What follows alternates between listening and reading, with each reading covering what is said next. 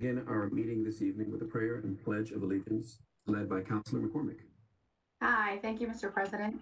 I'd like to introduce Jamie Henson-Raker, who's Minister of the Unitarian Universalist Church of Indianapolis, to lead us in prayer tonight. Thank you.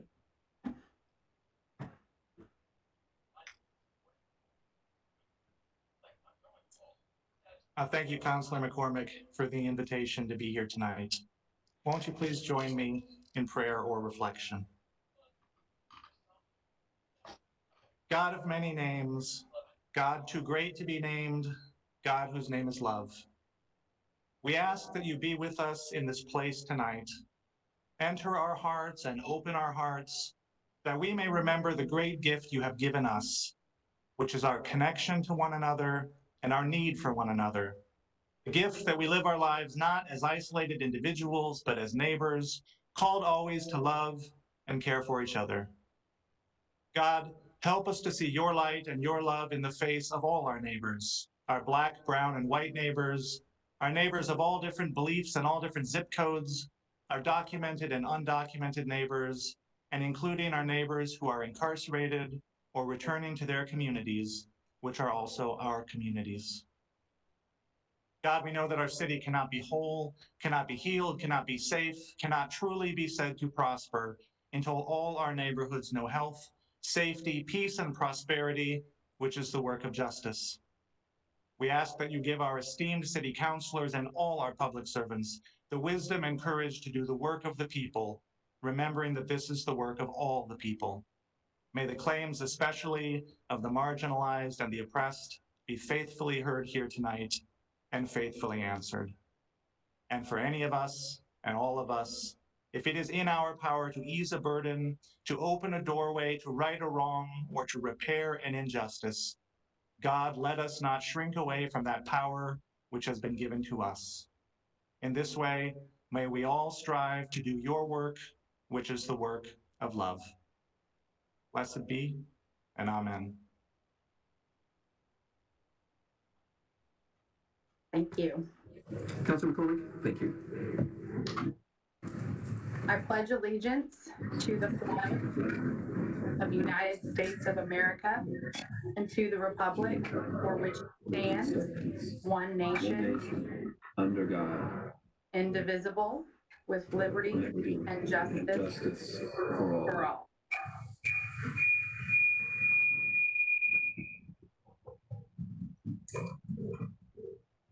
So, Madam Clerk, will you please conduct a roll call? And councilors, please signify by stating your name and answering present or aye, following the clerk's reading of your name, so we have a clear record of who's in attendance. Madam Clerk. Mr. President. Councilor Adamson. Councilor Adamson, present. Councilor Ane. Councilor Ane, present. Councilor Bain. Councilor Bain, present. Councilor Barth. Barth, present. Councilor Boots. Councilor Boots. Councilor Brown. Councilor Brown, present. Councilor Carlino. Councilor Carlino. Councilor Dilk. Councilor Dilk, present. Councilor Ethan Evans. Councilor Ethan Evans, present. Councilor Jared Evans. Councilor Jared Evans, present. Councilor Keith Graves.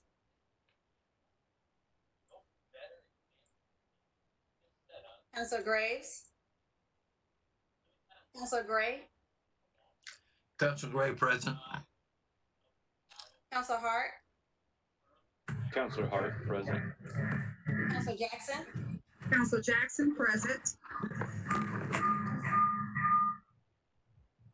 Councilor Jones. Councilor Jones. Councilor Larison. Councilor Larison, present. Councilor Lewis. Councilor Lewis, present. Councilor Mascari. Councilor Mascari, present. Thank you. Counselor McCormick? McCormick, present. Counselor Mowry? Counselor Mowry? Counselor Oliver?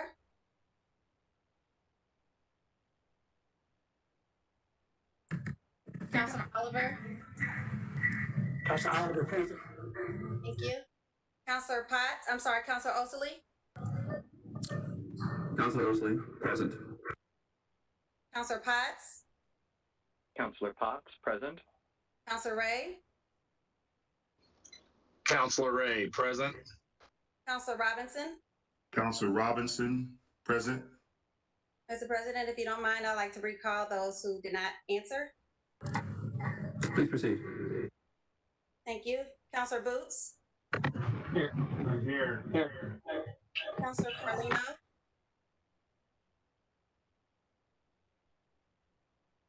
Counselor Graves? Madam Clerk, Counselor Carlino is present. I think she's having technical difficulties. Okay, thank you. Counselor Graves?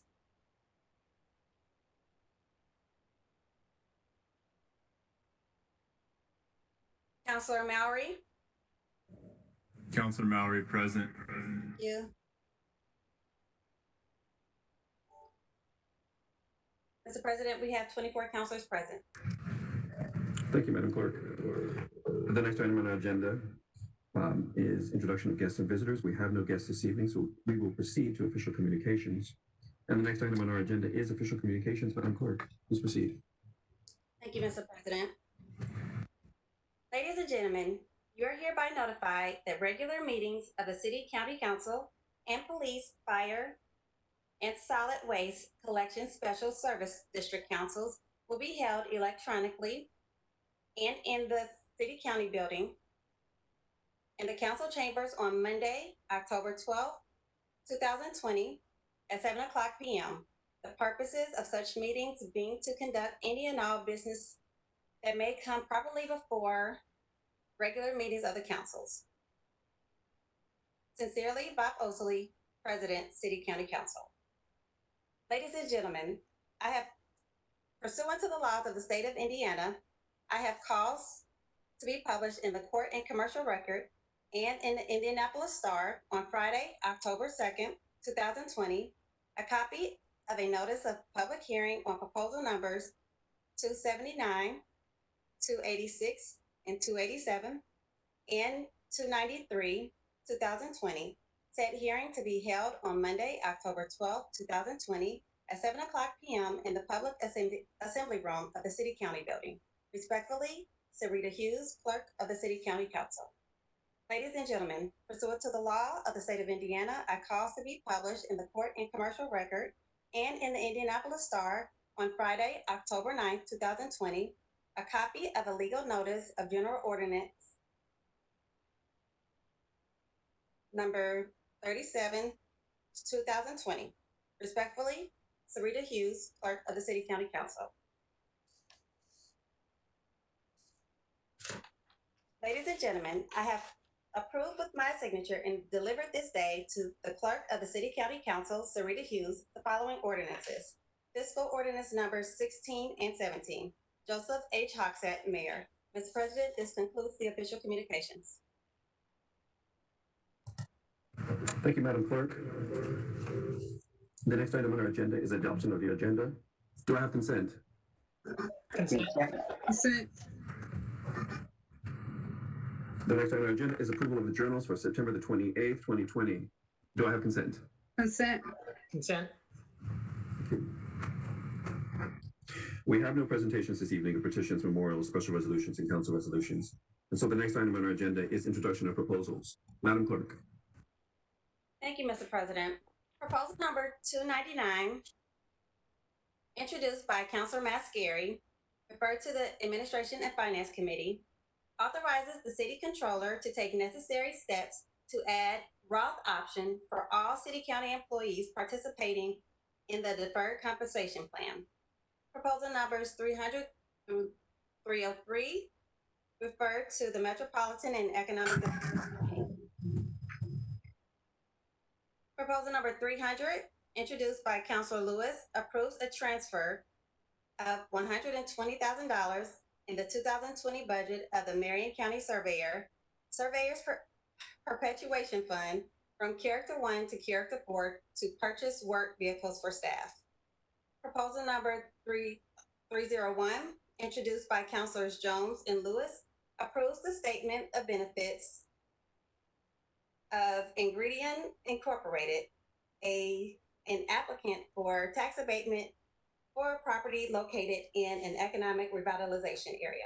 Proposal number 302, introduced by Councilor Potts, authorizes the issuance of economic development tax increment revenue bonds in a maximum aggregate principal amount not to exceed $3,500,000 for the Midtown Development Partners LLC for the acquisition, construction, equipping, and preservation of a mixed-use corporate headquarters development containing 2 buildings consisting of approximately 53,000 square feet of office space in one building and approximately 28,000 square feet of structured parking under both buildings with at least 51 parking spaces, and all acquisition, construction, demolition, renovation, improvement, excavation,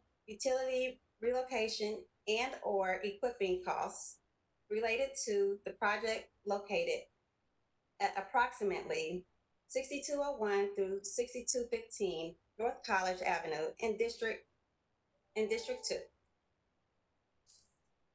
Proposal number 303, introduced by Councilors Jones and Lewis, authorizes the issuance of taxable economic development tax increment revenue bonds and a maximum aggregate principal amount not to exceed $8,750,000 to Union East LLC for the purpose of financing, reimbursing, or refinancing the costs of acquisition, construction, renovation, installation, and equipping of a project consisting of a parking garage containing at least 700 spaces in support of a 6-story, 66,000 square foot technology office building and a mixed-use development known as Union House containing first floor retail and 154 studio apartment units focused on housing to support the current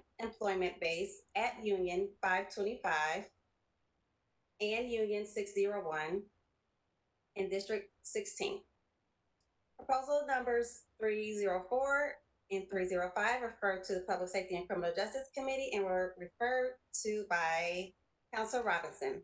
Proposal number 304 approves an additional appropriation totaling $417,516 in the 2020 budget of the Marion County Sheriff's Office, federal, state, and local grant funds, state and federal law enforcement funds, sex violent offender administration fund, and law enforcement continuing education fund to fund additional grant awards to K-9 officers, tasers, and law enforcement supplies. Proposal number 305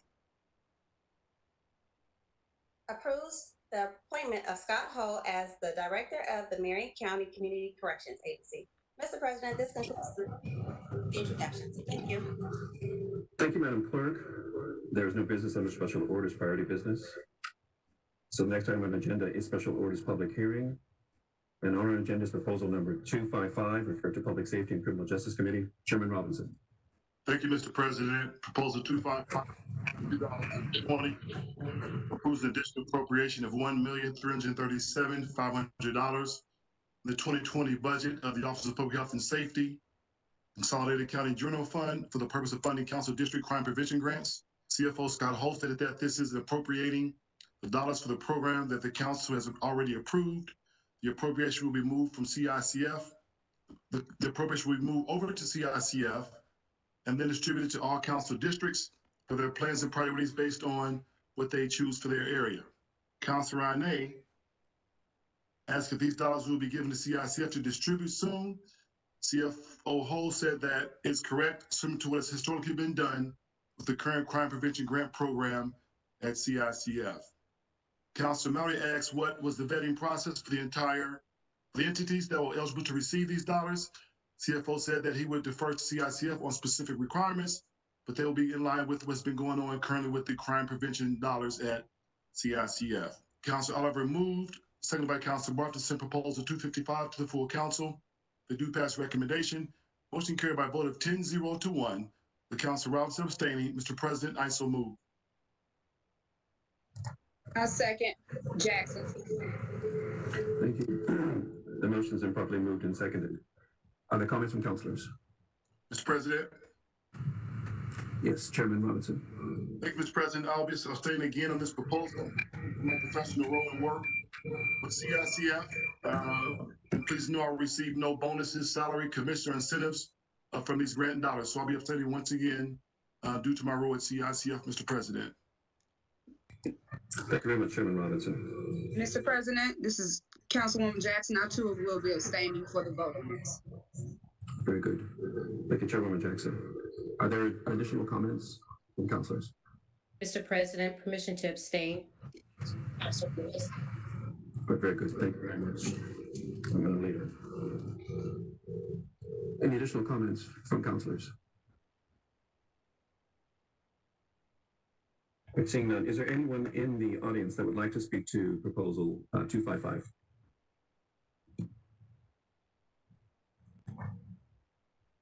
All right, Madam Clerk, were there comments that were submitted online?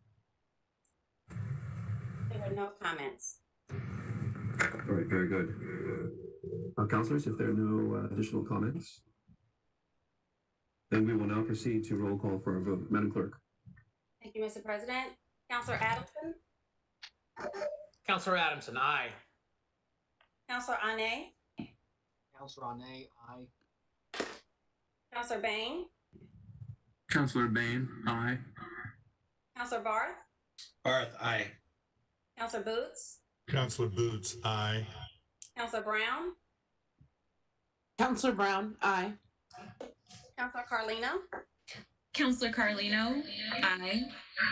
Councilor Dilk. Counselor Dilk, aye. Councilor Ethan Evans.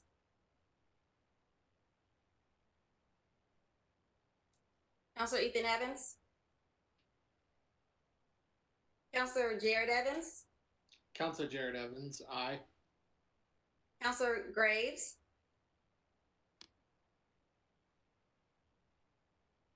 Councilor Graves. Councilor Gray. Councilor Gray, aye. Thank you. Councilor Hart. Counselor Hart, aye. Councilor Jones.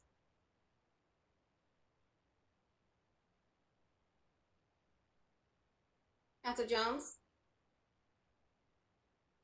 Councilor Larison. Counselor Larison, aye. Thank you. Councilor Mascari. Councilor Mascari, aye. Councilor McCormick. Hi, Madam Clerk. I did notice Councilor Jones is unmuted and trying to speak. So, but Councilor McCormick is aye. Just wanted to notify you of that.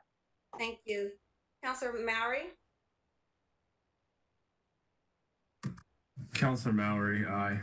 Thank you. Councilor Oliver.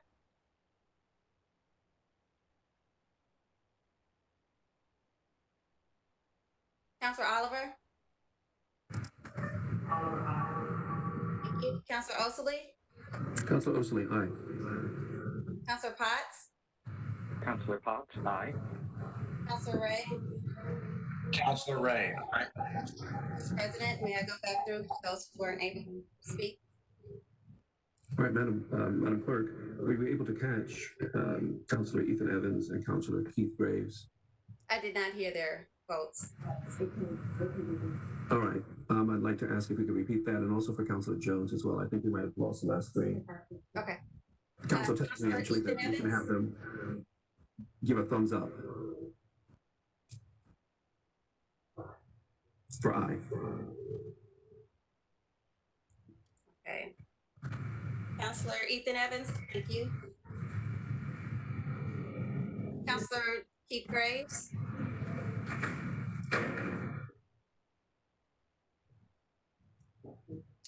Sorry. Counselor Graves. Okay, thank you. Counselor Jones. Thank you. Mr. President, that would be 22 yea, 3 abstentions. Thank you, Madam Clerk. The next item on our agenda is proposal number 287, referred to Public Safety and Criminal Justice Committee. Chairman Robinson. Thank you, Mr. President. Proposal 287, 2020, approves additional appropriation totaling $5,772,977. The 2020 budget of the Indianapolis Fire Department City Federal Grant Fund in character 1, 2, 3, and 4 for the purpose of funding the purchase of personal protection equipment, PPE, replacement of cardiac monitors, and expenses incurred in the deployment of Indiana's Task Force 1 as part of the National Urban Search and Rescue Response System Response Cooperative Agreement. Dawn Sykes, CFO of IFD, stated that they are asking for $5.7 million in appropriation within the federal grant fund. This request covers 3 different items: Indiana Task Force 1, and that amount is $1.8 million, cardiac monitors of $2.6 million, and personal protection equipment for firefighters.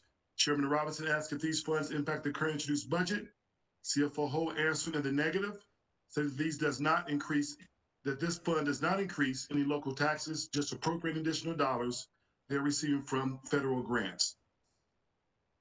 Councilor Mowry moves, seconded by Councilor Oliver, to send proposal 287 to the full council. They do pass recommendation.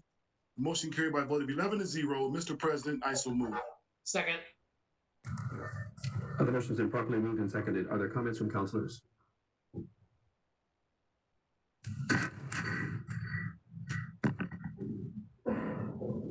Seeing none. Is there anyone in the audience that would like to speak to proposal number 287?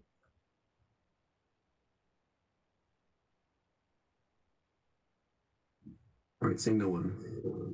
Okay, councilors, any comments? Very good, then. We will now proceed to roll call for the vote. Madam Clerk. Thank you, Mr. President. Counselor Adamson. Counselor Adamson, aye. Counselor Ane. Counselor Ane, aye. Counselor Bain. Counselor Bain, aye. Counselor Barth. Barth, aye. Counselor Boots. Counselor Boots, aye. Counselor Brown.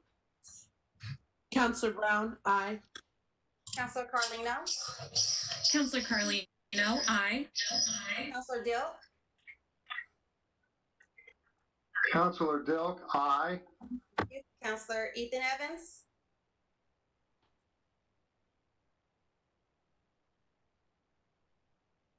I am looking for you. I do not see you on my screen.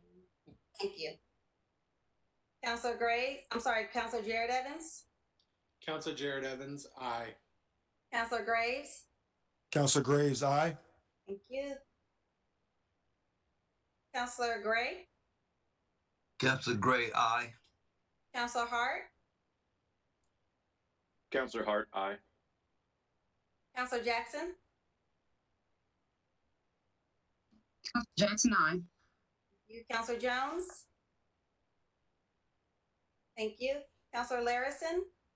Counselor Larison, aye. Counselor Lewis. Counselor Lewis, aye. Thank you. Counselor Messer. Yes. Counselor Mascari, aye. Counselor McCormick. Aye. Counselor McCormick, aye. Counselor Mowry. Counselor Mowry, aye. And Counselor Oliver.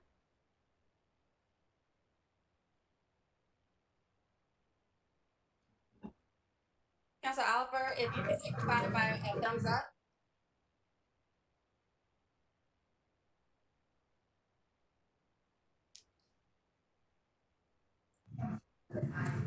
Thank you. Counselor Oakley. Counselor Osili, aye. Counselor Potts. Counselor Potts, aye. Counselor Ray, Counselor Ray, aye. Counselor Robinson. Counselor Robinson, aye. Thank you, Mr. President. All ayes. Thank you, Madam Clerk. The next item on our agenda is proposal number 28. Refer to Administration and Finance Committee. Chairman Mascari. Thank you, Mr. President. Proposal 286, 2020 was heard October 6, 2020. In Admin and Finance, the digest proposes the ordinance of the Marion County local income tax to 1, modify the local income tax rate, 2, to modify the allocation of the previous imposed expenditure rate, and 3, determine how the revenue from the property tax relief rate shall be applied and provided to the property tax credits in substantial years, and to cast the vote in the City County Council to be such a resolution. I so move, Mr. President. Second. Motion has been properly moved and seconded. Are there comments from councilors?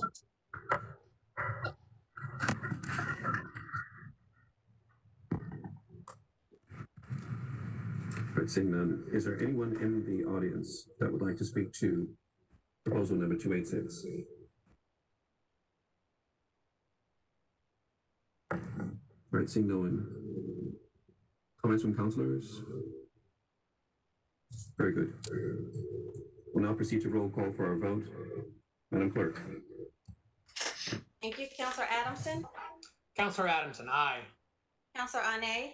Counselor Ane, aye. Counselor Bain. Counselor Bain, aye. Counselor Barth. Barth, aye. Counselor Boots. Boots, aye. Counselor Brown. Brown, aye. Counselor Carlino. Counselor Carlino, aye. Counselor Dill. Counselor Dilk, aye. Counselor Ethan Evans. Please signify with a thumbs up or a thumbs down. Thank you. Counselor Jared Evans. Counselor Jared Evans, aye. Counselor Graves. Counselor Graves, aye. Counselor Gray. Counselor Gray, aye. Counselor Hart. Counselor Hart, aye. Counselor Jackson. Counselor Jackson, aye. Counselor Jones. Let's try to unmute you. Okay, please signify. Thank you. Counselor Larison. Counselor Larison, aye. Counselor Lewis. Counselor Lewis, aye. Counselor Mascari. Counselor Mascari, aye. Counselor McCormick. Counselor McCormick, aye. Counselor Mowry. Counselor Mallory, aye. Counselor Oliver. Thank you. Counselor Osley. Counselor Osley, aye. Counselor Potts. Counselor Potts, aye. Counselor Ray. Counselor Ray, aye. Counselor Robinson. Counselor Robinson, aye. Thank you, Mr. President. The vote is unanimous. Thank you, Madam Clerk. The next item on our agenda is proposal number 279, which was called out for public hearing on September the 14th, 2020 by Councilor Michael Paul Hart and was scheduled for public hearing on October the 12th, 2020. As instructed by our rule, General Counsel held a preliminary hearing on October the 7th, 2020, and has informed me that no resolution has been reached during the interim regarding proposal number 279, rezoning case 2019-ZON 087, and therefore a public hearing is required on the proposal this evening. Section 15179 of the code clearly outlines the process for public hearings for rezoning cases certified by the Metropolitan Development Commission. All councilors should have received a copy of those guidelines as well as an outline of the schedule, and a copy of each is also included in their agenda packets for this evening. We will adhere closely to those guidelines and time limits. As pursuant to our rules, I will call on Councilor Hart for an opening statement. Councilor Hart. Thank you, Mr. Chairman. I just want to open by, letting everybody know I didn't make this decision lightly, to call down MDC's decision regarding 279. I realize it impacts the livelihood of members outside, our community. And when I first read the proposal, I did what, pretty much all of us counselors do. I thought about the best interest of the district, the best interest of the city. And the first thing, I did was call Matt Pleasant, and I talked to Matt about the hearing, and he said that the petitioners showed up, or said only the petitioners showed up, and that's why it passed. And then I, asked him a little bit more questions about his thoughts as a city planner on the notion of another storage facility within the area. He traditionally prefers the Muir Highway, or the Planning Commission, prefers the Muir Highway. They also said that there's not much economic impact that's created by them, positive economic impact created by them, and that they tend to stick around for a long time and they're not real good on the eyes. And from there, I called other members that I know that live in the community, right? I called members of the community to ask their thoughts on the proposal, and they overwhelmingly opposed it. So when I asked why didn't anybody show up to the zoning hearing, they told me that it was so close to an IPL substation that they thought it had something to do with IPL. And others told me that they didn't even see a sign. So given the community's and Mr. Pleasant's thoughts and the genuine efforts of Mr. Edward Hager, the Remonstrator, this evening, I decided to call down MDC's decision and take it here. So with that, I yield to you, Mr. Chairman. Or Mr. President, sorry. Thank you, Councilor Hart. I will now call on the petitioner to state their case. Please keep in mind that you have 20 minutes total for presentation, regardless of how many speakers participate. You may choose not to use the full 20 minutes or to save a portion of it for rebuttal. Our clerk will keep track of the time and a buzzer will sound when your time is up. If you do not use a portion of your time, our clerk will record the amount you have remaining for rebuttal. And Madam Clerk, just to ensure that we have the timer started. All right. I believe we have Mr. Birdwell and Mr. Lewis. That's right. Yeah, good evening. My name is Michael Birdwell, and I'm a petitioner on proposal 279, along with William Lewis. We'd like to begin by thanking you for your time. We understand it's budget season. We know everyone's very busy, so we appreciate the help in getting the matter resolved. Can we go to the next slide? In our first allotment of time, we'd like to quickly cover the things that you see on this agenda, give some background related to the property and the process so far. We'd like to try to address the concerns that were identified in the preliminary hearing that occurred last week, and we'll end on a summary that shows how we think we mitigated these concerns to the best of our ability. Next slide. For context, we'd like to start by showing the property's location. So on the left, you can see a map of 465, and we're on the southeast corner where I-74 intersects with 465. To the right is an overhead map that shows the property. A few characteristics of the property I'd like to point out is that it is bound by Hunter Road, which runs north and south on the left. And then to the south is an IPL substation and retention pond. The perimeter is bounded by the I-74 on-ramp to 465. So in our next slide, what we're going to do is, if you imagine being on Hunter Road in the bottom left-hand corner looking back at the property. So this is a view that we took from Google Maps. The street view, admittedly, it's older. There is some growth on the property, several years of small trees and brush that we're actively bush hogging so that we can once again look like this, clear of trees and brush.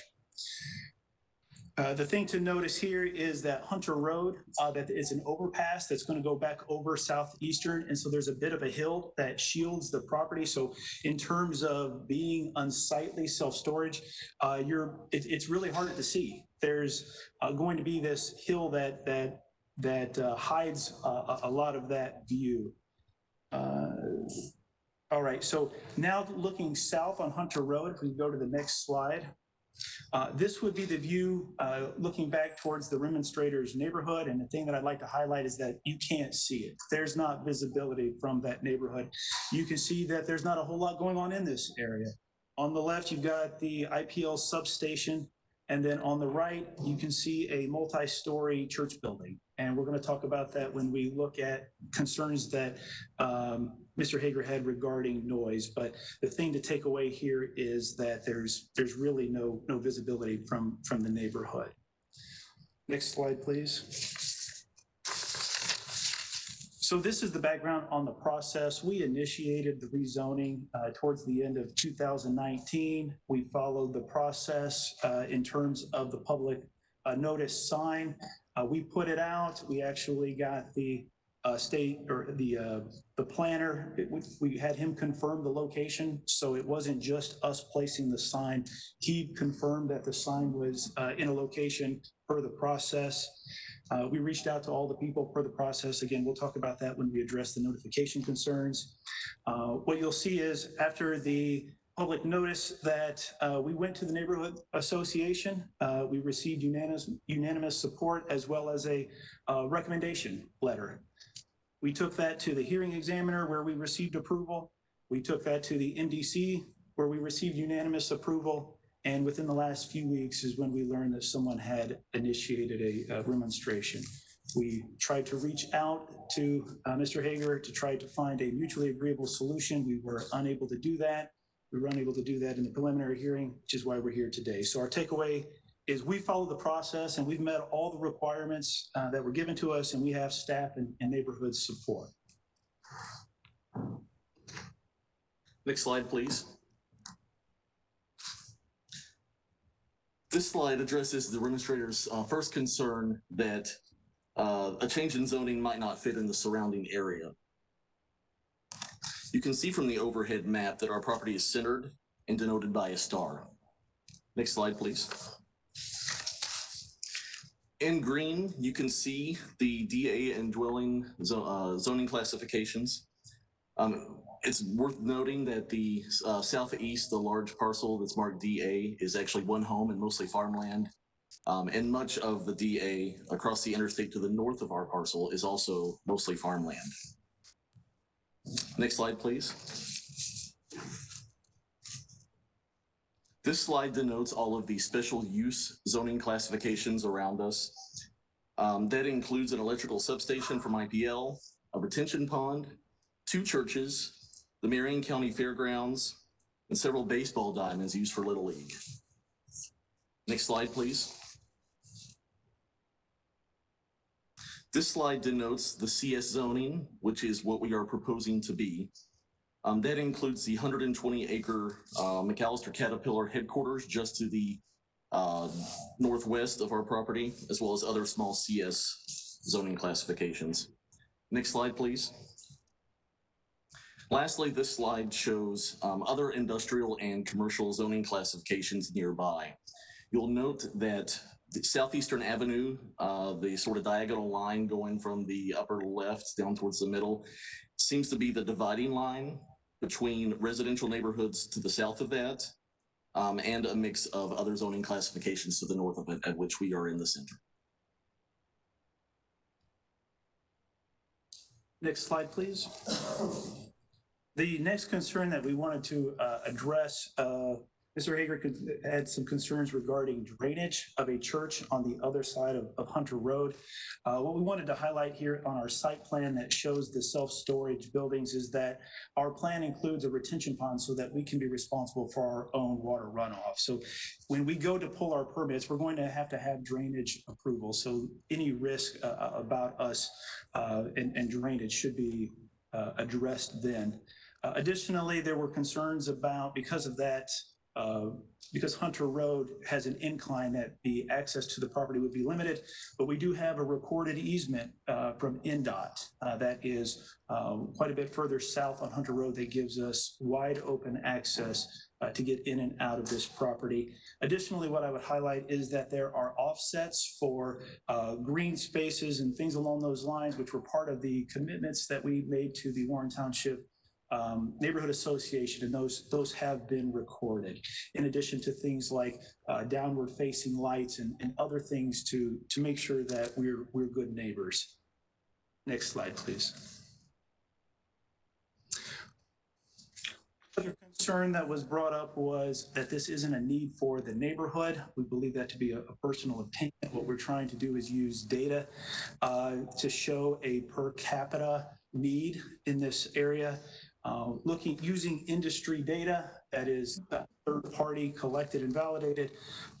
There is a industry metric that shows that demand exists when there is less than 8 square feet of storage per person in a given area. So if you're under per person, then that shows that there is a need on average. Within a 1 mile radius of that intersection of those two major interstates, I-74 and 465, it's a very low 3.3 square feet per person. You expand it out to 2 miles and it goes up, but it's still under the 8 square feet, indicating that there is a need, that this area is underserved currently. Next slide, please.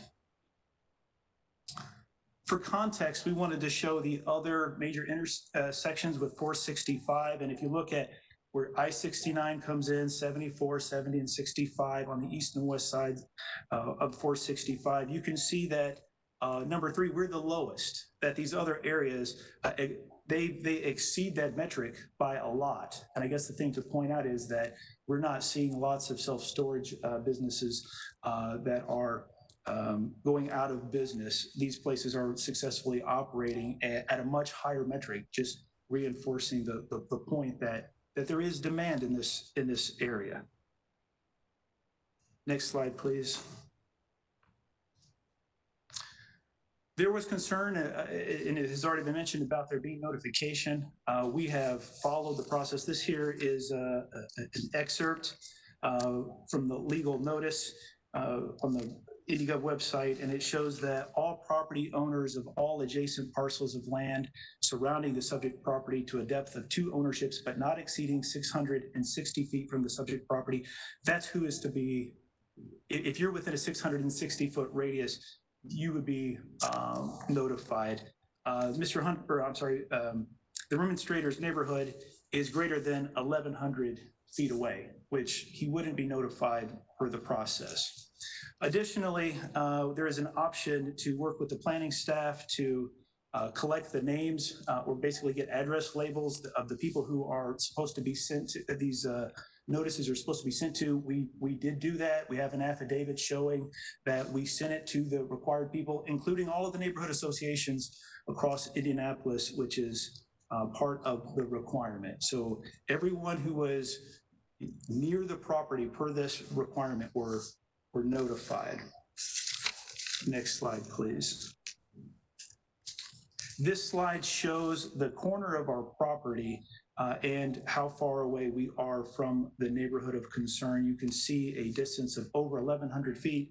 That's basically as the crow flies. And if you'll notice, that goes through that multi-story church building, which I mentioned before, which will bring me to the next point concerning noise. Next slide, please.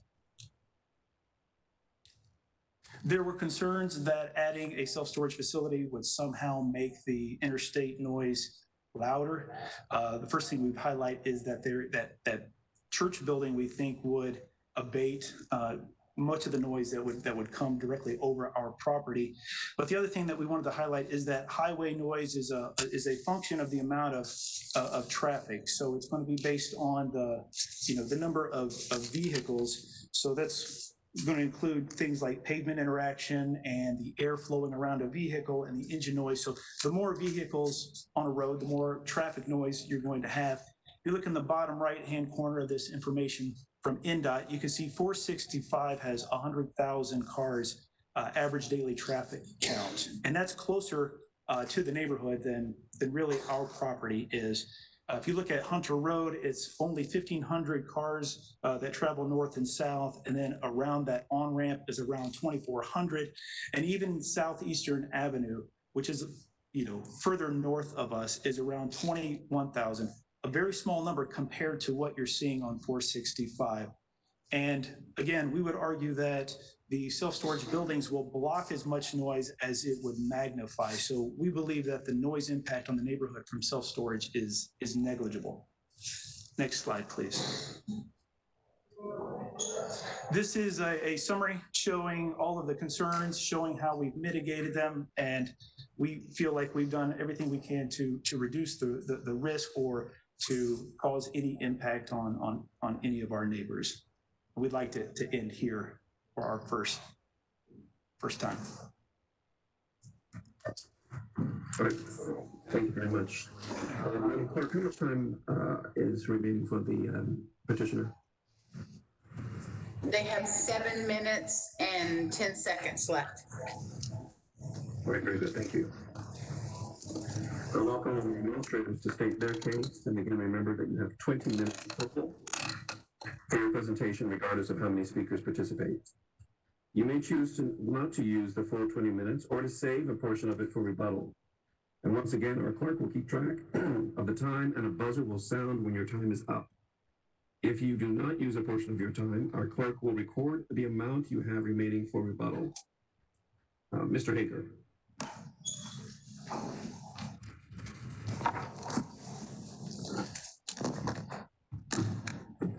My name is Eddie Hager. I'm on Elevator 2, Freedom in South Pasadena.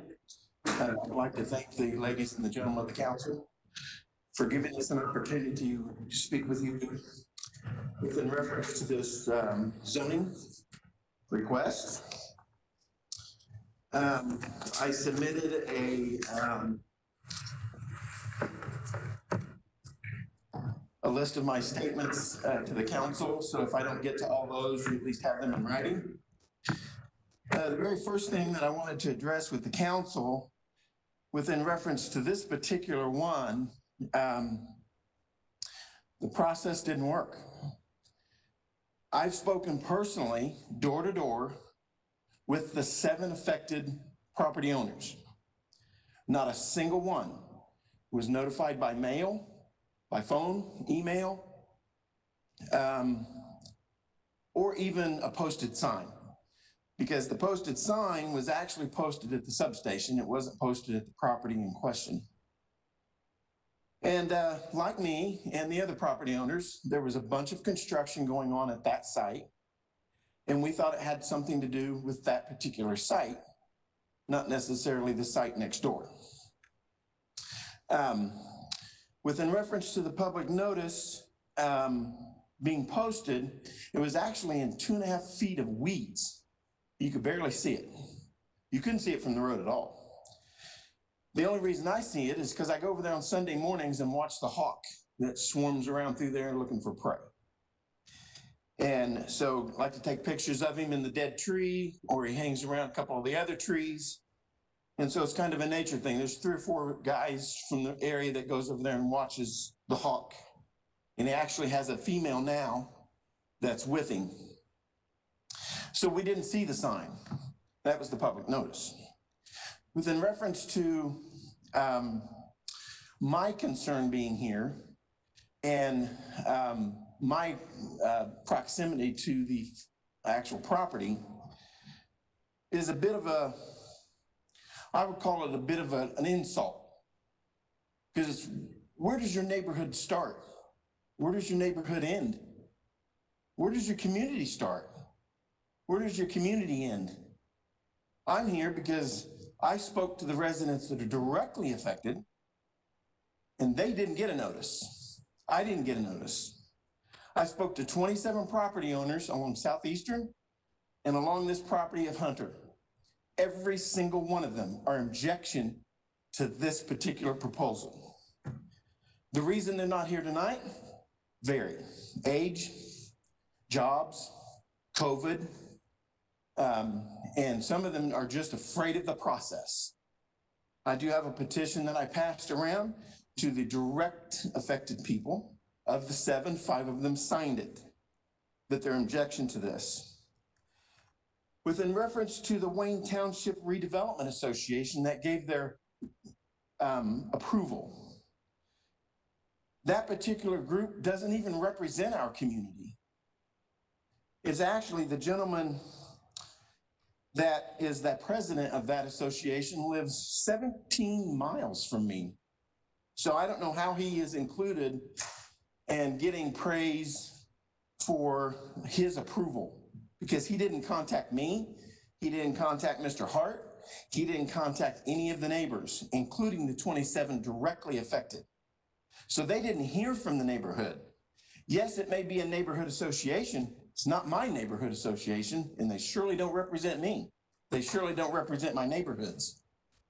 So with that said, I have another issue with the staff within reference to the zoning process.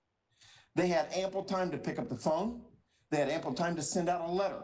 They had ample time to let us know that there was something going on within reference to this property, within reference to a zoning proposal.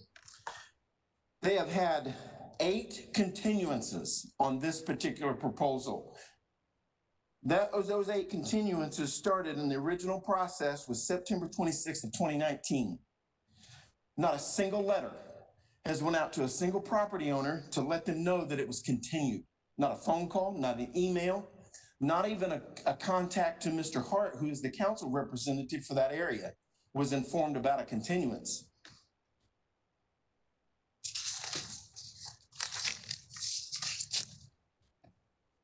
The neighborhood impact. The proposed zoning change would remove a specific zoning protection to assure that the surrounding neighborhood is protected and a negative impacting development does not occur, harm property value, neighborhood character, or the livability of the neighborhood. The existing neighborhood classification is suburban neighborhood in Marion County, Indianapolis Comprehensive Plan from 2018. This suburban neighborhood characterization protects the existing neighborhood as it is established. Those characters have been in place for 75 years. In a public development interest, in addition to the Marion County Thoroughfare 2018, has this portion of Hunter as a primary collector. In other words, it's a truck route around my neighborhood. 45 feet to 116 feet, existing right-of-way, and a proposed 80-foot right-of-way. There is no overlay for this site. It's actually landlocked by the highway, by IPL, and Hunter Avenue. Conclusion, any proposal at this site would hinder and complicate future road and bridge expansion for the Southeastern Avenue and I-74 interchange in the future, interfering with the expansion of an already established truck route in the Indy Metro context area that is bordering this property on the west, north, and east. This property is landlocked by public property and public assets. The noise impact within reference to this particular site. Housing and Urban Development has had a clear standard to help reduce noise attenuation throughout an impacted neighborhood of high-level noise due to public transit, traffic, and public transit, highway, byways, trains, and railways, including airports. There is 3 basic ways to provide the noise attenuation required. The use of barriers, beams were allowed, site design, and acoustic design. Barrier noise reduction. The direct impact on the barrier and receiver are limited to these manners, but only in a redirection standpoint and not a reduction of the noise. Example, diffraction, noise passing over the top of the barrier. These are going to be metal roof, metal walls, and metal ceilings, along with blacktop construction for the parking lot. Transmitted, passing through and around the barrier, tunneling, echoing through the building site and or building layout. This would become an accordion style for the traffic that is on 465 and Southeastern, and actually 74 interchange. Reflecting, this is the most impactful source of noise intrusion upon a receiver from a long distance. Yet a receiver increased noise attention nonetheless. In other words, it just increases. So it's going to increase the noise in my neighborhood. The proposed site plan building design does not provide for any provisions to reduce noise attenuation into the impacted neighborhood. Churches, schools, daycares, including an adjacent single-family homes. The mini storage unit will have metal roofs, metal sides, and metal doors along with pavement throughout the 4 acres. Conclusion. This type of noise intrusion in the neighborhood has played out in downtown Indianapolis in the past 55 years. The I-70 interstate and I-65 interchange cutting right through downtown east side and the north side east side neighborhoods. While open space and soft ground can help reduce noise impact, travel and speed through the sources to the receiver on many levels, with great consideration concluding that upon space, open space should be reserved when possible. This is open, undeveloped land, and it should stay that way. The proposed site development would only increase noise retention to the impacted area. The petitioner has not considered any measures to reduce that noise. I would ask this council to vote against this proposal. We'll go to market mandate. Within reference to the market mandate, the petitioners presented a market study by Inside Self Storage as a professional analyst of the market demand. Yet that source is self-driven for the storage market. An actual market demand study should be included in the neighborhood character, building requirement, available housing style, so on and so forth. Single-family housing, condos, apartment styles. Not a census count and available units specified to determine square footage that a number represents market demand. Within reference to my neighborhood and within their 1 mile limit, 896 single-family homes, 229 condos with garages, 85 single-family homes with 3-car garages, 417 single-family homes with sheds for storage, 43 single-family homes with outbuildings for storage. This specific neighborhood is unique to the metro context area. Every single-family home has been required to have a garage for the past 50 years. That garage for storage. The estimated facts and numbers were not included in the petitioner's market demand study. The city planners, staff, and Warren Township Development Association did not take any of these facts into consideration when voting to support this particular proposal. Then we move to market demand within reference to the storage unit business itself. This indicates storage unit businesses that are out-of-state owners. Of the 8 that I studied, 5 of them are out of state that own these properties. I did a 3.5 to 4 mile radius within reference to the storage units, because in planning, the only thing that you really need as convenience is a hospital, a fire department, a school, a church, a gas station, not a storage unit facility. Most of these units that are on this list are within a 5 to 10 minute drive. The planners did not take any of this into consideration, and neither did the Warren Township Association group. National trends, within reference to the national trends for this type of business. The national average was reported at 12.8% vacancy in 2019. The national average to be reported is reaching 13.7% increase for 2020.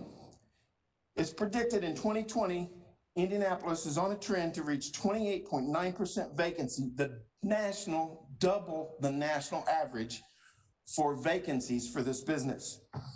The national trend on spending of new construction for self-storage units has kept up a steady pace. A 10-year span, there was a 344% increase in new construction. The 20-year span went up to 448% in new construction. The investment in 2011 was $241 million. The investment in 2018 reached $5 billion. That's the national trend. This trend has led many cities to place a hold and a ban and a restriction on zoning for self-storage units in and around metro area context areas. Examples, places like New York, Cincinnati, Cleveland, Boston, Miami, Dallas, Louisville, Chicago, and many more cities restrict construction of new storage units using zoning freezes. Passing passed into laws to hold the tide of the flooding of self-storage markets in America. All of these cities have had to address the increasing impact of new construction of self-storage units based in urban areas and suburban neighborhoods in these cities to prevent an unenthusiastic impact on self-storage unit businesses being faced upon American neighborhoods. We would like to thank the council, the city council, for their opportunity to address them about this rezoning request. And we ask that you consider our concerns in conjunction with any consideration moving forward. Thank you. Thank you, Mr. Hager. Madam Clerk, how much time is left for the remonstrator? 5 minutes and 50 seconds. Thank you very much. This rezoning matter was advertised for a public hearing, and I will now call on anyone in attendance who is not associated in any way with either the remonstrator or petitioner for public comment. If you have submitted or email or signed a petition for either the remonstrator or petitioner, or if you're a neighborhood resident who has already been represented by a chosen spokesperson, your comments will have to be included in the remaining time allotted for rebuttal and cannot be included during this open public comment period. Comments are limited to 2 minutes per individual, and once again, our clerk will be setting the timer so that you know when your time is up. Please be respectful of the time and conclude your comments when you hear the buzzer. We'll begin by checking in with Clerk Hughes for any comments provided by anyone watching online.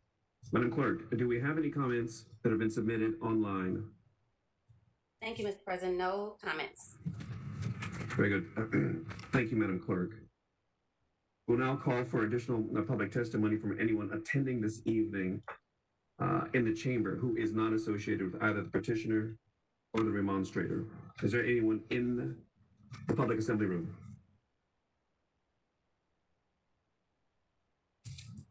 Very good. At this time, the petitioners may use the balance of their 20 minutes for rebuttal of previous comments. Madam Clerk, please remind the petitioner of the time that he has remaining. He has 7 minutes and 10 seconds. All right, Mr. Birdwell.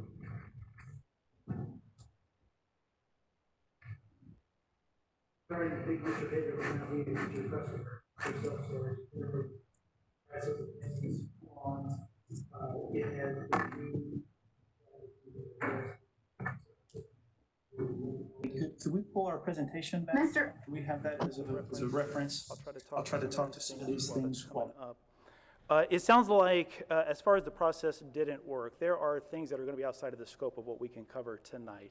Mr. Hager expressed concerns about the committees and about how all of this has worked. He's told us this in emails privately.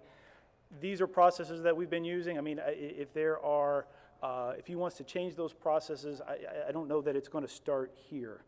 As far as speaking with the 7 affected properties, we have an affidavit. It says that we have sent these letters, that it went to the homes. In some cases, these homes are being rented. It may be that it went to the owners of those people who own the properties as opposed to the ones who are renting it. And so that may be part of the reason. But one thing to highlight is that none of that information has been shared with us. So this is new to us that he's talked with those 7 people. So in a sense, I don't know how this information was collected. Clearly, there's some bias in terms of his thoughts on self-storage. So all the people he talked to, we haven't had a chance to talk to them. And so all we can do is follow the process and do what we can. As far as the sign being placed, we put the sign, contacted the city planner, invited them to move it, which they did. So as far as it being in a confusing location, it was put on there by the city planner in the area that would best convey what was happening. Let's see. The continuances, yes, there were several continuances. When we first started, we were looking for more flexibility. We were looking for C7 zoning, and we were looking to potentially have open storage, where maybe RVs and things along those lines. In working with the Warren Township Neighborhood Association, part of our commitment was that we would not do that. That shows our willingness to compromise and try to be good neighbors.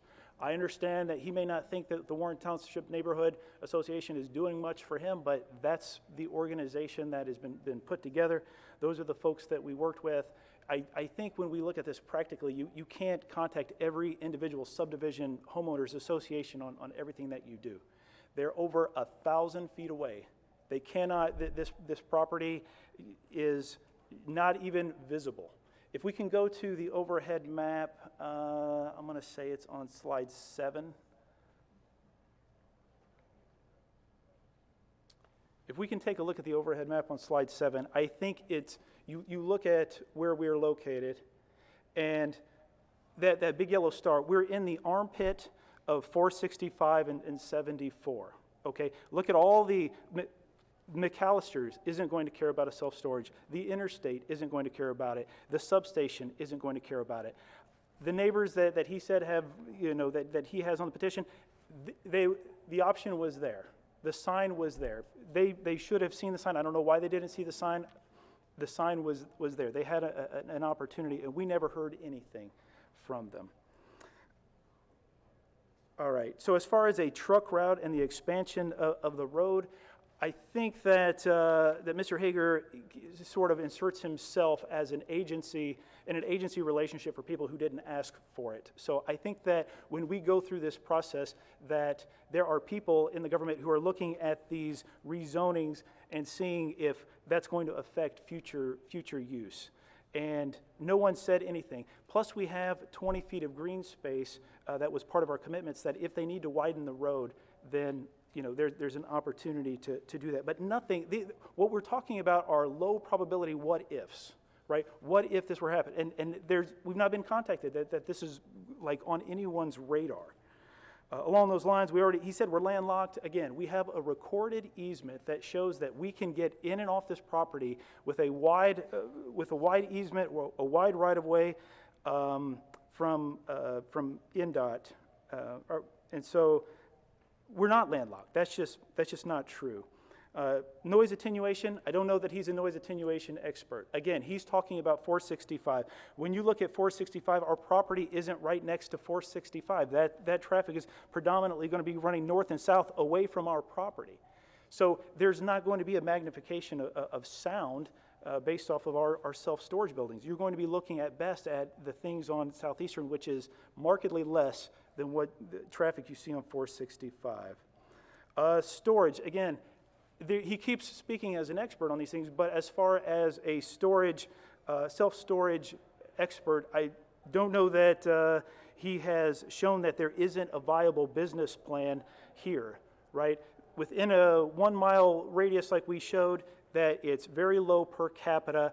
I know that he said that he's got data, but I don't know where that came from. So please keep that in mind. Let's see. We own the financial risk, right? We're not. We're the ones who, if this were to go south, we're motivated to make sure that this works. So it's not as if this would fall on anyone else. And again, I say self-storage is a viable business in good and bad economies. When the economy goes bad, you have people who downsize and they put their stuff in storage. We're Americans and we like our stuff. And we use our garage to park our cars. And so just because there are sheds where we keep our lawn equipment and there are cars or garages where we keep our cars, there is still a need for self-storage. It's all over the place. What we're talking about isn't something novel. This is something that you see all over the city. We showed, can we go down to the other slide that shows 465 and the other locations? Keep going.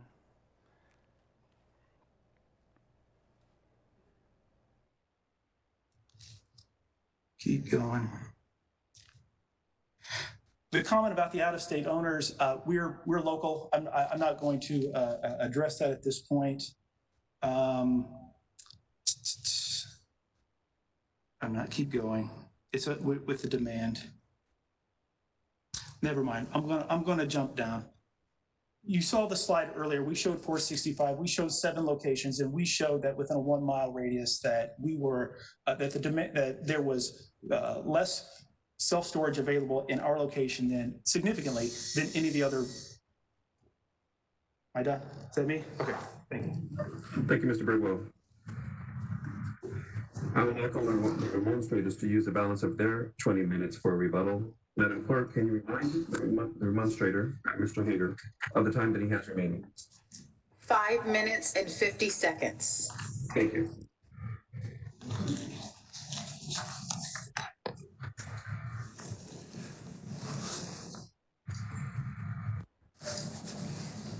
Thank you again, Council, for your patience in listening to our concerns. Within reference to me being an expert, I'm not an expert on anything. None of this is new to me. But just like in the movie Hoosiers, sometimes when it's on your front door, you're faced to deal with it. We're faced to deal with this.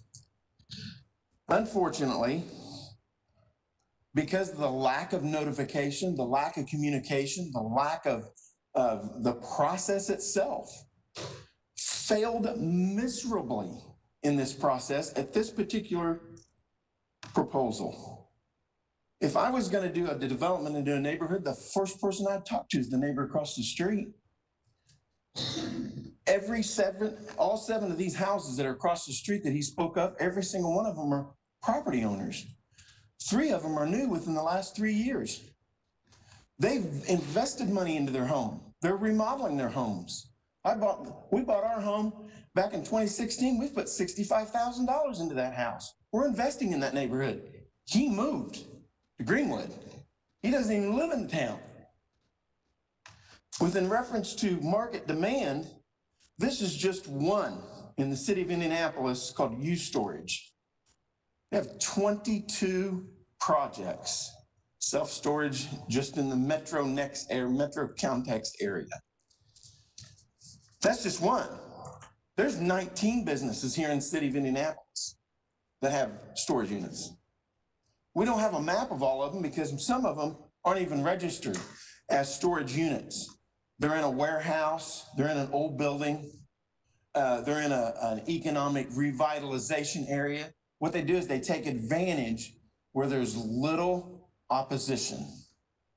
Well, it worked for them this time. They got zero, zip opposition until Councilman Hart brought it to my attention. And I said, I don't have anything against storage units. I use a storage unit. I don't use it here in Indianapolis, but I have a storage unit. But the first thing I asked Councilman Hart, and he's here to tell you, what'd the neighbors say? He goes, I don't know. I said, well, I'll go find out. So I knocked door to door. That doesn't make me a professional. It doesn't make me an expert. It makes me a neighbor that's concerned about my neighbors. He didn't talk to anybody. Within reference to being a good neighbor, according to the neighbor across the street for 15 years, that's been growing back in nature as far as trees and shrubs. Nature's coming back. The hawk I go watch every other Saturday or Sunday. This last 2 weeks, he went over and bush hogged every bit of it down to the gravel without having any of this approval. Blacktop metal, do you want that in your neighborhood? It's time for the city of Indianapolis to say, not particularly picking on the owner, but picking on the industry. Enough is enough. They're almost double the vacancy for the nation. He asked where I got that from. I took it from his own website page that he had on his own presentation. And I went to their website. And I didn't do the calculation. His own resources did. Within reference to the staff report about this proposal, it was first turned down by staff. One of them mentioning traffic. Another one that it didn't fit in the neighborhood. It's a suburban neighborhood. It should stay that way. Within reference to surrounding businesses, IPL doesn't have a residence at IPL station, so they don't see it 24 hours a day. 465, you might see 3 seconds of it. McAllister, they're there 10 hours a day. But Mr. McAllister also spent $7.5 million to improve his property, to landscape it, to set it back, to make sure that it didn't intrude on the neighbors. Within reference to what he had said about the overall impact, I don't know if I can put it here where I put it, but actually have it on a slide. But the red dots are the storage units that are around that are in the metro area that are registered. Those three down there in the dot far corner, that's my neighborhood. There's thousands available, over 10,000 units that are available. 2,700 of them are vacant. Now, the market doesn't reach what he says it needs to be. They just built a brand new one, 110 units at the edge of Beach Grove. It's about a mile and a half, right at a 1.2 miles from our neighborhood. So it's out of his mile radius. It hasn't even opened yet. It's not even on this map. There's 4 other businesses that aren't on this map because they're not registered as storage unit facilities that they rent to private contractors. I'm not picking on him specifically, picking on what he chose. Because thank you. Thank you. Thank you, Mr. Hager. And thank you for your presentations this evening. And at this time, any counselor who wishes to speak will be allotted 2 minutes, each for questions or debate on the rezoning issue at hand.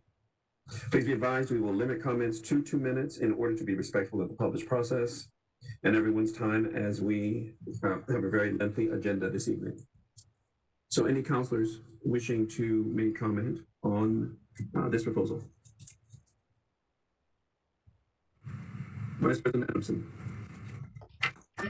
Thank you, Mr. President. I just have a comment. This is maybe clarification on something. It didn't really seem to me that there was too much more the remonstrators were upset about outside of the lack of notice or the lack of the ability to participate in the original hearing, which, of course, this process was meant to remedy.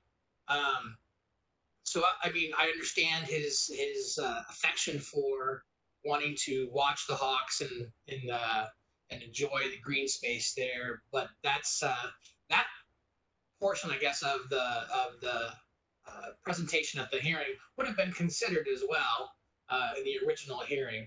So I didn't really hear anything that really, to me, spoke to warrant undoing what the board that we've created to deal with these things has already determined. So I don't feel like I would be able to support overturning their decision. Thank you. Thank you, Vice President. Are there additional comments from councilors? Is that Councilor Ethan Evans?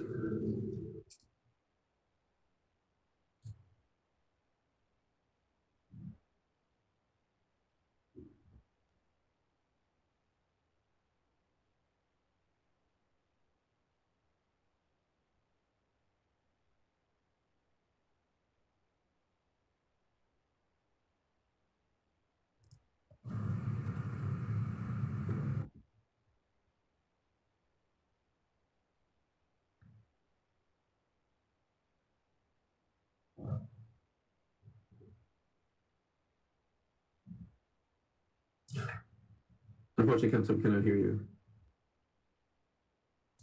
Councilor Booth, did you have a comment? I did, Mr. President, but I'm going to let Councilor Evans borrow my computer just quickly to make his comment.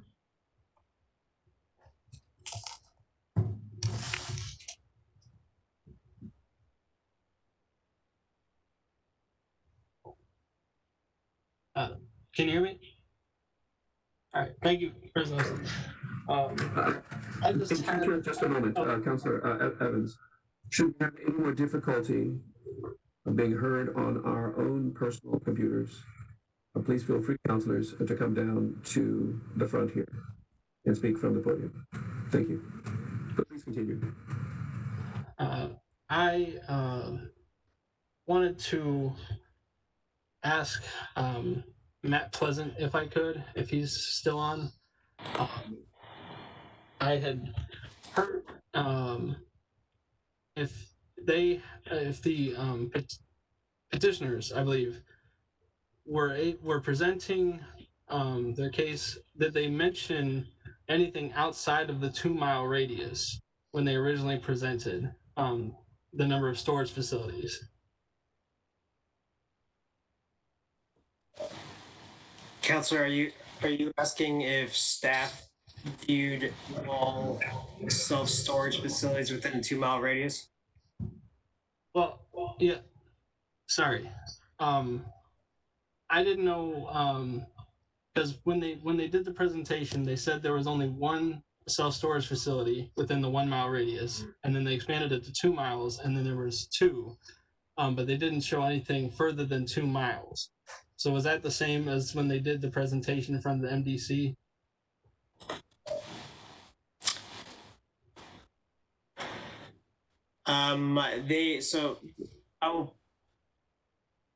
I do not recall what was presented at the hearing examiner, and you have to understand the hearing examiner did hear this case. It was forwarded to the Metropolitan Development Commission, the MDC, with a recommended of approval. There was no appeal of that decision to the MDC, so the MDC has what we call on our agenda the item of no appeals. They do not hear those cases again, just like you would at a public hearing. They take the recommendation from the hearing examiner. Otherwise, we would have 6-hour meetings. That's what the hearing examiner is for, and that's how I got to you. I would refer to the petitioner on that one, but I do not recall any of this in the conversation from the beginning. Okay. Could I sorry, President, could I ask the petitioner quickly? I'm sorry? Could I ask the petitioner, Michael, Bill, sorry. Michael? No, sorry. Yes, but let this be your last question. And Mr. Birdwell, if you can be brief about this, we need to move on this evening. Sure. Yeah. Counselor, we're done. Okay. Thank you. Sorry. So during your presentation to the board, did you present anything outside of the 2-mile radius to them for the approval process? Are you talking about an earlier, like when we were talking to the hearing examiner in MDC? Yes. That it wasn't necessary. There were no questions about it. It wasn't. We weren't in a position to have to defend this as a business opportunity. There were no questions, so we didn't present anything over the 2. There was 1 or 2 mile radius. Nothing was presented along those lines. All right, thank you.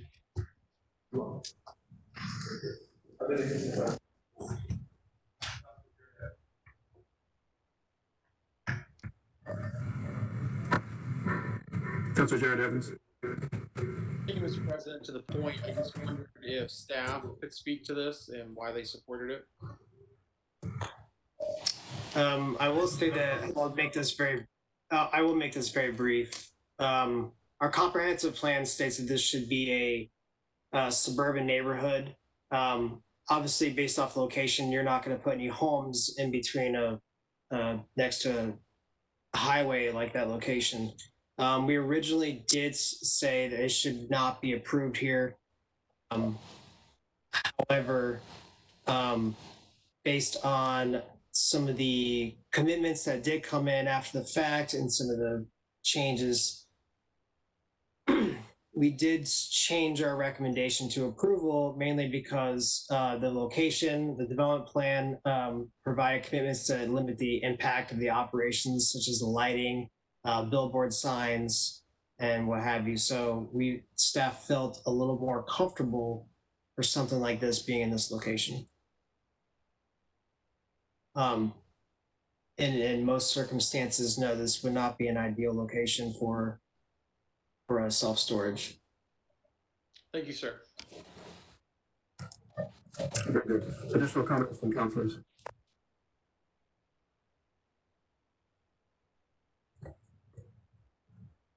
All right, I see no others. Thank you, councilors. At this time, I will once again call on the district councilor, Councilor Hart, for closing comments. Up to 5 minutes in a motion on the zoning issue. Councilor Hart. Thank you, Mr. President. I want to touch on the neighborhood aspect of this. That when we asked what was in the area, there's plenty of homes. There's a church. There's baseball diamonds. Even we just now heard from, Mr. Pleasant that this really isn't an ideal place for a storage unit facility. And, to touch on some of the things that, I mentioned in the opening statements about the neighborhood, some of the community members did express, that their desire to not have this. And the reason being, some of the things that the petitioners didn't mention, nor the remonstrator mentioned, is that the traffic, to this facility directly goes through the neighborhoods. And, you can't turn down Hunter where the McAllister is. You have to go down the side Southeastern Road, which is straight through the neighborhoods. I did hear from community members that there were issues with notification. I drove by, the area was full of weeds for years. Just for the last few weeks was it changed.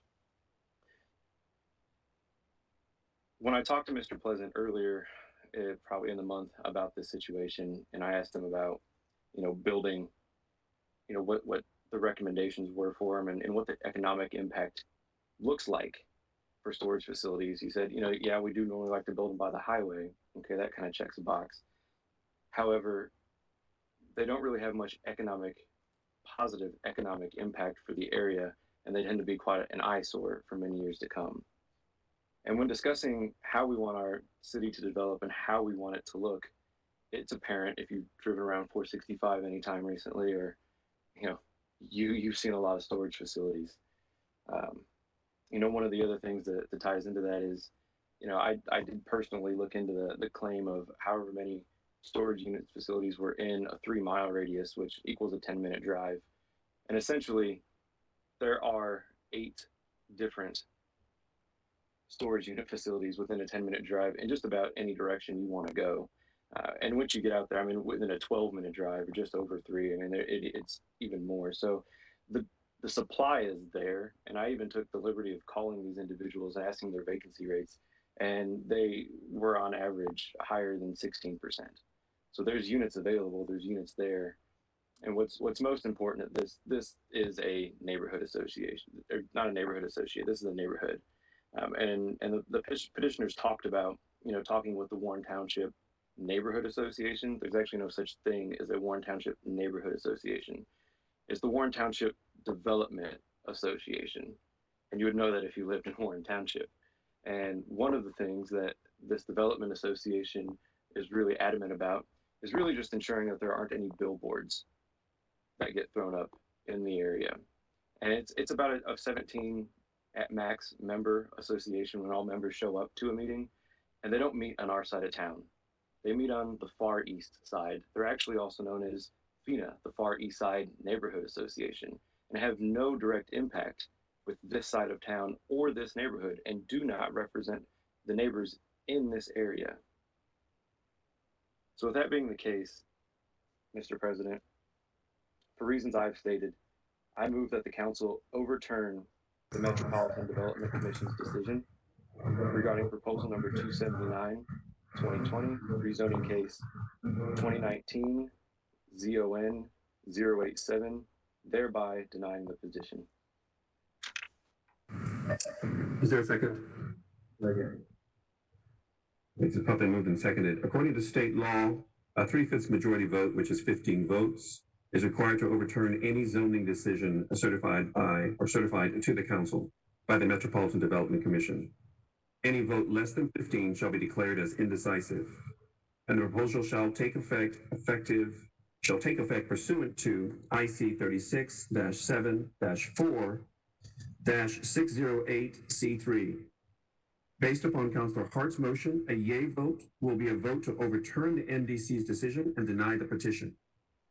A nay vote will be a vote to uphold the MDC's decision and adopt proposal number 279, 2020. Madam Clerk, may we take a roll call? Thank you, Mr. President. Councilor Adamson. Councilor Adamson, nay. Councilor Ane. Councilor Ane, aye. Councilor Bain. Councilor Bain, aye. Councilor Barth. Barth, aye. Councilor Boots. Boots, aye. Councilor Brown.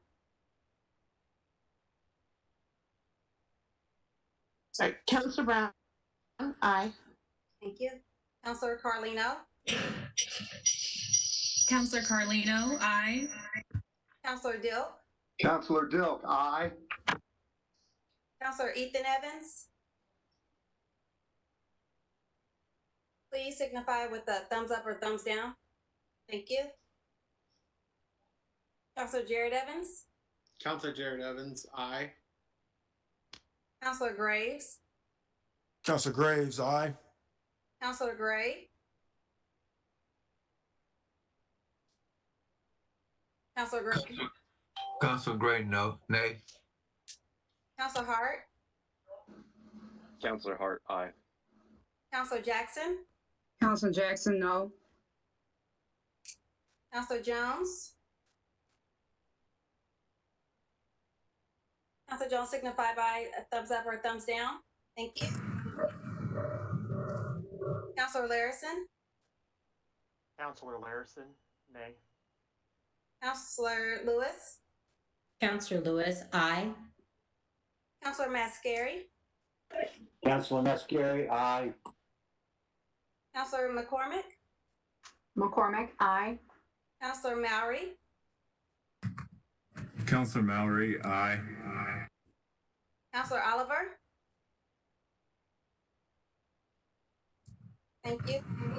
Counselor Osley, Councilor Osley, nay. Counselor Potts, Counselor Potts, aye. Counselor Ray, Counselor Ray, aye. Counselor Robinson. Counselor Robinson, nay. Thank you. Mr. President, I have 19 yay, 6 nay. Thank you, Madam Clerk. Proposal number 293, which was called out for public hearing on September the 28th, 2020 by Councilor Brian Mowry and was scheduled for public hearing at this meeting. As instructed by our rules, General Counsel held a preliminary hearing on October the 7th, 2020, and has informed me that no resolution has been reached during the interim regarding proposal number 293, 2020, rezoning case 2020-0N045, and therefore a public hearing is required on the proposal this evening. Section 151.79 of the code clearly outlines the process for public hearings for rezoning cases certified by the Metropolitan Development Commission. All councilors should have received a copy of those guidelines, as well as an outline of the schedule, and a copy of each is also included in their agenda packets for this evening. We will adhere closely to those guidelines and time limits. As pursuant to our rules, I would call on Councilor Mowry for an opening statement. Councilor Mowry. Thank you, Mr. President. I would like to start by saying thank you all for hearing this, and I'm hoping it won't end up like the last one I did, and we're here for 2.5 hours listening to it. And I'd like to say that differentiate between the last one. The last proposal I called down, it was 16 homes on 32 acres. We're looking at this and it's about 15.5 times, over 15.5 times more homes they're wanting to put in. That right there is a great deal of difference for us to differentiate between the last one and this one. When we've been looking at this from the start, staff and the hearing examiner both visited the site and both recommended denial. We had a problem with the infrastructure that it can't handle it. Our roads are not big enough for a 250 lot project. One of the things we've heard is that, if we build it, then the infrastructure will come. Well, how many times do we have to build a home, a housing addition that is this size for the infrastructure to catch up? I won't take up much more time here, but I do want to say that to stress the fact that the staff and the hearing examiner both visited the site and recommended denial. With that, I will turn my time over. Thank you, Councilor Mowry. I'll now call on the petitioner to state their case. Please keep in mind that you have 20 minutes total for your presentation, regardless of how many speakers participate. You may choose not to use the full 20 minutes or to save a portion of it for rebuttal. Our clerk will keep track of the time and a buzzer will sound when your time is up. If you do not use a portion of your time, and our clerk will record the amount that you have remaining for rebuttal. Is that Mr. Rector or Ms. Dofer? Ms. Dover here. And we do have a presentation ready. Thank you. Hi, I'm Caitlin Dofer, Entitlement Manager for Arbor and Silverthorne Homes. We are pleased to present to you tonight our latest project for Franklin Township, Edgebrook Preserve. I'd like to take a moment to thank the numerous stakeholders we've met with during this process, from Franklin Township Schools, the Franklin Township Civic League, DPW, and Senator Aaron Freeman all have played a role in making this project a great contribution to Franklin Township. As Councilor Mowry stated at the last council meeting, Franklin Township should be a place where people can live, work, and play, and have the opportunity of home ownership right here in Marion County. We believe Edgebrook Preserve helps to achieve this goal. Sorry, next slide, please. And here's the timeline just to give a rough idea of all the stakeholders we've met with. Next slide, please. The property is 97.8 acres west of 74, bordered by Edgewood Avenue and Indian Creek Road. The existing zoning is agriculture, and surrounding uses include the Franklin Central Middle School, single family, and farmland. The future land use plan contemplates the site for suburban neighborhood and allows for a density of up to 5 units an acre, well above what we've proposed. Our project tonight features 240 lots of both Arbor and the Silverthorne product. To accomplish this, we are asking for D4 zoning with several commitments we have agreed to. Next slide, please. This project has gone through several transformations. The site plan on the left is from our first meeting with staff. The project anticipated 258 lots that would feature Arbor homes, which is typically our first-time home buyer product. The site plan on the right took staff's comments into account, and this is the plan we presented to the Franklin Township Civic League in June. Residents expressed concerns about density, drainage, traffic, and lot sizes. Next slide, please. After listening to Remonstrator's concerns about density and price point, the site plan before you is the version we're presenting tonight, and the one that was approved by the MDC last month by a vote of 7-2. To address the density concerns, we increased the lot size on the north, which reduced the density from 2.67 units an acre to 2.45 units an acre. We've also committed to providing our Silverthorne product, which is our move-up home buyer product that will provide current residents of Franklin Township the opportunity to move out of their first home and stay in Franklin Township. Next slide, please.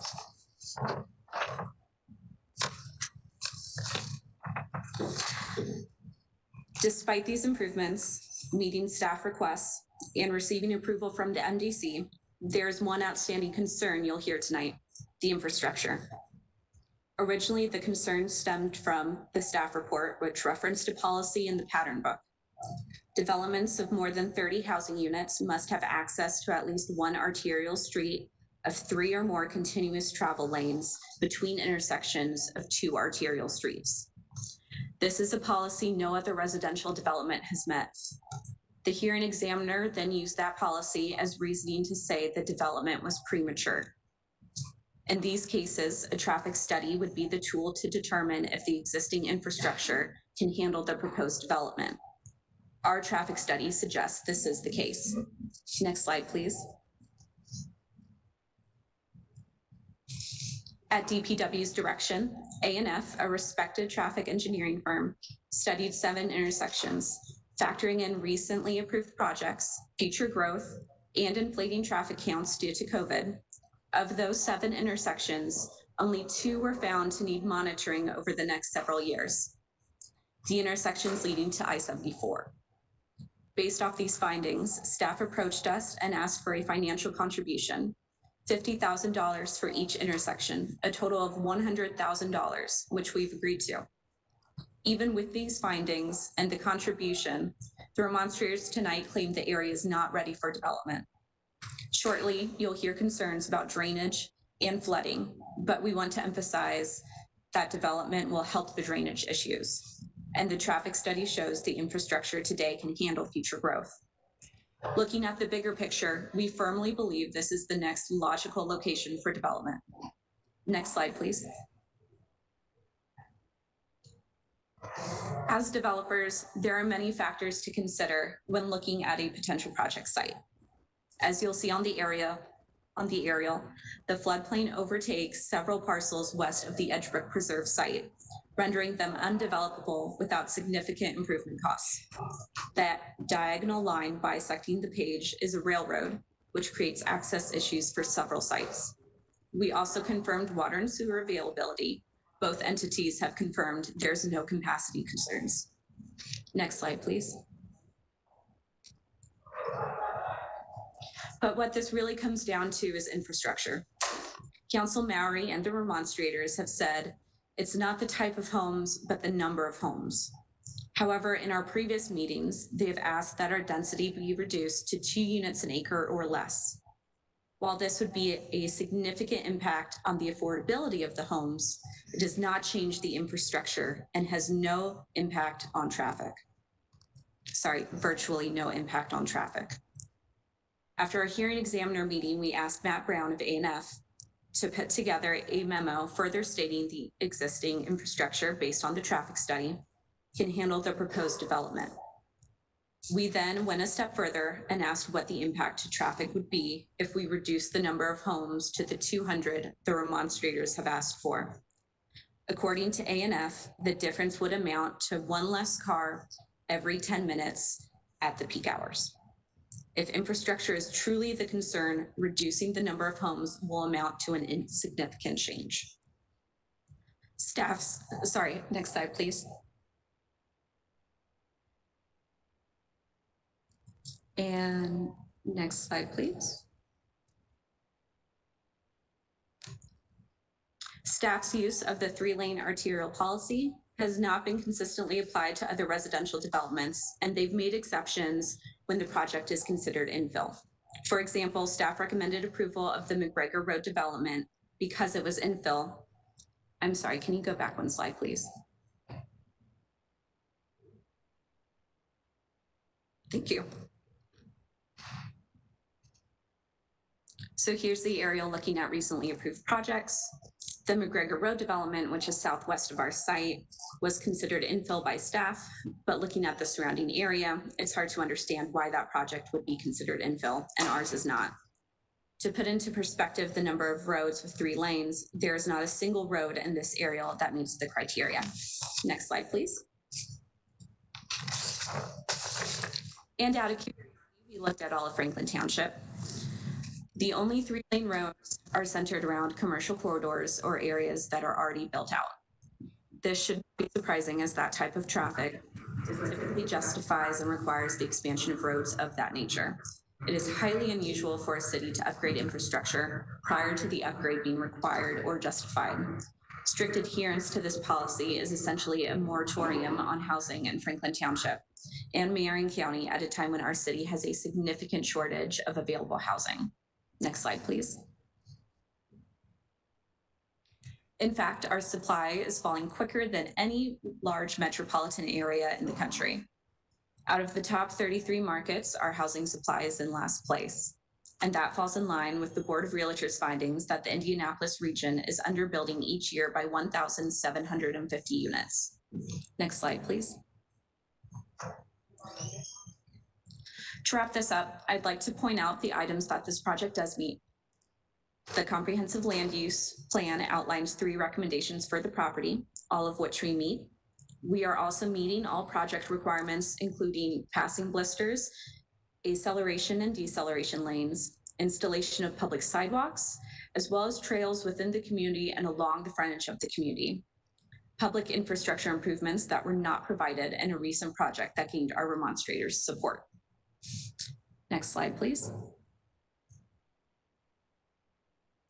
And lastly, staff recommended 4 commitments if the project were to be approved, all of which we have agreed to. We believe Edgebrook Preserve with Arbor and Silverthorn will be a much desired asset in the Franklin Township community. Thank you. Thank you, Mr. Roper. Madam Clerk, how much time is remaining for the petitioner? The petitioner has 10 minutes and 25 seconds left. All right. Thank you. I did get a note from our clerk just asking if anyone can lower their speakers because she's getting a lot of feedback during this process. I'll now call on the remonstrators to state their case. Again, remember you have 20 minutes total for your presentation, regardless of how many speakers participate. You may choose not to use the full 20 minutes or to save a portion of it for rebuttal. Once again, our clerk will keep track of the time and a buzzer will sound when your time is up. If you do not use a portion of your time, our clerk will record the amount that you have remaining for rebuttal.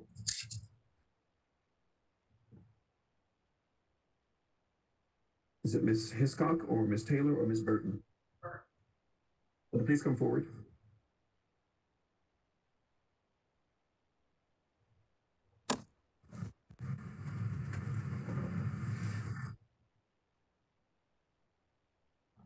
Council, my name is Kathy Burton. I'm the land chairman for the Franklin Township Civic League and have been for the last 30 years. I'm planning to retire soon. We want to thank you for listening to the case this evening. We appreciate that so many people want to call Franklin Township home, and we know that our community is going to continue to grow. But the infrastructure in our community is buckling under the pressure of rapid residential development. According to the figures provided by the Department of Metropolitan Development 2 weeks ago, since 2005, we have had more than 4,000 single-family lots platted. And in addition, we have had another 1,000 plus that have been rezoned and are not yet platted. So in the last 15 years, we have looked at 5,000, at least 5,000 single-family additional homes. Our primary objection to this petition at this time is because the roads in this part of the township cannot, in their current conditions, safely handle the additional traffic that this subdivision would generate. The roads in this area are all two-lane roads that were built to carry traffic volume a half a century ago. Since then, we have seen very few, if any, changes to those roads. There are very few roads, there are no shoulders on the roads, and many have utility poles that sit right at the edge of the road. Mere traffic counts do not adequately depict the challenges that our roads face. We are specifically concerned about the condition and configuration of Indian Creek Road and Edgewood Avenue, where the entrances of the subdivision would be. Indian Creek Road is not considered an arterial street as described as a critical piece of infrastructure for a large subdivision in the suburban typology narrative of the comprehensive plan that was adopted by the council 2 years ago. It narrows as it approaches Acton Road, and there are portions of it where two large vehicles, such as a school bus and a pickup truck, cannot pass each other. And it is of note that Indian Creek Road carries all of the school traffic for Franklin Township. It is where our transportation center is located, a little further west of this site. So we are talking about hundreds of trips by the school buses every day on Indian Creek Road. Additionally, Indian Creek Road meets Acton Road on an uphill grade with limited lines of sight. While Edgewood Avenue is slightly wider, it is still only 2 lanes wide, and it meets Southeastern Avenue at an extremely oblique angle at a point where Southeastern curves, which compromises the line of sight in both directions. And I would point out that although the petitioner did offer $100,000 to improve a couple of the intersections, those intersections have not been considered by DPW in any way for improvements anytime soon, and $100,000 is certainly not going to cover what needs to be done to those intersections. In addition, we have been told by the city numerous times that the city does not have a vehicle that would allow those funds to be specifically held and dedicated for improvements in Franklin Township. It's a question we'd love to have answered. In addition to our traffic concerns, our school corporation, which enjoys an excellent reputation for its academic proficiencies, needs an opportunity to absorb the impact of so many new homes. We grew by nearly 500 students last year alone, forcing the school district to reconfigure building use for the start of this school year, and the community is now anticipating 2 referendums in the near future to provide adequate funding for staff and facilities to keep pace with the growth.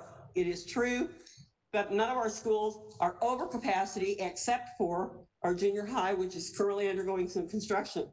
But most of them are operating at the top of what is considered to be optimum usage, and 2 of them are operating in a yellow zone. So that is the information that I have to share with you today. I'm going to turn this over to Nathan Hiscock, who has some information for you about the condition of the roads.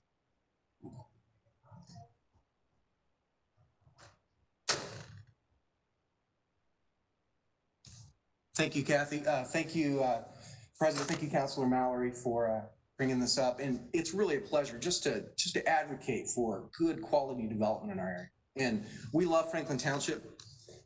We moved here about 5 years ago. These are my slides, actually. So yeah, we moved here 5 years ago, and within the first semester, we were redistricted. And then last year, we were redistricted.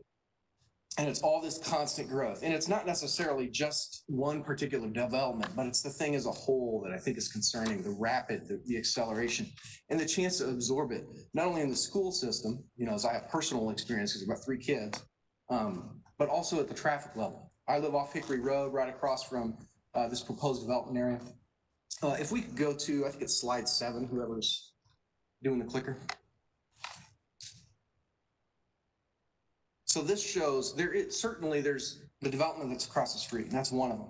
But there's 3 more in this area that are just now starting to sell lots, starting to roll the dozers, starting to get things cleared up. Those are those blue squares, and I think actually there's another one just to the west of here. It may even be maybe an arbor development. I'm not sure, but the point is there's a lot going on here, and it's not just one particular development. But all these represent, there's 240 homes here. There's hundreds of homes here, there's 100 homes here, there's homes here. And the issue we have with it is it creates all this traffic at once. And these are roads that have been around for 50 years. The intersections haven't been improved. So there's also the flooding issue. If we could scroll back to, I think it's the second slide. Thank you. This is in front of, I think, Kim's place, which is right across from, I think, where the proposed entrance is. This is the kind of flooding we have, and certainly we would hope that this stuff would be addressed. But the soil doesn't particularly soak in very well, and we get hydroplanting here. Anytime there's significant rain, inches, it'll stick around. Fortunately, this year it's been really dry, so we haven't had as many issues. But this is the kind of thing that goes on here. Scroll to slide 8, please. And I'm going off script. Slide 8, you'll see the subdivision here in the blue. Out to the west of that is the way that field drains. Right across Hickory Road is an area that gets backed up. It drains to that creek. That's all going to get more pressure. And that area is, I think, currently going under contract, Kathy, or has been. That's going to be a subdivision. So it's not just this one, it's actually that entire area. It's going to be developed. And what we're asking is that we do this in a way that's safe for us. If I could scroll to, I think that 3rd slide. So Kathy mentioned the 2 obstructed views, or the obstructed intersection, the views of those intersections in Acton Road, and the fact that 2 large vehicles can't pass. Here's what has happened several times just this summer when the commercial traffic that we're getting now for the commercial developments tries to turn on these little country farm roads that haven't been improved. They get stuck in this jackknife. So that was months ago. But then just since the first hearing, we had that happen again during the school bus time on Indian Creek, and all the school bus traffic in the township has to be diverted around. So there's issues there in terms of the design of those intersections and what they can support and the types of traffic they support. The traffic is a concern, in terms of safety in that matter. Twice this year, I've had people run around a school bus, one time on a double yellow line while the stop arm is out. One time it was my kids, one time it was my neighbors. And because people are getting anxious, and these are the main arteries to and from the schools. If you could go to the next slide, please. So here's kind of the view of what some of these poles are like. That's right there. You get a school bus coming down these streets, and they have to hug kind of over in that yellow line. and you have problems. You know, you have to scoot over, one has to scoot over. And my concern is what's going to happen when you get two big vehicles and one gets pushed off over into that stuff. Last summer, my neighbor's daughter was riding her bike on the bridge just west of Hickory on Edgewood, and she went around kind of a bad patch of sidewalk on that bridge and got clipped by a car, knocked off her bike, fortunately wasn't hurt. But what's going to happen when we put that subdivision in, and then we all of a sudden start getting this traffic all the way down Edgewood to go to the high school, to go to the park that's there, and we have people start going through that area. So I certainly don't want to see people get hurt like that. So you know what? I'm just going to call it at that. And thank you for your time. Thanks. Very good. Thank you, Ms. Burton. Thank you, Mr. Hiscock. The rezoning matter was advertised for a public hearing, and I will now call anyone in attendance who is not associated in any way with either the remonstrator or petitioner for public comment. If you have submitted a letter or email or signed a petition for either the remonstrator or petitioner, or if you're a neighborhood resident who has already been represented by a chosen spokesperson, your comments would have to be included in the remaining time allotted for rebuttal and cannot be included during this open public comment period. Comments are limited to 2 minutes per individual, and once again, our clerk will be setting the timer so that you will know when your time is up. Please be respectful of the time and conclude your comments when you hear the buzzer. We'll begin by checking with Clerk Hughes for any comments provided by anyone watching online. Madam Clerk, do we have any comments that have been submitted online? No, Mr. President, no comments have been submitted. Thank you. All right, very good. Thank you very much. We'll now call for additional public testimony from anyone attending this evening in this chamber who is not associated with either the petitioner or the remonstrator. Is there anyone? All right, seeing no one, at this time, the petitioners may use the balance of their 20 minutes for rebuttal of comments. Madam Clerk, can you remind the petitioner of the time that they have remaining? 10 minutes, 25 seconds. And before we move on, I don't think that we got a number of for the amount of time remaining for the remonstrator. Please give me that. 10 minutes, 22 seconds. All right, very good. Thank you. Ms. Dofer. Oh, well, guess not. My name is Christian Rector. Mr. Rector, how are you? Representing for the rebuttal. Sorry about that. My name is Christian Rector. I'm the Director of Land Acquisition Entitlement for Arbor Homes. And in response to the remonstrators' three kind of main concerns, drainage, roads, and the amount of development in the area, I just want to touch on those quickly. I know it's a busy agenda. The first one, drainage, is pretty simple to address. We have a process when we get to construction plan approval that we have to account for that drainage. We understand that there are issues in the area. We have to put in swales and infrastructure to help not only capture water that's coming across those streets to our property, but ensure we adequately get it off of our property. So we sincerely believe we can actually help that issue. When it comes to the roads, I understand everyone's concern. Safety has to be taken seriously. Obviously, one accident is too many, but accidents do happen at times, even on safe roads. We have let the professionals do the analysis. A&F Engineering is a very, very respected, if not the most respected firm in the state. They have done a traffic study of the 7 intersections surrounding our area. 5 of them got A ratings. Now and today, even accounting for our development, those other developments that have been approved, and future development that is expected to come over the next 10 years. The other 2 intersections, the one that staff have asked for a financial contribution for, it was suggested that they need monitored as future growth comes to the area. We acknowledge that we will have an impact on those intersections, but the improvements aren't needed today. But we also understand that when they are needed, that burden shouldn't fall on the straw that breaks the camel's back. That is why we were more than happy to agree with staff's request for the contribution of funds so that we can do our part when it comes time to improve those roads. But the reality is they aren't needed to be expanded now or widened.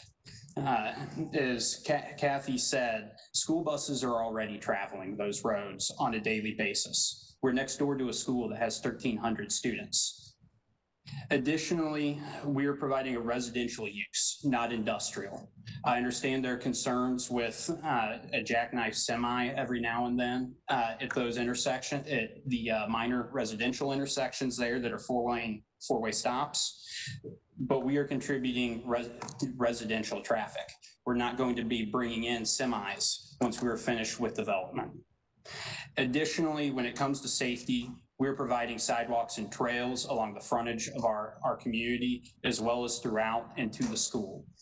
We believe in allowing a neighborhood that is walkable and that provides amenities such as parks for our residents. A&F has reviewed our plan, and they believe it is safe and meets all standards. Lastly, I want to wrap up with the demand. I understand the concerns of development in the area, and they have had a significant change over the last 15 years. But we still have a significant shortage of housing. As Ms. Dover said, the Metropolitan Board of Realtors in the city has done a study that says we are short supplying by 1,750 units per year. We only build less than 7,000 units of single family housing a year. That's over a 20% shortage. We believe that we are providing housing that is affordable and attainable for the residents of Indianapolis, that, as Councilor Mallory said 2 weeks ago, that can keep people in Indianapolis where they can live, work, and play. We also acknowledge there is a difference between the project he brought last time and this one.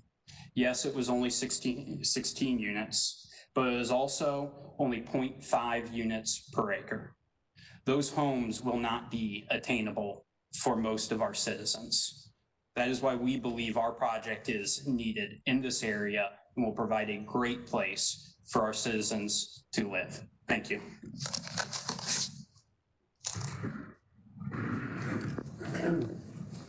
Thank you, Mr. Rector.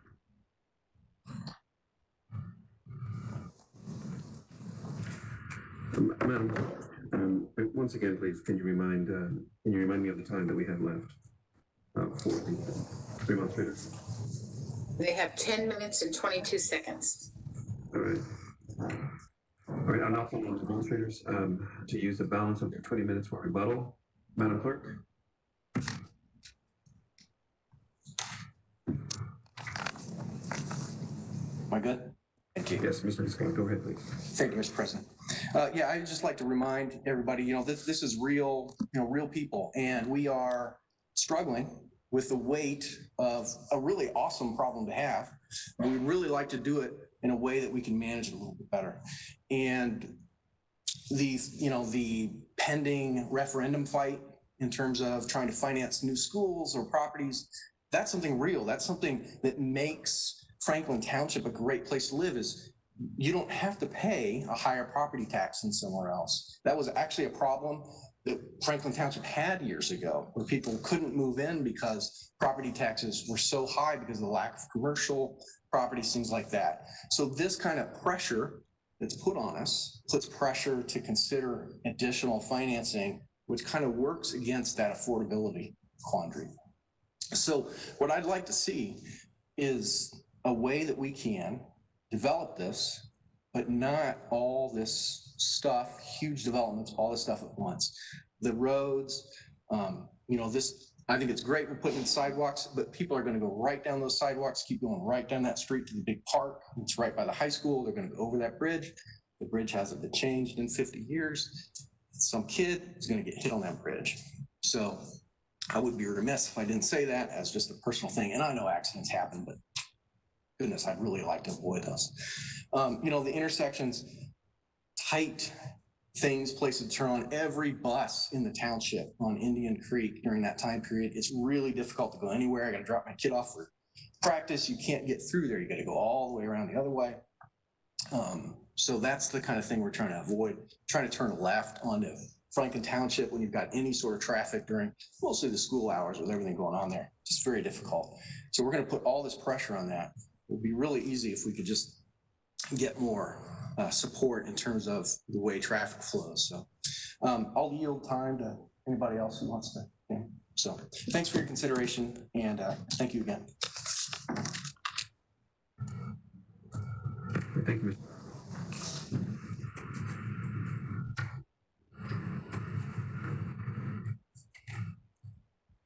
Mr. Mr. Scott. Thank you both for your presentations this evening. And at this time, any councilor who wishes to speak will be allotted 2 minutes each for questions or debate on the rezoning issue at hand. Please be advised that we will limit comments to 2 minutes in order to be respectful of the published process and everyone's time, as well as a very lengthy agenda this evening. Councilors, are there any councilors who wish to speak to this proposal? You'll have a few moments then. Councilor Evans, if your mic does not work, please come down. All right, very good.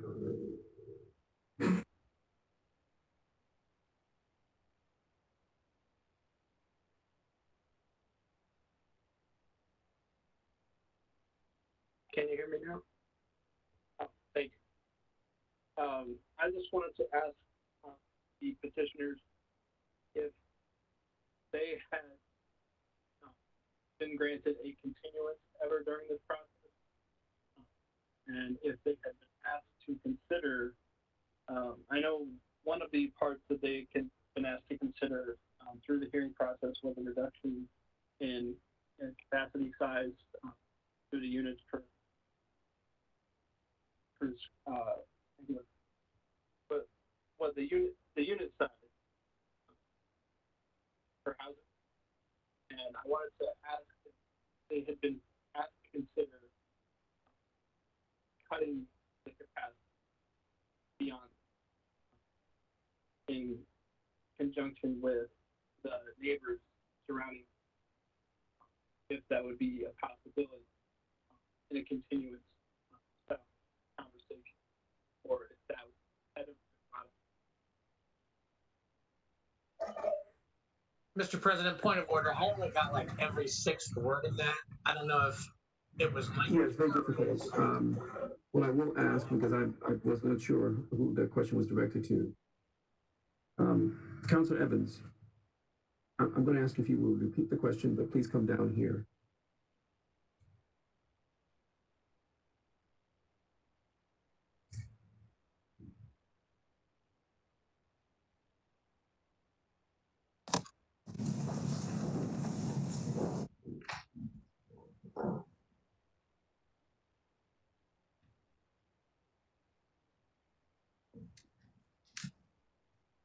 Sorry, Mr. President. I was asking the petitioner if you had ever been asked for a continuance between the petitioner and the remonstrators to consider a reduction in the capacities of the overall units and the size of the overall units for the actual development size, because of the concerns about the infrastructure, the concerns about the impact on the environment, the drainage, and of the like. So if that was ever a consideration in the conversations.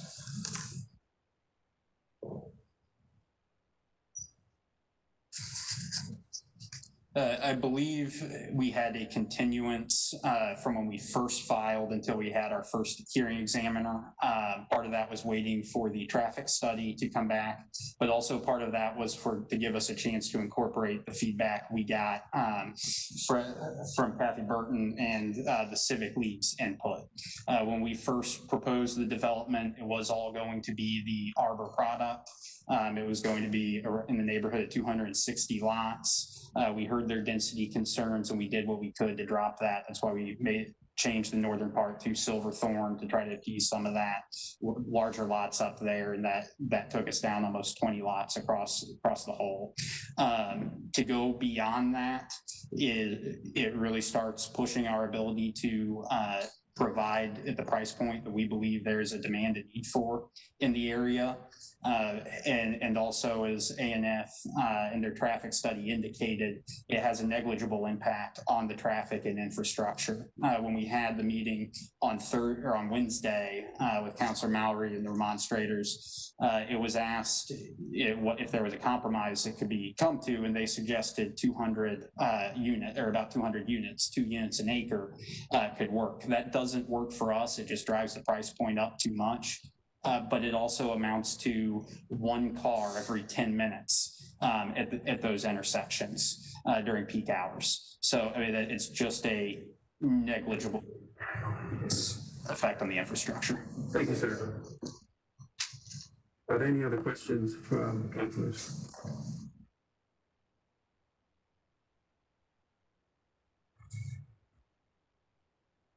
Right, seeing none. Once again, calling the district councilor, Councilor Maurer, for closing comments, up to 5 minutes, and a motion on the zoning issue. Thank you, Mr. President. One of my questions is can we pull up the slide from the petitioner that said they had spoke with a list of people?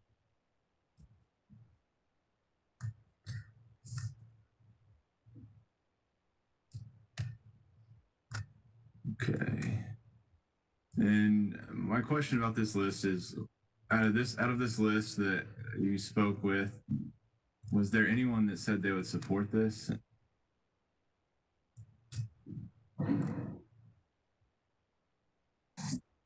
We did not get outright support from anybody on this list. We did try to work. We never got support or denial from Senator Aaron Freeman after we made the changes to the Silverthorne product. He indicated that he appreciated the effort and that we really haven't heard from him since then. When we talked to Fred McWhorter, the COO of Franklin Township Schools, they did not address the capacity issue. They did not, is their policy typically to neither support nor deny developments, from my understanding. But we did talk to them to get their input, and they did not bring up the capacity issues.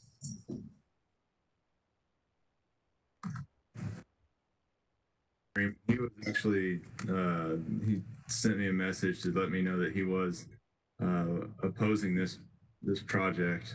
So he did have, he did want me to let everybody know that he is against this project. But aside from that, I think what we've seen now is that they talked to a list of people, and that's great. I think that's how every proposal should start. I think every developer should go and talk to the school system, the civic league, the counselors in the area, and just get a little bit of feedback from them. I think I commend them for that. But I do think it says volumes that they weren't able to get a single support or commitment of support towards this development moving forward. Rather, we had an online petition to go against, to say they wanted to go to not approve this proposal of about 1,200 signatures. They did it online because of COVID, but they that's a large number to say that we are against this. We would rather not see this happen right now. And I think they hit the nail on the head with, it's not necessarily the type of homes that they're bringing in. It's just the sheer amount and the way the roads just cannot handle it. I mean, last year, Indian Creek Road had to have the school system call and plead in with the city as well to get it resurfaced because of how bad it was, and it looked awful. And it was actually on the multiple news stations. Staff requested money for this, them to kick in money for intersection improvements. However, DPW has said themselves there are no foreseeable plans to make any intersection improvements at any of these intersections. So how long is that money good for, and how long are they actually going to say they're going to come and do it if the city isn't looking at doing it yet? I think it's important here that we remember that, once again, this is something that the staff and hearing examiner both recommended denial. The MDC, however, did go against their recommendation and went ahead and approved it. And that's why we're here today. people wanted their voices heard, and I appreciate everybody being here this evening and listening. I know these can be long and drawn out, but I'm trying to make this as short and sweet as possible. And I would just ask that you once again side with the people of Franklin Township and the 1,200 people in the area that signed a petition saying they wanted us to vote no on this, and not side with the people who, not side with the petitioner when they couldn't even get support from any of the anyone in the district, whether it be the school system, specifically myself, or anyone else out there. I have not heard anything saying they wanted to support this project from any of my constituency, and that's one of the reasons as well I'm wanting to call this down and have this reconsidered. And I certainly would appreciate your support, and I know I speak for the residents of Franklin Township that would certainly appreciate your support as well. With that said, Mr. President, for the reasons I have already stated, I move the council overturn the Metropolitan Development Commission's decision regarding proposal number 293-2020, rezoning case 2020-ZON-04, hereby denying the petition.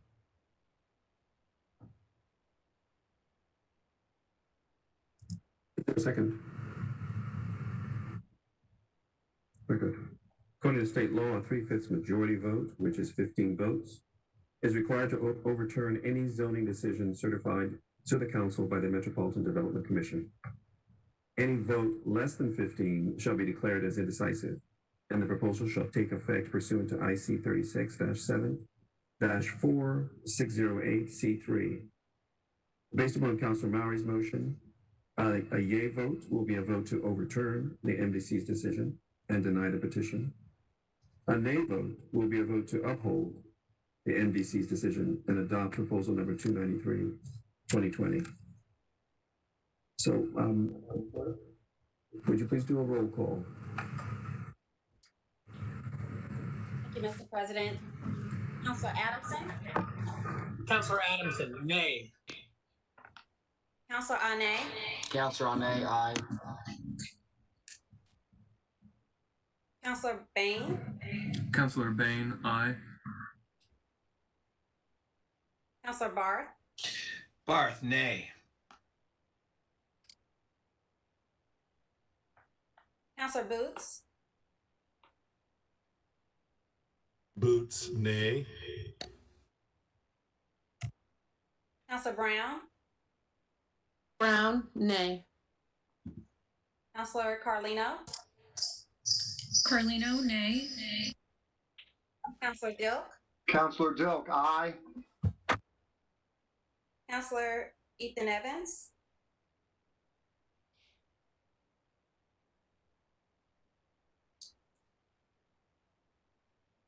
All right, Councilor Ethan Evans, could you signify by thumbs up or thumbs down?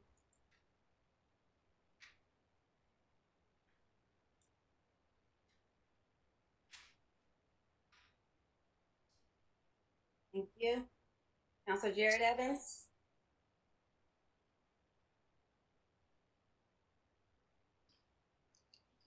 Councilor Jared Evans? Sorry, yeah. Nay. No, aye. Okay, thank you. Councilor Graves? Councilor Graves, nay. Councilor Gray? Councilor Gray, nay. Councilor Hart? Councillor Hart, aye. Councilor Jackson? Council Jackson, nay. Councilor Jones? Counselor Jones, nay. Councilor Larison? Counselor Larison, nay. Councilor Lewis?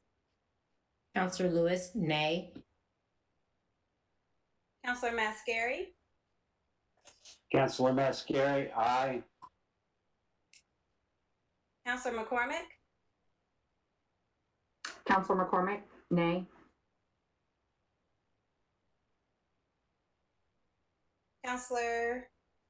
Mowry? Councilor Mowry, yay. Councilor Oliver?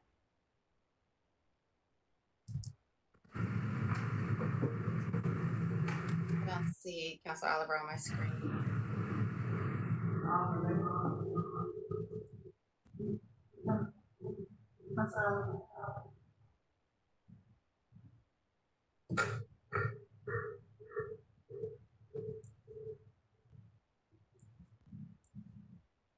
I'm sorry, I'll come back. I do not see my screen. Counselor Osley? Counselor Osley, nay. Thank you. Counselor Potts? Counselor Potts, nay. Counselor Ray? Counselor Ray, nay. Counselor Robinson? Counselor Robinson, nay. Counselor Oliver? Okay, thank you.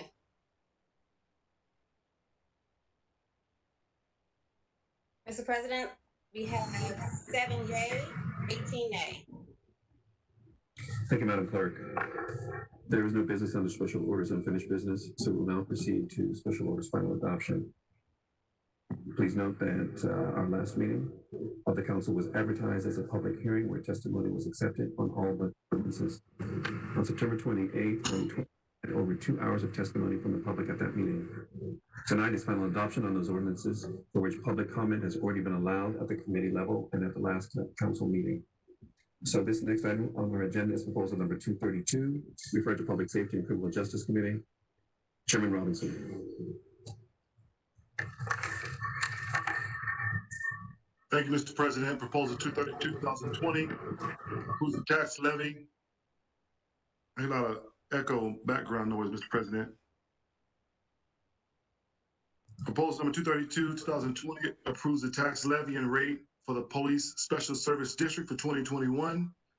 CFO Hull said that this proposal is just setting the rate that is already in existence for the proposed budget that's specified in that taxing district. He said that it is not moving any tax rates at this time. Councilor Barth moved, seconded by Councilor Booth, to send proposal 232 to the full council. They do pass recommendation. Vote. The motion carried by a vote of 11-0, Mr. President. I so move. Is there a second? Second. All right, the motion's been properly moved and seconded. Are there comments from councilors?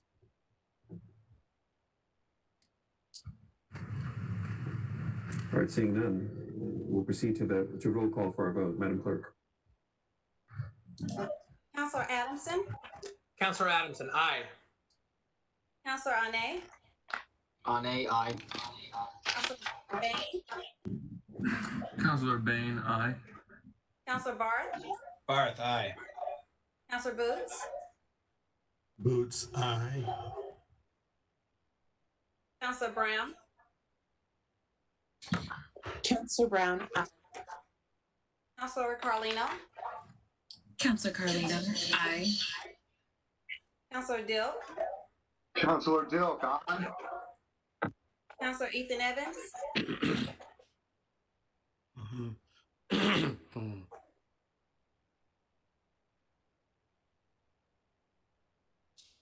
Thank you. Counselor Jared Evans? Yes. Counselor Graves? Counselor Graves, yes. Counselor Gray? Counselor Gray, yes. Counselor Hart? Counselor Hart, aye.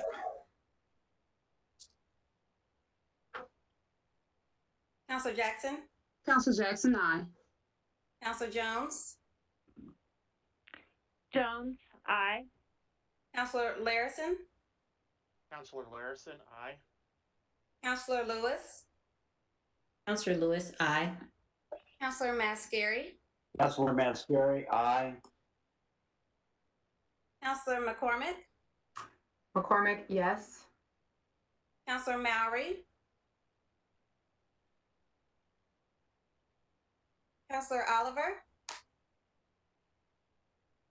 Thank you. Counselor Osley? Counselor Osley, aye. Counselor Potts? Counselor Potts, aye. Counselor Ray? Counselor Ray, aye. Counselor Robinson, Counselor Robinson, aye. Counselor Mowry. Mr. President, the vote is 24-0. Thank you, Madam Clerk. The next item on our agenda is proposal number 233, referred to Public Safety and Criminal Justice Committee. Chairman Robinson. Thank you, Mr. President. Proposal 233-20 approves the tax levy and rate for the Spire Special Service District 2021. CFO Holst said this proposal is just setting the rate that is already in existence in the proposed budget that's specific for the taxing district. He said that this is not new money and is not moving the tax rate. Council Mowry moved, seconded by Councilor Arnay. Send proposal 233 to the full council with a do pass recommendation. The motion carried by a vote of 11-0. Mr. President, I so move. Second. Motion's been properly moved and seconded. Are there comments from councilors? All right, seeing none. We'll now proceed to roll call for our vote, Madam Clerk. Counselor Adamson, Counselor Adamson, aye. Counselor Arnay, Counselor Arnay, aye. Counselor Bain, Counselor Bain, aye. Counselor Bart, Barth, aye. Counselor Boots, Counselor Boots, aye. Counselor Brown, Counselor Brown, aye. Counselor Carlino, Carlino, aye. Counselor Dilk, Counselor Dilk, aye. Counselor Ethan Evans,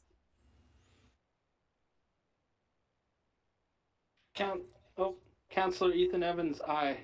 thank you. Counselor Jared Evans, Counselor Jared Evans, aye. Counselor Graves, Counselor Graves, aye. Counselor Gray, Counselor Gray, aye. Counselor Hart, Counselor Hart, aye. Counselor Jackson, Counselor Jackson, aye.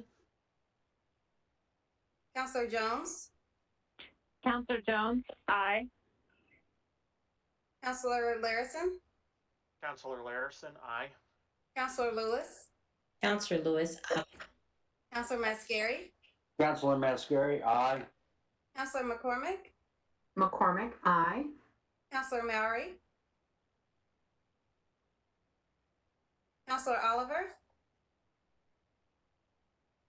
Counselor Osley, Counselor Osley, aye. Counselor Potts, Counselor Potts, aye. Counselor Ray, Counselor Ray, aye.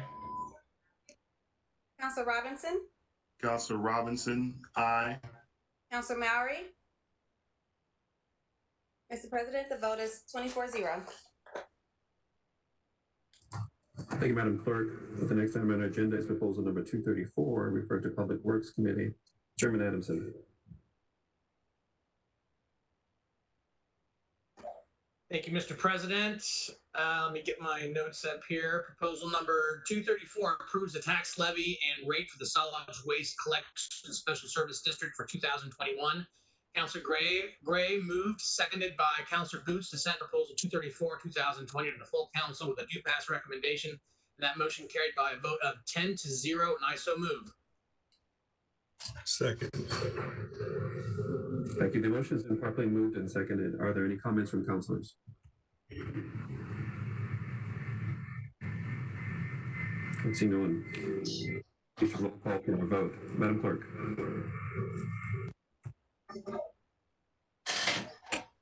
Thank you. Counselor Adamson, Councilor Adamson, aye. Counselor Arnay, Arnay, aye. Counselor Bain, Counselor Bain, aye. Counselor Barth, Barth, aye. Counselor Boots. You're muted. Counselor Boots, Boots, aye. thank you. Counselor Brown, Counselor Brown, aye. Counselor Carlino, Carlino, aye. Counselor Dilk, Counselor Dilk, aye. Counselor Ethan Evans, Ethan Evans, aye. Counselor Jared Evans, Jared Evans, aye. Counselor Graves, Counselor Graves, aye. Counselor Gray, Counselor Gray, aye. Counselor Hart, Counselor Hart, aye. Counselor Jackson, Council Jackson, aye. Counselor Jones, Counselor Jones, aye. Counselor Larison, Counselor Larison, aye. Counselor Lewis, Counselor Lewis, aye. Counselor Mascari, Councilor Mascari, aye. Counselor McCormick, McCormick, aye. Counselor Mowry, Counselor Oliver, Counselor Osley, Counselor Osili, aye. Counselor Potts, Counselor Potts, aye. Counselor Ray, Counselor Ray, aye. Counselor Robinson, Counselor Robinson, aye. Counselor Mowry. Mr. President, the vote is 24-0. Thank you, Madam Clerk. The next item on the agenda is proposal number 235, referred to Administration and Finance, Metropolitan and Economic Development, Parks and Recreation, Public Safety and Criminal Justice, and Public Works Committees. Proposal number 235 adopts the annual budget for the City of Indianapolis and Marion County for 2021. The public hearing for this proposal was held on September the 28th, 2020, and we will now receive reports from the chairs regarding the various recommendations, beginning with Councilor Mascari with the Administration and Finance Committee report, and following in the order listed under committee actions on this agenda, ending with Councilor Anderson's report from the Public Works Committee. I would ask our councilors to simply read the reports and we will get a second at the end of their Public Works Committee. Chairman Mascari.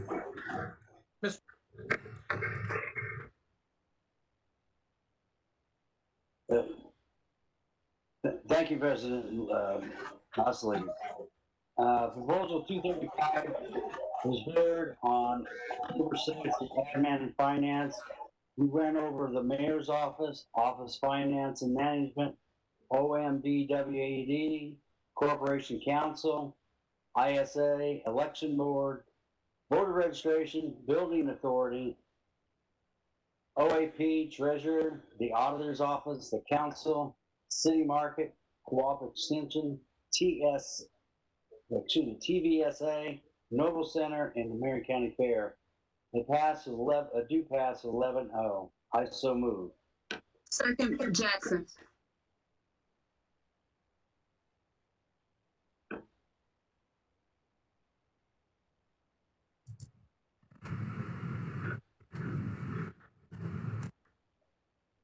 I apologize, Mr. President. That's out of order. I'm sorry, I forgot. Go ahead.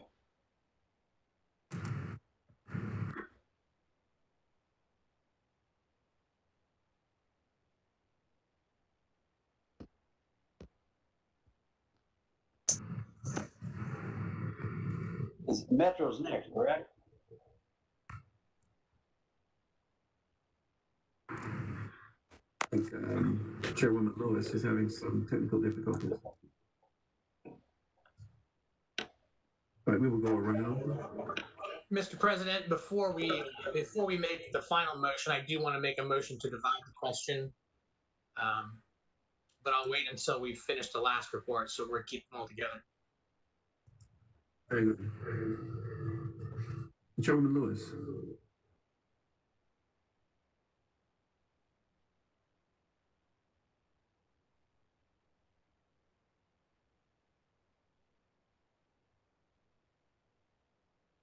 Chairman Lewis, can you hear us?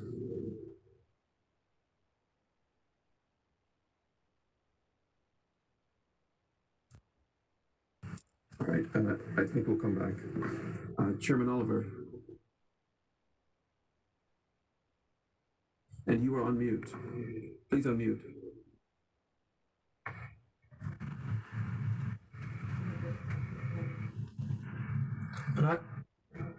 The Park and Recreation move a good pass to United vote 8-0, Mr. President.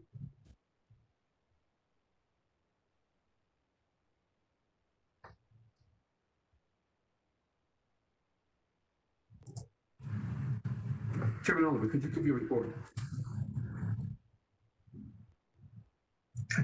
Repeat that, please. Yes, I said, would you give your report for proposal number 235 for the budget proposal?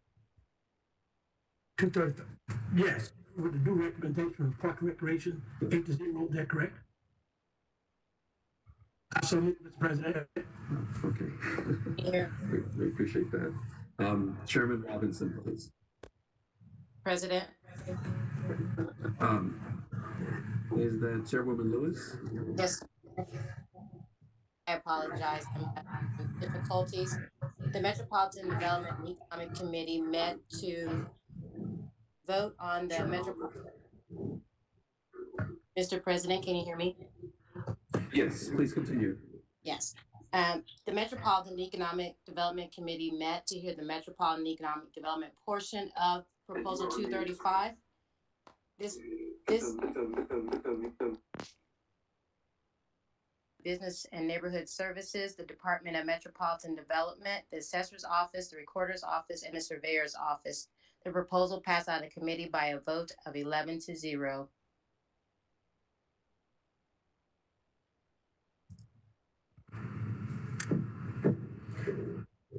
Chairman Robinson. Thank you, Mr. President. Proposal 235-20, adopt the annual budget of the city of Indianapolis, the Marion County, the public safety and criminal justice portions only, Mr. President.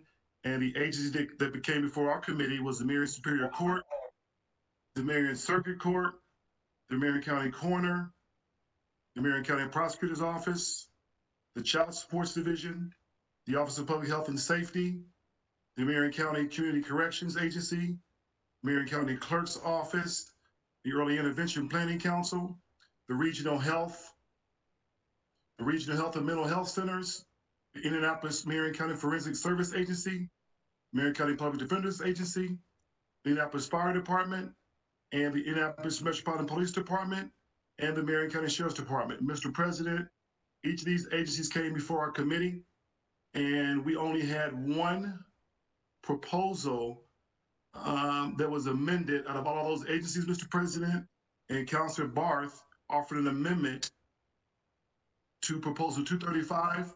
I will briefly read the amendment, Mr. President. And the 235 impacts the budget of IMPD only. IMPD shall submit quarterly written reports and in-person updates to the City County Council's Public Safety and Criminal Justice Committee detailing the expenditures, funds out of Character 1 and 3 of IMPD General for the Mobile Crisis Assistance Team, better known as MCAT. The written report and verbal update in committee shall also provide the status of IMPD's cooperation with Health and Hospital Corporation in administering the MCAT and any relevant statistics regarding the MCAT requested by councilors prior to each quarterly update. Councilor Carlino seconded the motion, Mr. President.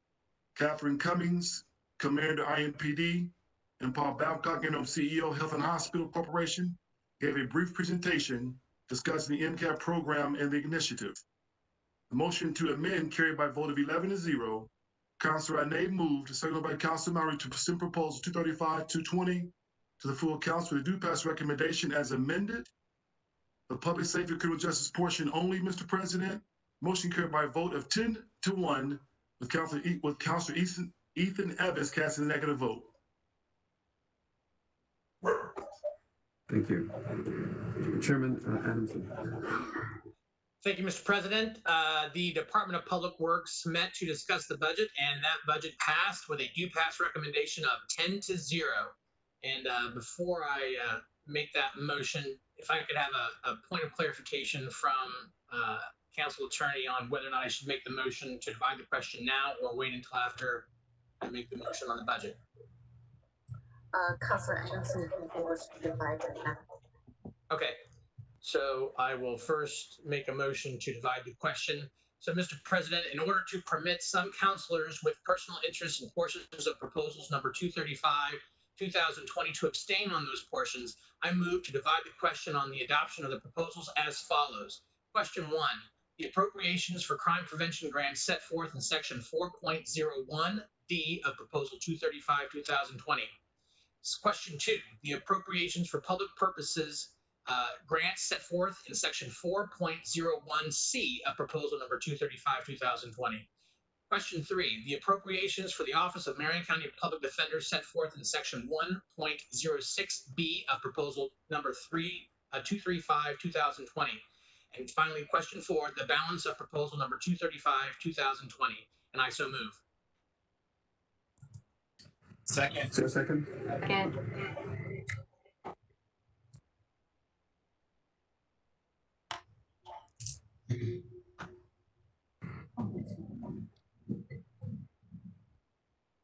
Right, it's been properly moved and seconded. Madam Clerk? Forgive me. Comments from councilors.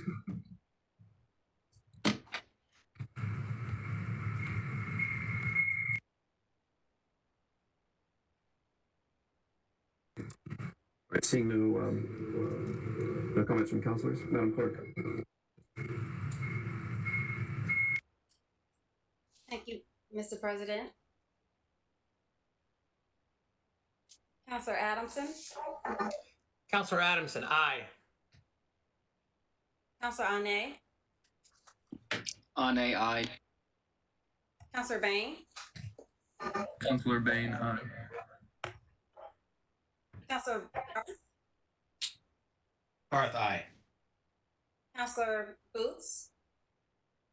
Counselor Boots abstains from question 3 relating to the Marion County Public Defender Agency. To the remainder of 235, I say aye. Point of order, Mr. President, we're just voting on the motion to divide the question. Is that correct? Yes.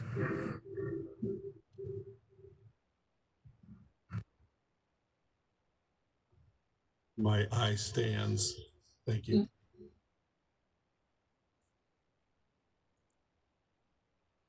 Counselor Carlino. Counselor Carlino, aye. Counselor Dilk. Counselor Dilk, aye. Counselor Ethan Evans. Counselor Ethan Evans, aye. Counselor Jared Evans. Counselor Jared Evans, aye. Counselor Graves. Counselor Graves, aye. Counselor Gray. Counselor Gray, aye. Counselor Hart. Counselor Hart, aye. Counselor Jackson. Counselor Jackson, aye. Counselor Jones. Counselor Jones, aye. Counselor Larison. Counselor Larison, aye. Counselor Lewis. Counselor Lewis, aye. Counselor Mascari. Councilor Mascari, aye. Counselor McCormick. McCormick, aye. Counselor Mowry. Counselor Mallory, aye. Counselor Oliver.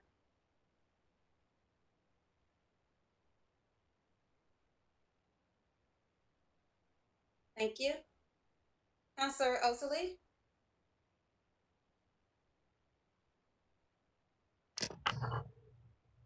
Counselor Osley. Counselor Osley, aye. Counselor Potts. Counselor Potts, aye. Counselor Ray. Counselor Ray, aye. Counselor Robinson. Counselor Robinson, aye. Thank you, Mr. President. The vote is unanimous.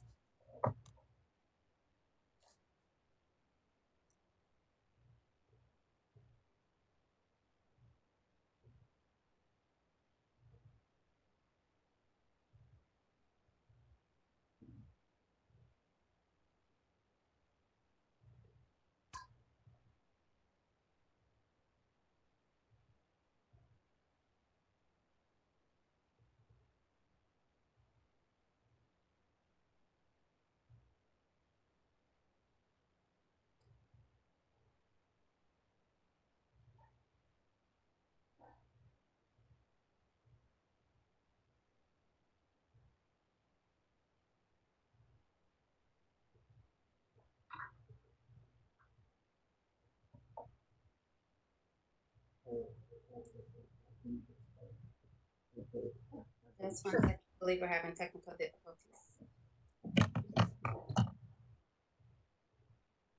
Madam Clerk, apologies. I don't know technical difficulty.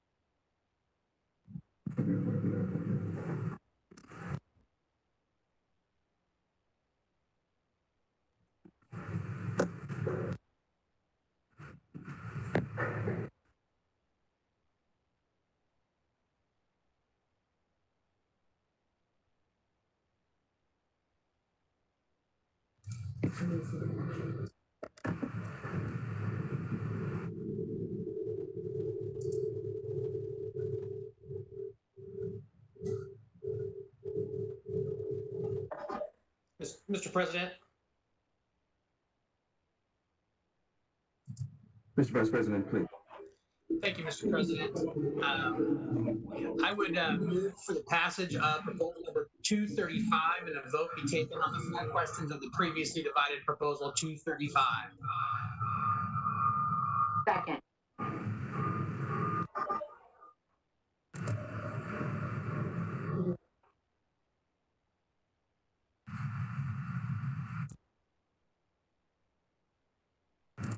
All right, the motion's been properly moved and second.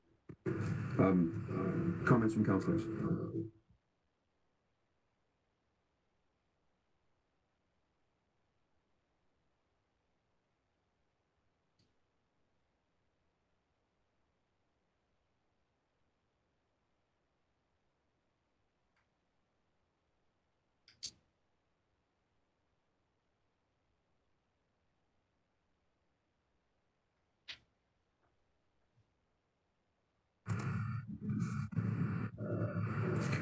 Thank you, councilors. My apologies.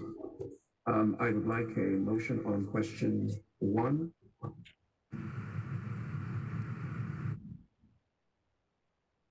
So moved. I move Yes. for passage of proposal 235, question 1. Thank you. Is there a second? Is there a second? Second. Second. Very good. Mr. President, Yes. Counselor Lewis, permission to abstain from question 1. My spouse is employed at Eskenazi Hospital. Thank you very much. Additional comments from councilors? President, Councilor Jackson. Yes.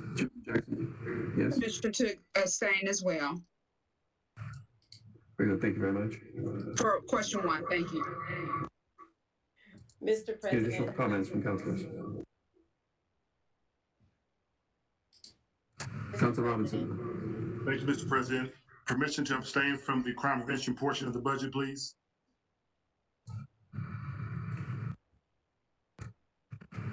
Thank you. Thank you, Chairman Robinson. Mr. President. Counselor Lewis, I apologize. I need to abstain. Please go ahead. Chairman Lewis, please go ahead. Thank you. I need to abstain for the crime prevention grants. I jumped. I apologize. So you don't need to abstain from question 1, is that correct? I do need to abstain from question 1 as well, but for a different reason than what I just stated. I see. All right. Thank you very much. Are there any additional comments from councilors on question 1 of proposal number 235, 2020? All right, seeing none. Madam Clerk will go to the roll call. Question 1 of proposal number 235, voting only on the crime prevention grants in section 4.01 D. Counselor Adamson, Counselor Adamson, aye. Counselor Ane,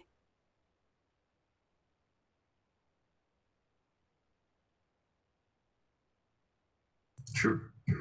So we're voting on question 1, as as Vice President Adamson had stated. It's the appropriations for the crime prevention grants in section 4.01 of proposal number 235. So we are voting on question number 1.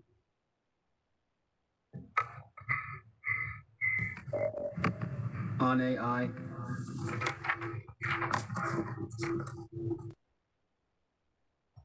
thank you. Counselor Bain, Counselor Bain, aye. Counselor Barth,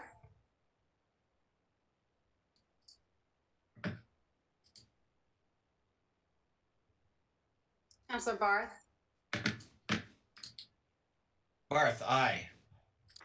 Counselor Boots, Boots, aye. Counselor Brown, Brown, aye. Counselor Carlino, Carlino, aye. Counselor Dilk, Counselor Dilk, aye. Counselor Ethan Evans, Counselor Ethan Evans, aye. Counselor Jared Evans, Counselor Jared Evans, aye. Counselor Graves, Counselor Graves, aye. Counselor Gray, Counselor Gray, aye. Counselor Hart, Counselor Hart, aye. Counselor Jackson, abstention. Counselor Jones, Counselor Jones, aye. Counselor Larison, Counselor Larison, aye. Counselor Lewis, abstention. Counselor Mascari, Counselor Mascari, aye. Counselor McCormick, McCormick, aye. Counselor Mowry, Counselor Mallory, aye. Counselor Oliver,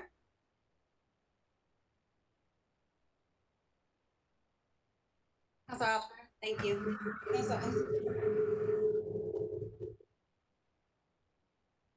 Counselor Osley, aye. Thank you.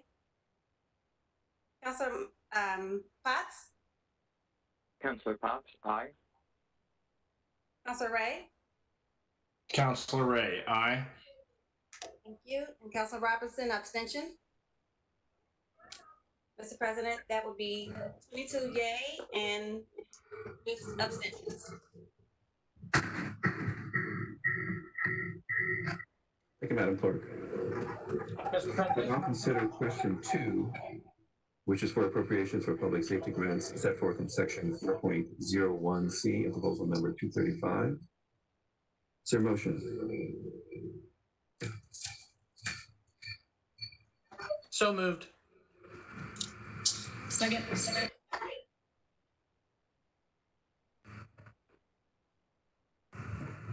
Thank you, councilors.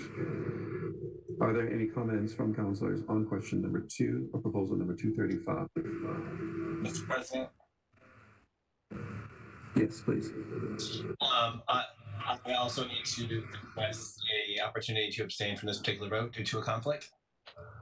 Very good. Thank you, Councilor Barr.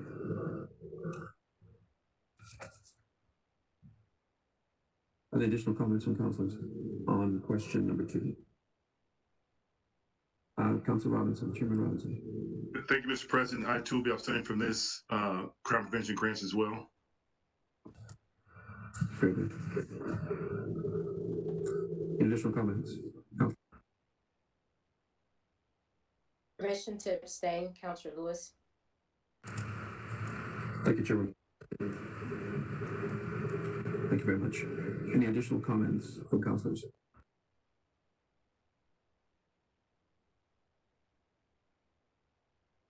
All right, seeing no one.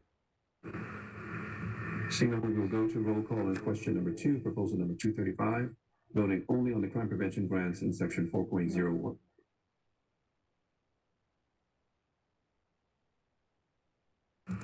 Thank you. Counselor Adamson, Counselor Adamson, aye.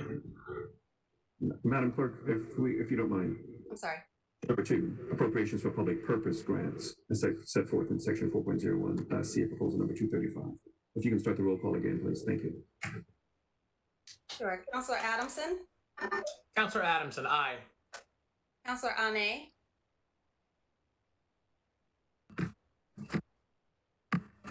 Just for clarification, we're not voting on crime prevention grants again. We're voting for question 2. Yes. Aye. So read it again. The appropriations are for the public purpose grants set forth in section 4.01C of proposal number 235. Thank you, Councilor. thank you. Counselor Ane, Aye. thank you. Counselor Bain, Counselor Bain, aye. Counselor Barr, oh, you're abstaining, I'm sorry. Counselor Boots, Counselor Boots, aye. Counselor Brown, Counselor Brown, aye. Counselor Carlino, Carlino, aye. Counselor Dilk, Counselor Dilk, aye. Counselor Ethan Evans, Counselor Ethan Evans, aye. Counselor Jared Evans, Counselor Jared Evans, aye. Counselor Graves, Counselor Graves, aye. Counselor Gray, Counselor Gray, aye. Counselor Hart, Counselor Hart, aye. Counselor Jackson. Counselor Jackson would like to abstain due to conflict. Thank you. Counselor Jones, Counselor Jones, aye. Counselor Larison, Counselor Larison, aye. Counselor Lewis is abstaining. Counselor Mascari, Counselor Mascari, aye. Counselor McCormick, McCormick, aye. you, Counselor Mowry, Aye. Counselor Oliver,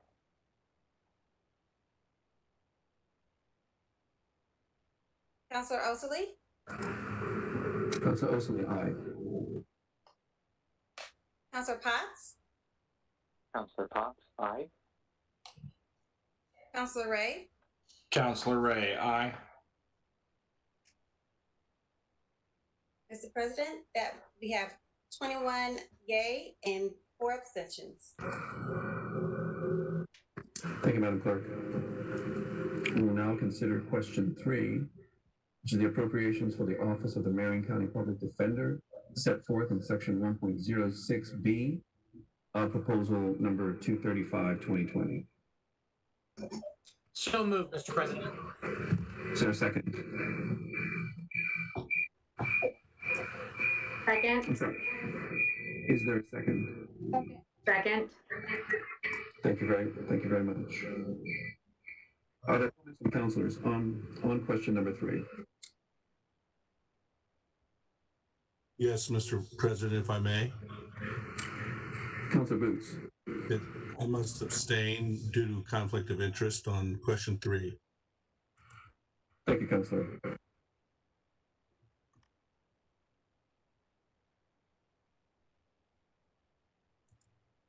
Very good. Are there additional comments on question number 3?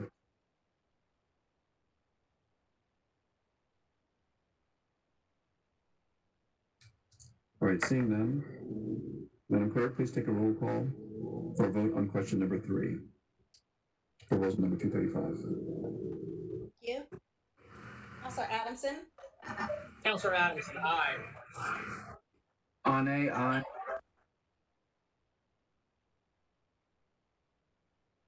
Counselor Bain, Counselor Bain, aye.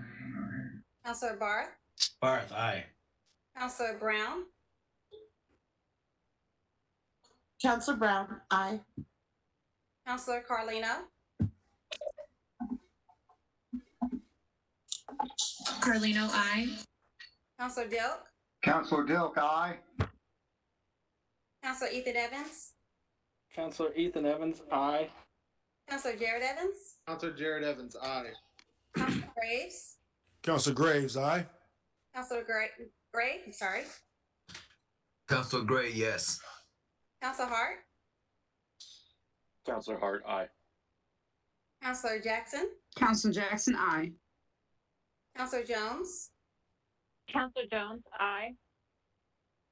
Counselor Larison, Counselor Larison, aye. Counselor Lewis, Counselor Lewis, aye. Counselor Mascari, Counselor Mascari, aye. Counselor McCormick, McCormick, aye. Counselor Mowry, Counselor Mallory, aye. Counselor Oliver,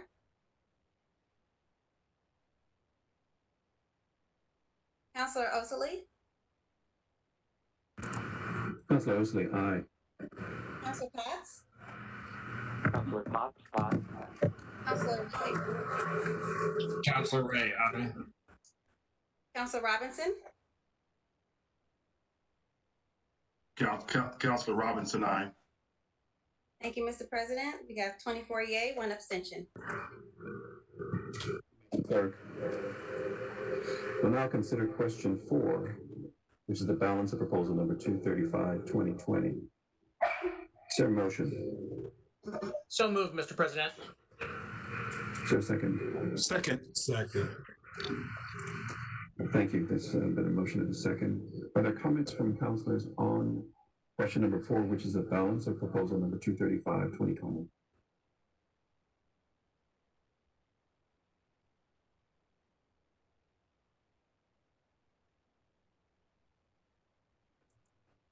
Is that Councilor?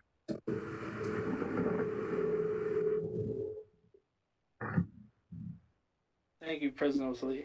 I just wanted to clarify, question 4 is on the proposal 235 as a whole, correct? Balance.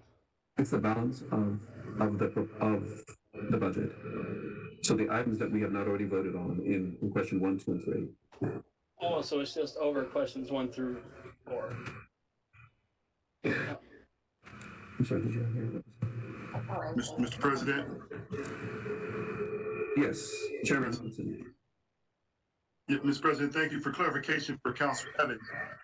This is the portion of the budget that he did not vote on with the caucus and with the committee. So this is the portion where he voted in opposition to the budget. Councilor Evans, this is the portion where you voted against the IMPD's portion of the budget. That's correct. Okay, I just wanted to clarify. Yeah. If I could just make a comment briefly, the President's permission.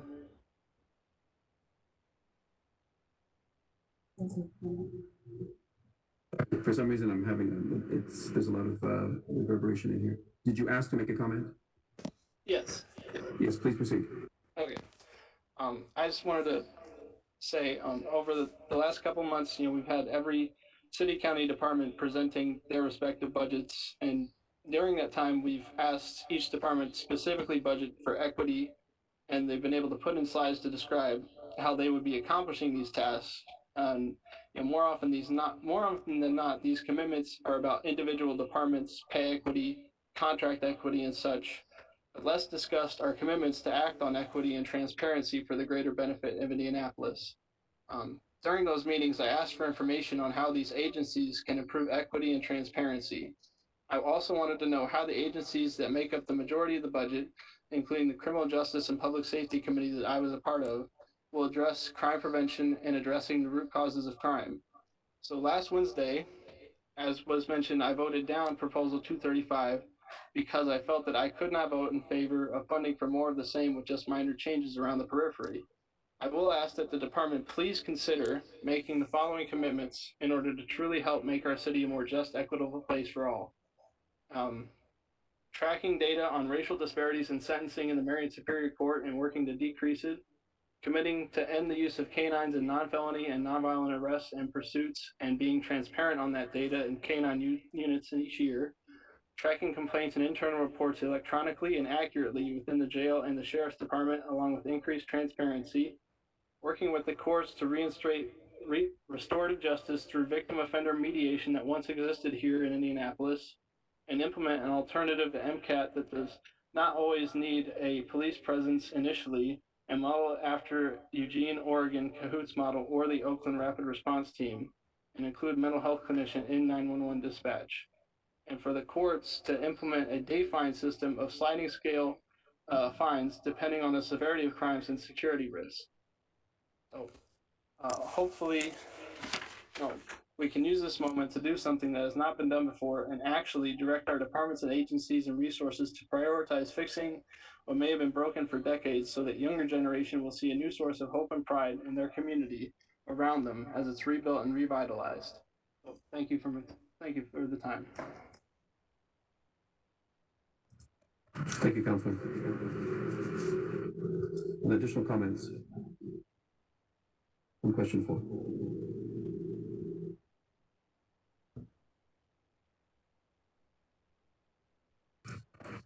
Councilor Barth.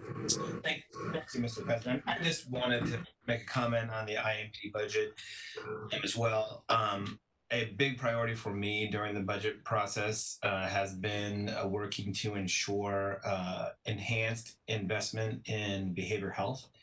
I think behavioral health as a component of the criminal justice system is something as a city we can do a lot more on. I appreciate IMPD working with the Health and Hospital Corporation to work on an expansion of MCAT and other investments along the continuum when there is a call that has a behavioral health component. I think that's an important first step towards ensuring that we have continued investment in behavioral health, but it is just a first step.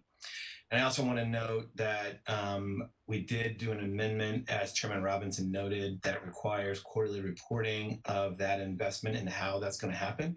It was important to me that that investment in behavioral health have a public-facing approach for reporting in 2021. And so members of the public who are interested in seeing how that investment will pay off in 2021 can watch committee hearings where that information will be reported out on a regular basis. Just want to make that comment. Thanks, Mr. President. Thank you. Additional comments? Councilor Jared Evans and then Councilor Bain. I want to echo a little bit of what Councilor Barth said just a moment ago, and I also want to thank him and Councilor Dan Boots and several other colleagues who've been working with IMPD to advance the MCAT team and the behavioral health unit.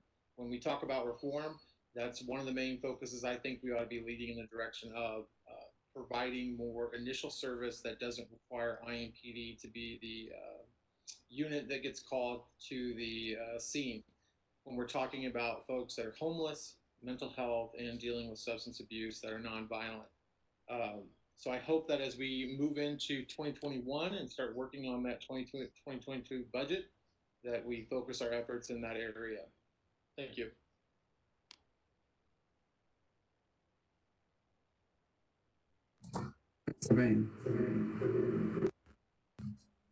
Thank you, Mr. President. Just a very brief comment on DPW's budget. When I look at the future forecasting that DPW has and the funding they will be allocating towards streets and roads, I think it definitely gives me a lot of pause when you look at the cliff that they're about to go off of.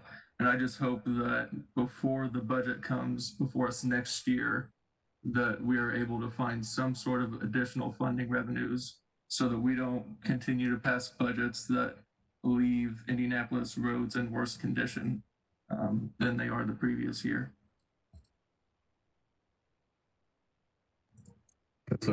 Councilor Jackson. Thank you, Mr. President. I just want to thank the city, working with the mayor's office in the city, for giving more money for recruiting minority officers. Madam Majority Leader Lewis pushed really hard. I worked with her on this, and we got this handled working with the city on that. So we're proud of that, and having more recruitment opportunity in this portion of the budget of IMPD's budget for recruiting minority officers. Thank you so much. Any additional comments?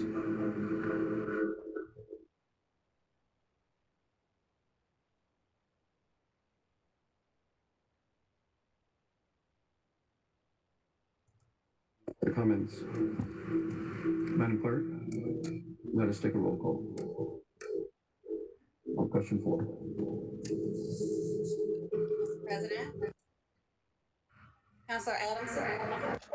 Councilor Adamson, aye. Councilor Ane. Ane, aye. Councilor Bain. Councilor Bain, aye. Councilor Barth. Barth, aye. Councilor Boots. Boots, aye. Councilor Brown. Brown, aye. Councilor Carlino. Carlino, aye. Councilor Dilk. Councilor Dilk, aye. Councilor Ethan Evans.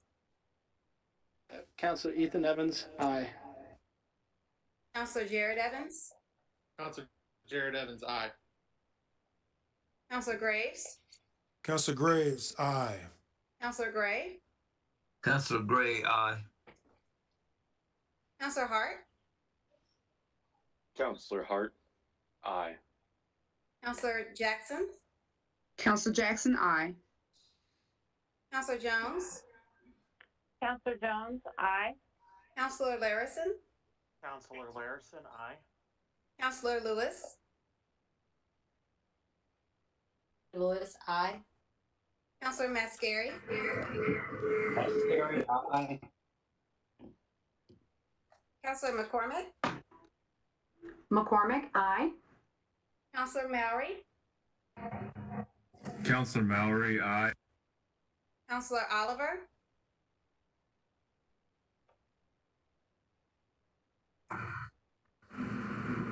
Counselor Osley, Counselor Osley, aye. Counselor Potts, Counselor Potts, aye. Counselor Ray, Counselor Ray, aye. Counselor Robinson. Counselor Robinson, aye. Thank you, Mr. President. The vote is unanimous. Thank you, Madam Clerk. The next item on our agenda is proposal number 230. Mr. President.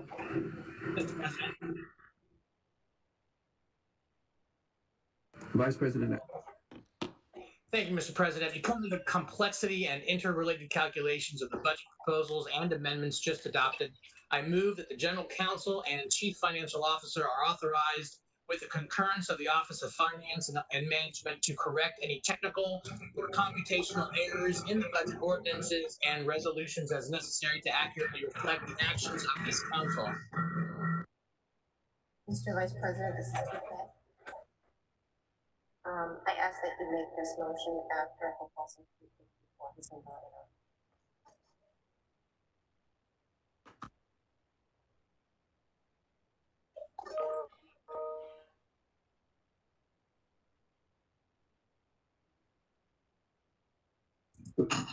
Right, Mr. Vice President.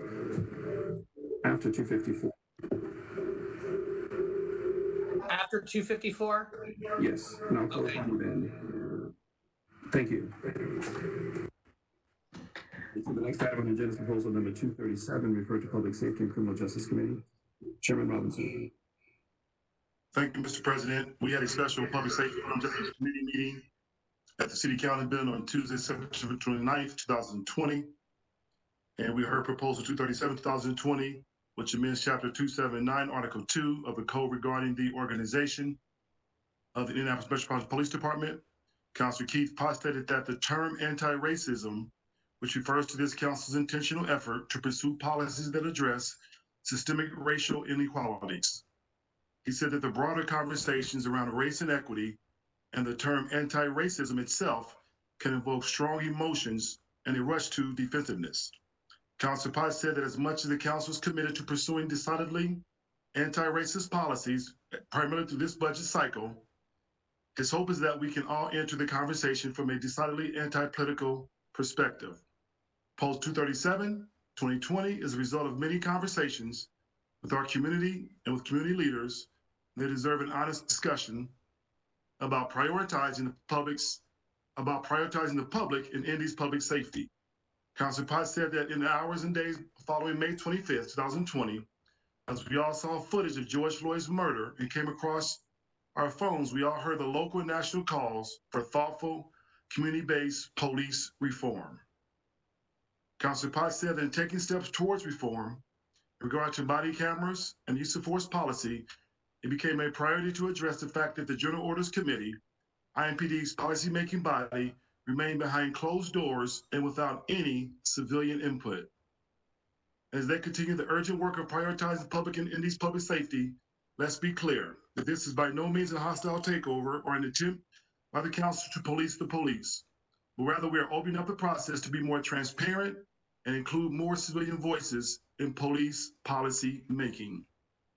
Councilor Christina Carlino and Keith Potts gave a PowerPoint presentation and provided an overview of the proposed ordinance. The overview states that the effective date of the proposal was January 1st, 2021, to create a new General Orders Board that would, number one, be subject to open door laws, add 4 civilians to the existing 3-person committee, 2 appointments by the mayor, and 2 appointments by the council president. The board membership, the General Orders Board shall be composed of 7 members to be elected as follows. 2 members appointed by the chief, 1 member elected by a majority vote of the active members of the department, 4 civilian members, 2 members appointed by the mayor, and 2 members appointed by the president of the City County Council. Councilor Booth made a motion to amend proposal 237.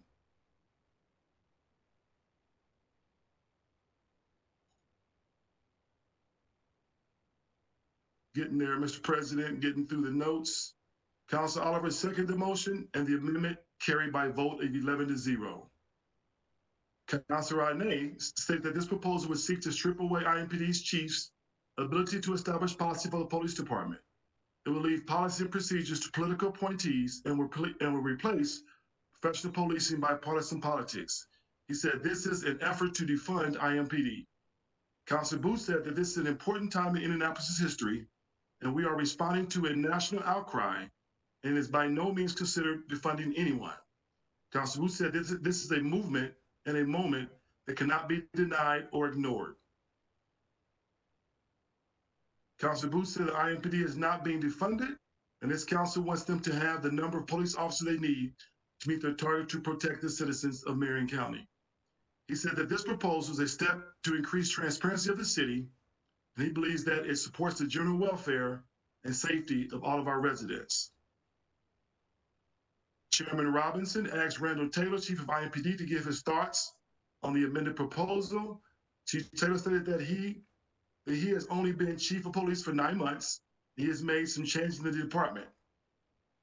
Chief Taylor said that he loves the city of Indianapolis and will do whatever is best for the city, and whatever this council chooses, he will work together with them. Chief Taylor said that he is wondering if they are moving to one side with a number of civilians on the board. He said that he backs the use of civilian oversight for the General Orders Board. Ann O'Connor, Office of Corporation Counsel, read a statement from the mayor that supports the resolution. Alonzo Weems, Vice President, Deputy General Counsel Eli Lilly, John Gato, Vice President of Deputy General Counsel of Cummings, and other local corporations and community organizations all supported and spoke in favor of the Proposal 237, including Eli Lilly and Company, Salesforce, the Children's Museum of Indianapolis Urban League, the Jewish Community Relations Council, Indianapolis NAACP, Indianapolis ACLU, the African American Coalition of Indianapolis, Smith and Associates, AT&T, all offer statements in support of Proposal 237. Rick Snyder, President of FOP, stated that they always welcome civilian engagement in providing community perspective when formulating policies for community policing efforts.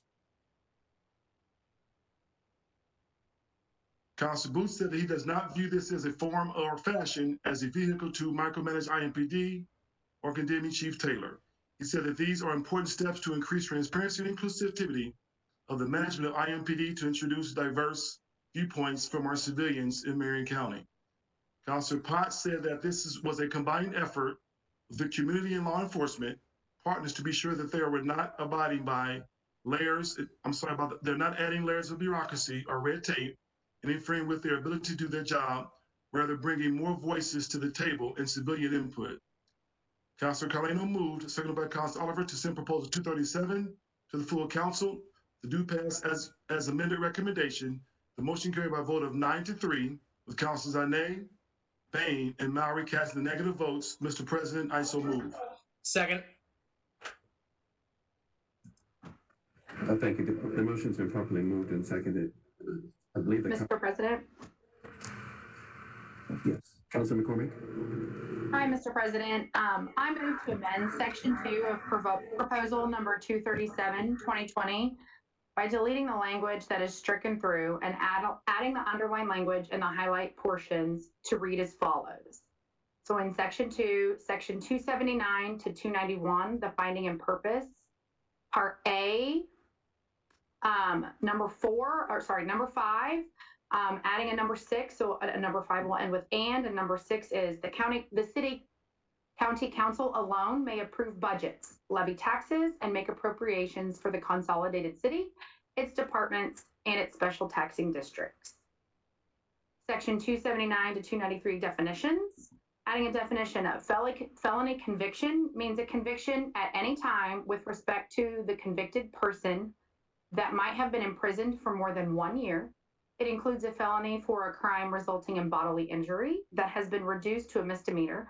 However, it does not include a conviction with respect to a person has been vacated, reversed, or set aside. Section 279 to 295, submission of proposed and preliminary orders in portion A. It's changing from 2 to 10 business days. So adding in 10 business days and subject to the following. Number 1, when a member proposes a general order, the chief shall respond in writing to the General Orders Board at least 5 business days before the next scheduled General Orders Board meeting. The chief shall provide an opinion on the proposed general order or suggest an alternative action. If the chief does not support the proposed general order, the chief shall provide the General Order Board with a written justification for that opinion. The General Order Board may, by written request, ask the chief to reassess his or her opinion and submit via written reassessment to the General Orders Board. Number 2, if the General Order Board adopts a general order, the board secretary shall forward the adopted general order to the Office of Corporation Counsel, who shall review for legality, and to the Human Resources Division, who shall review for compliance with fair labor standards. General orders adopted under this subsection shall be effective only upon written approval from both the Corporation Counsel and the Director of Human Resources. Section 279 to 296, interpretation, clarification, construction, reconsideration, amendment, and publication of general orders. Portion A is changing from 2 to 10 business days.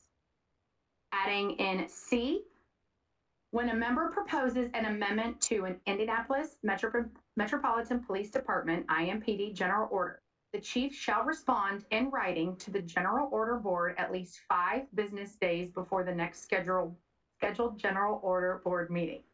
The chief shall provide an opinion on the proposed amendment to the general order or suggest an alternative action. If the chief does not support the proposed amendment, the chief shall provide the General Order Board with a written justification for that opinion. The General Order Board may, by written request, ask the chief to reassess his or her opinion and submit a written reassessment on the General Order Board. If the General Order Board adopts an amendment to a general order, the board secretary shall forward the adopted amendment to the Office of Corporation Counsel, who shall review for legality, and to the Human Resources Division, who shall review for compliance with fair labor standards.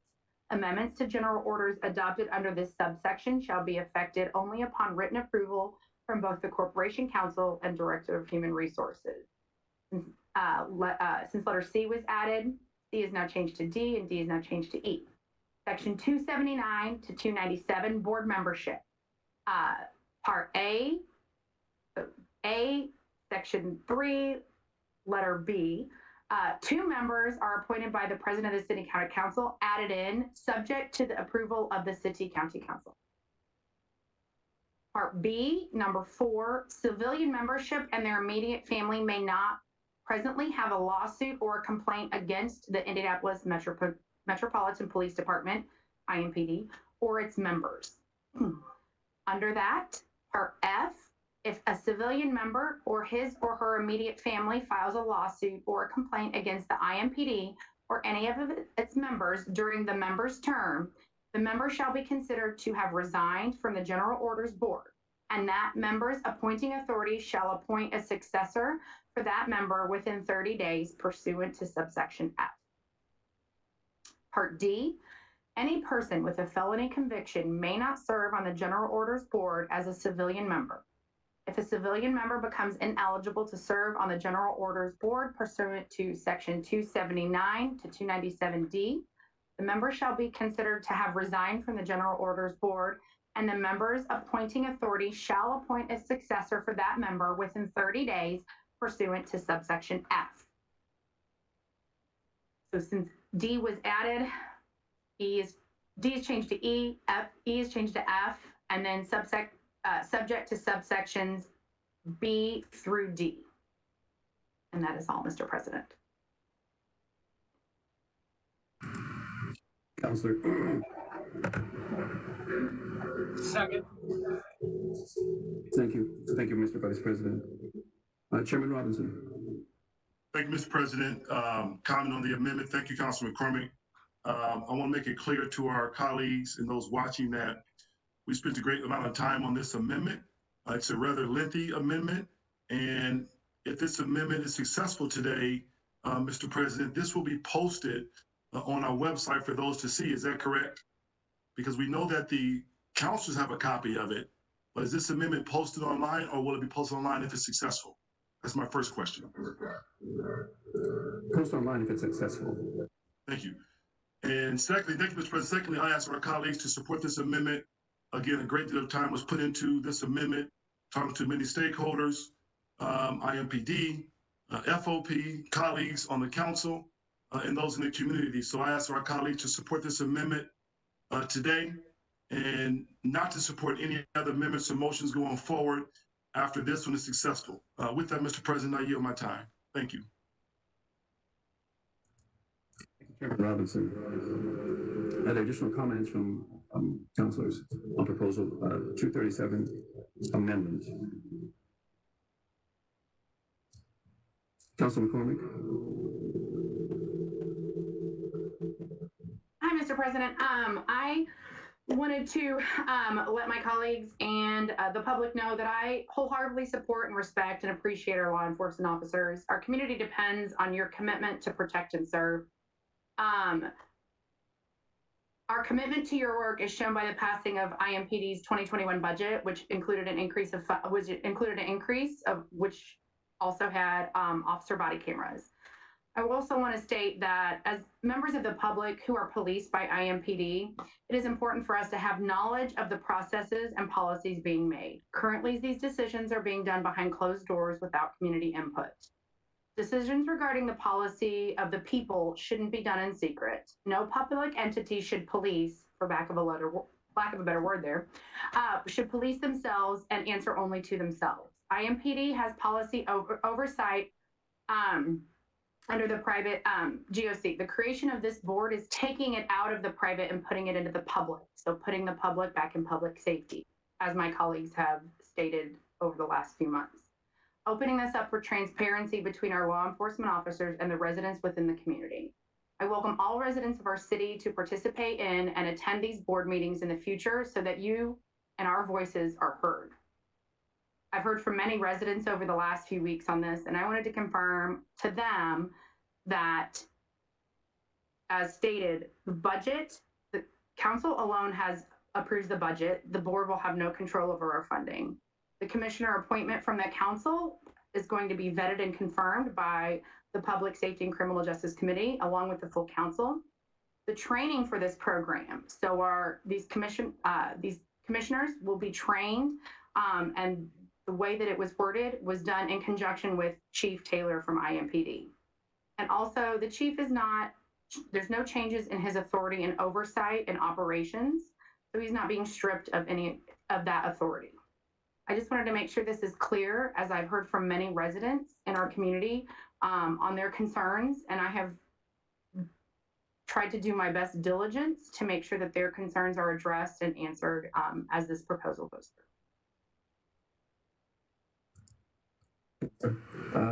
Councilor Murray.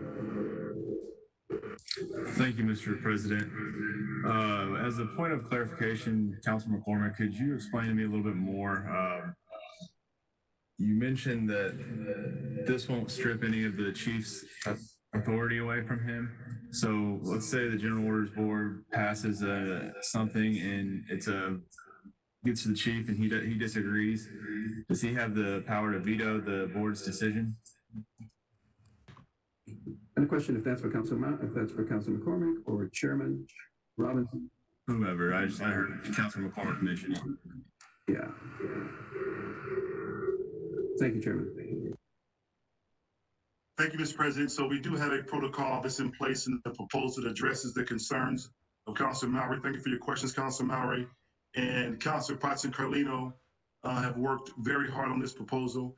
And I'll allow Mr. President, with your permission, Councilor Potts, to walk through the process where the chief, if he has opposition to an order from the board, has a way to engage the council members in a public hearing to address his concern.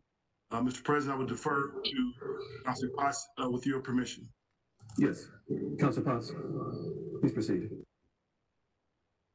Thank you, Mr. President, and thank you, Mr. Chairman. So I think an important distinction in this proposal is the varying definitions of general orders, temporary orders, preliminary orders. So I think examining that language might be helpful in understanding the chief's authority. And additionally, as our amendment stated today, it has some additional clarifying language saying that should the chief have some concern, there are processes in place for him to be able to appeal to the General Orders Board and have a much more thorough and in-depth conversation on those. And in addition to the concern about the chief's ability to influence the general orders or to have say in the general orders, we also want to assert and remind our colleagues and anyone watching along with us this evening that the chief will still have day-to-day authority at the Indianapolis Metropolitan Police Department. And I think that's an incredibly important point to consider and to remember through this discussion this evening. And for this amendment that Councilor McCormick has offered to us this evening, I hope that my colleagues will join me in supporting this amendment tonight. Thank you, Mr. President. Thank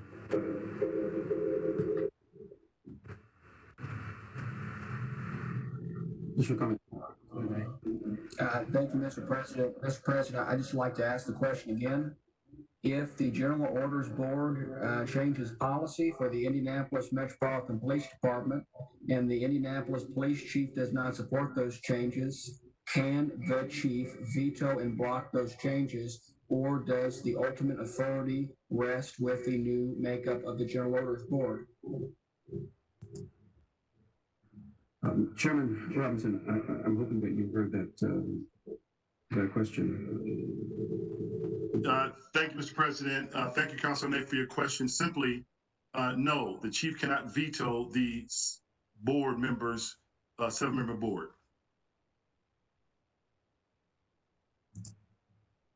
I believe Councilor Boots. Thank you, Mr. President. Can you hear me fine? Thank you. Just a couple brief comments to express my support for 237, including this amendment. My concern from the beginning has been that the General Orders Committee, to me, was somewhat of a secretive body that just a few months ago no one had heard of and no one could tell who was on that committee. That concerned me greatly because they have a lot, obviously, control over IMPD policy. And that brings to mind the adage, to a hammer, everything looks like a nail. And that gave me a lot of concern. I'm a big believer in separation of powers, checks and balances, and transparency. That foundation goes back to the beginning of time in our country. And I believe this amendment ensures that the General Orders Board is more reflective of our community. And also, while the chief does not have an absolute veto power, he is being given by this amendment a louder voice in the ultimate process. My overall objective in all this support has been to really rebuild and enhance the trust our public has in the IMPD. And I see this as an incremental step in that process. And I think it's important that, subject to our continuing review, should we feel that things are not being carried out as we initially planned or intended, we have that opportunity to go back and tweak it and adjust it as needed. So I will be voting in support of this amendment, and I encourage my fellow councilors to do likewise. Thank you, Mr. President. Thank you very much. Councilor Hart and then Councilor McCormick. Thank you, Mr. President. That was a lot to digest in the amendment, so I just have a quick question of clarification from whoever, probably Councilor Potts would be the best. Is it possible for the General Orders Board to form a quorum and create and pass IMPD policy without the presence of any members of law enforcement?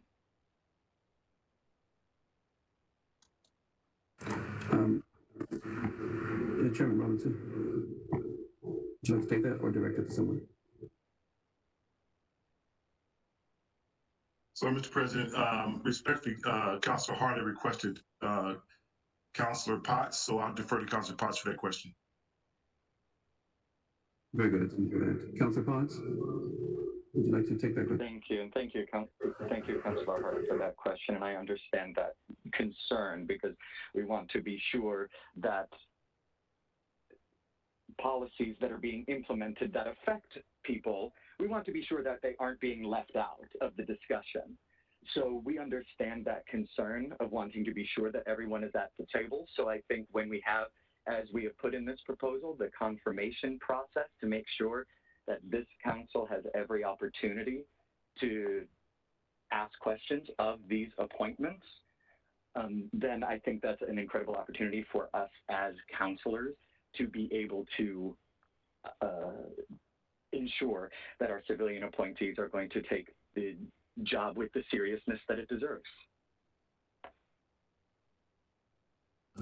Thank you. Councilor McCormick.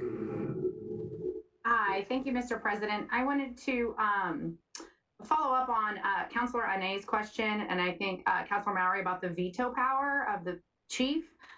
Currently, in the way that the general orders runs, does the chief have veto power of what the general orders committee would does right now? So are we changing his level of veto power going to the board?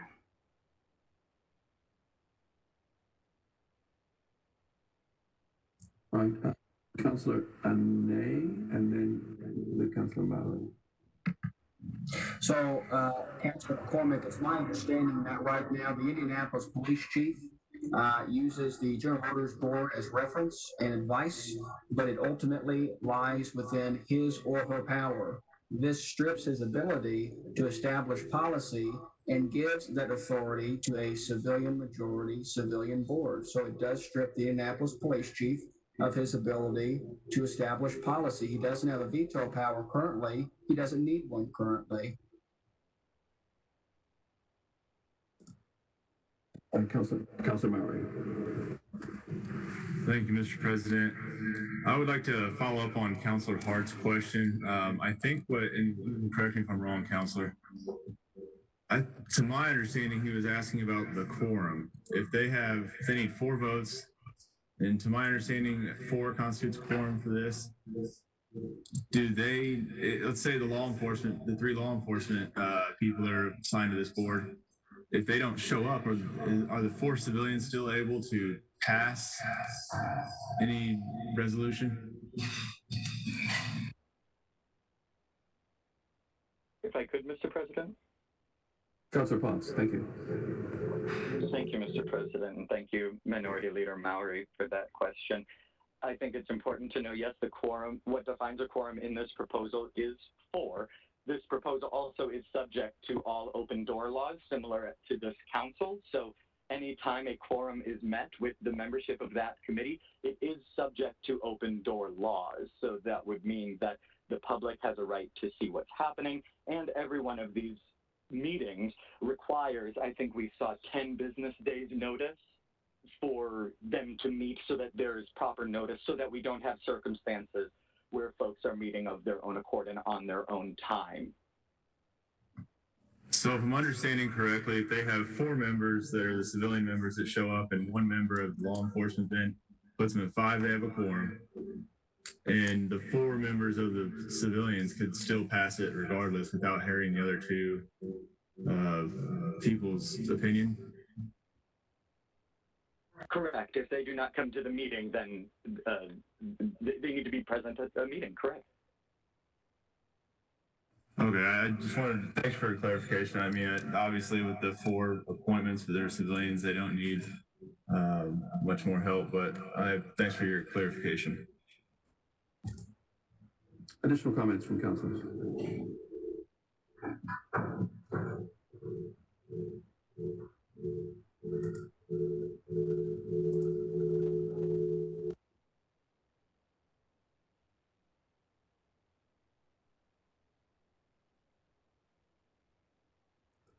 Councilor Hart. I just want to make it really clear. I'll shorten the question. Can 4 civilian members create IMPD policy without law enforcement members around.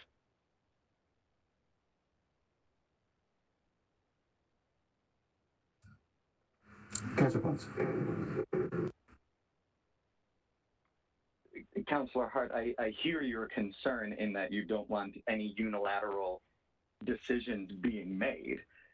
And so that's why we have spelled out in our amendments today the process by which the chief can appeal a decision by the General Orders Committee. We lengthened the amount of time of notice that is required for a meeting of the General Orders Board, and we are making sure that these civilian appointees are confirmed by this council to confirm the seriousness that they are taking and handling their responsibility. This is a volunteer position that some really dedicated members of our city are going to be willing to take on, and we are so grateful to them for that serious, important commitment that they'll be making. Mr. President. Chairman Robinson. Thank you, Mr. President. I think that Councilor Potts attempted to answer this question in a variety of different ways, and it keeps coming up. We can be real clear. The 4 members of the committee of the board that are civilian, yes, they can make policy without the 3 IMPD appointments. If the 3 IMPD appointments, after giving 10 days notice, refuses to show up at a general orders meeting after 10 days notice, do you blame the civilians that showed up, or do you blame the 3 IMPD appointments who didn't show up? So if they don't show up in the position that they have voluntarily taken for an important vote, you don't blame the people that did show up, you blame the people that were appointed who didn't show up.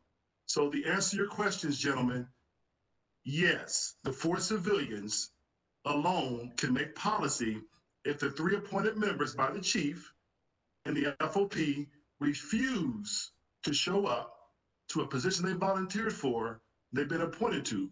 So the answer is yes.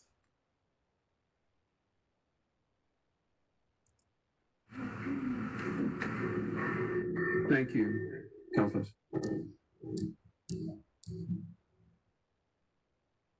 Are there additional questions?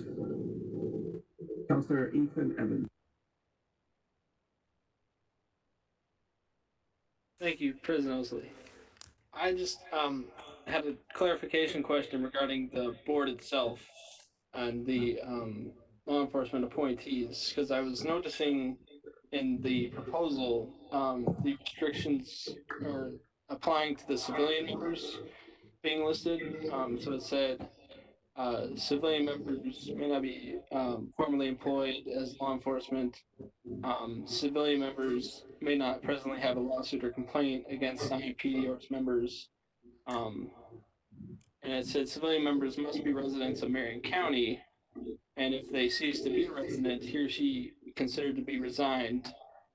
So I was just curious as to what stipulations are present on the law enforcement side of the appointments.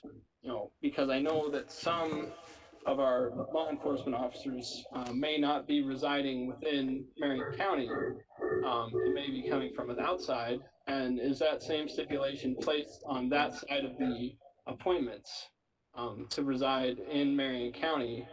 And also, if a one of those members of the appointments from the chief or the majority members of the department, let's say, falls under investigation or falls under disciplinary action, does that then instill their process for resignation from the board or temporary removal in that regard? Is that in line in the already ordinance for the General Orders Board?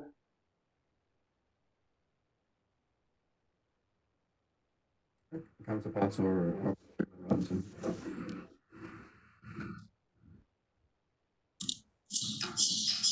The short answer to your question on the first piece is that no, the IMPD piece does not have the same protocol for the civilian members. But that's very thoughtful of you. And that's the end of my comment. Yep. Thank you.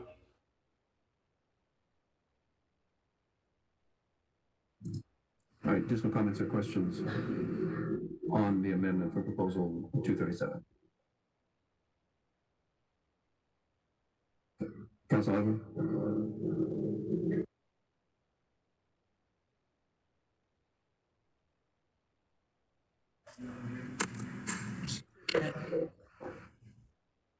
You hear me now? Thank you very much. Mr. President, I'd like to speak to the point that several made about four civilians doing something contrary to good judgment and common sense. We just heard the Metropolitan Development Commission make a recommendation, and us counselors heard those recommendations. We heard both sides, and we discussed it, and we came to a conclusion, and we move on. Various boards of commission get together. They're not appointed to be in opposition with coming into a meeting with a badge or something on to indicate that they are Democrat or Republican or they're this and that. They're appointed to those boards of commission after they're vetted by this council to go and serve the public, and to suggest that those serving on this board are civilians appointed by elected officials, that they're appointing someone that's going to be anti-IMPD. And I find offense with that, because they're not. With that attitude, going on that board to be mad at somebody. They're going on that board to hear testimony, to hear suggestions, to hear comments, and make some judgment on common sense on direction that they want to take.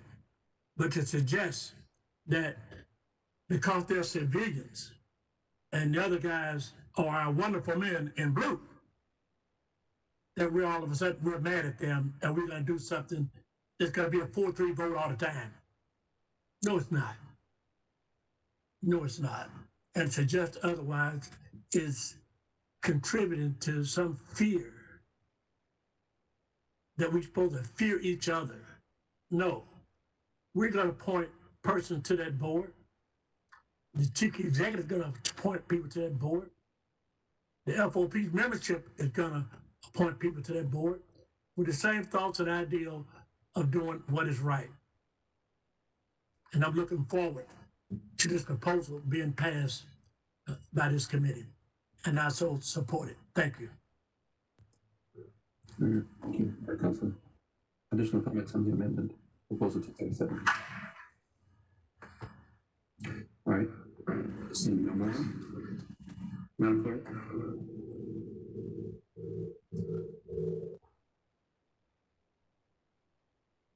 Thank you, Mr. President. Councilor Adamson. Councilor Adamson, aye.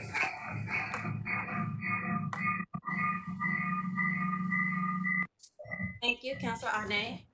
Thank you, Mr. President. I would just like to explain my vote and make very clear what it represents. I will vote in support of the amendments. That does not mean I am supporting the proposal as amended. So I will say aye to the amendments presented, not to the proposal as amended. Thank you, Councilor Bain. Thank you, Mr. President. I would also like to briefly explain my vote and clarify that this is purely a vote on the amendment and not the language of the bill or the ordinance, I should say, and I will be voting aye to support the amendment. Thank you, Councilor Barth.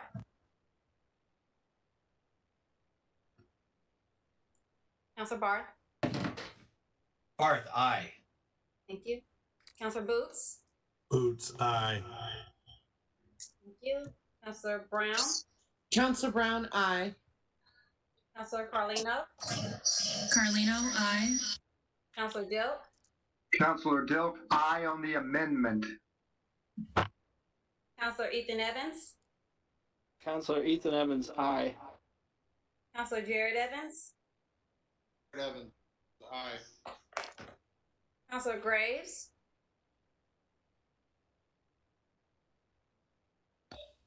Councilor Graves, aye. Councilor Gray. Counselor Gray, aye. Counselor Hart, Counselor Hart, nay.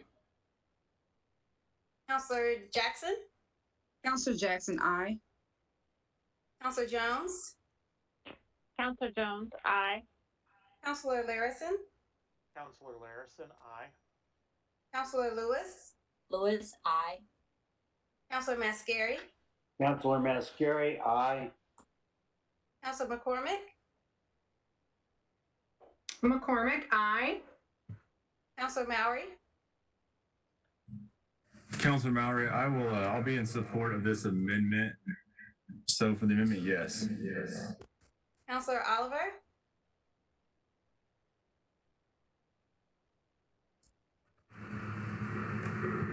Counselor Osley, Councilor Osley, aye. Counselor Potts, Counselor Potts, aye. Counselor Ray, Counselor Ray, aye. Counselor Robinson.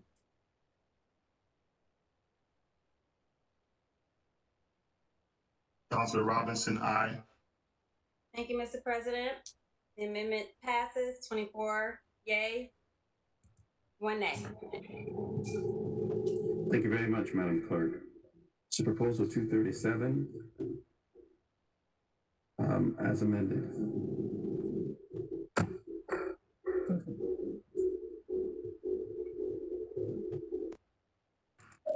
There's a reverberation in here.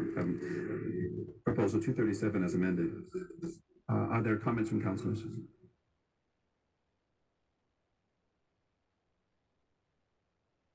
Councilor Hart.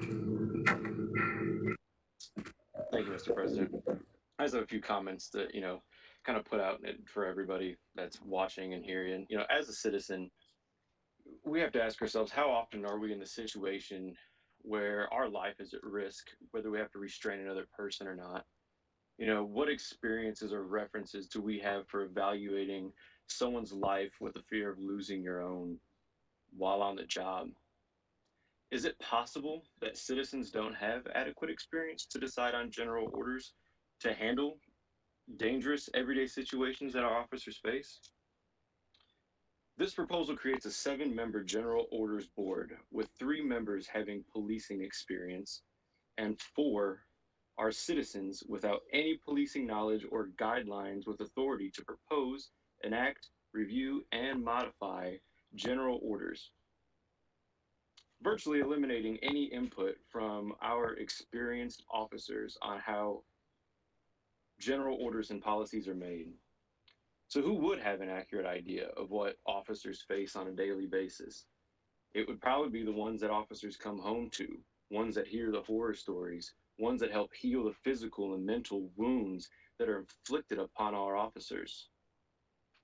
This proposal seeks to silence those closest to officers by restricting citizens who are family members of IMPD and any law enforcement agency.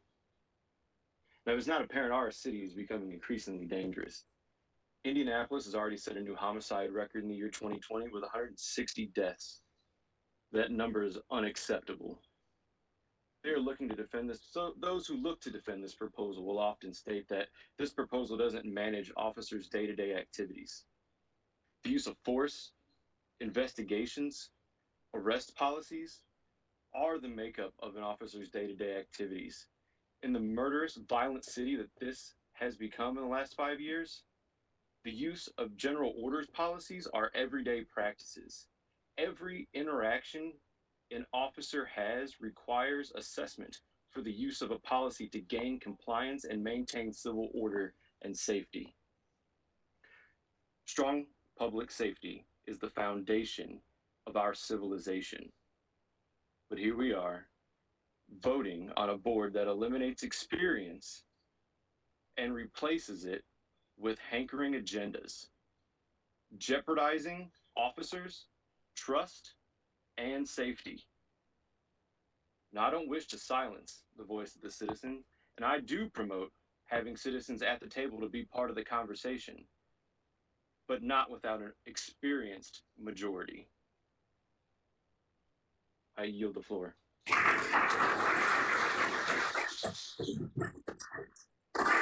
All right.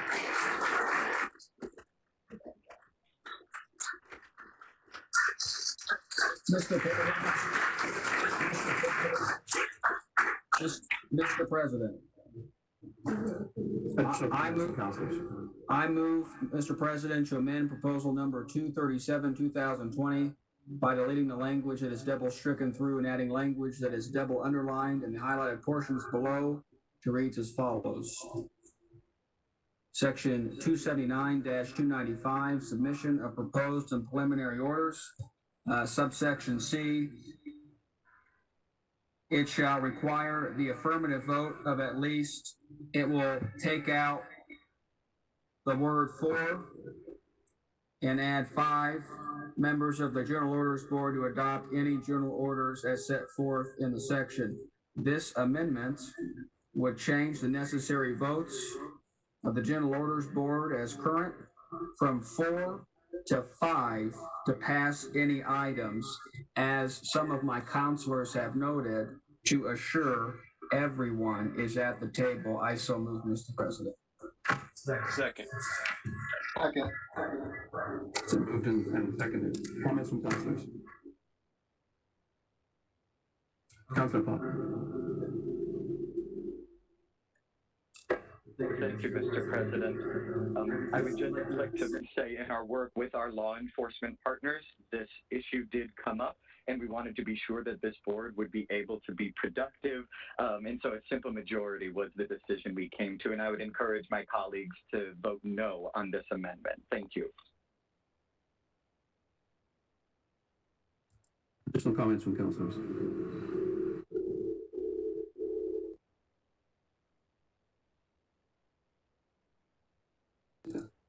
Seeing none, Madam Clerk, please do a roll call. Thank you, Mr. President. Adamson.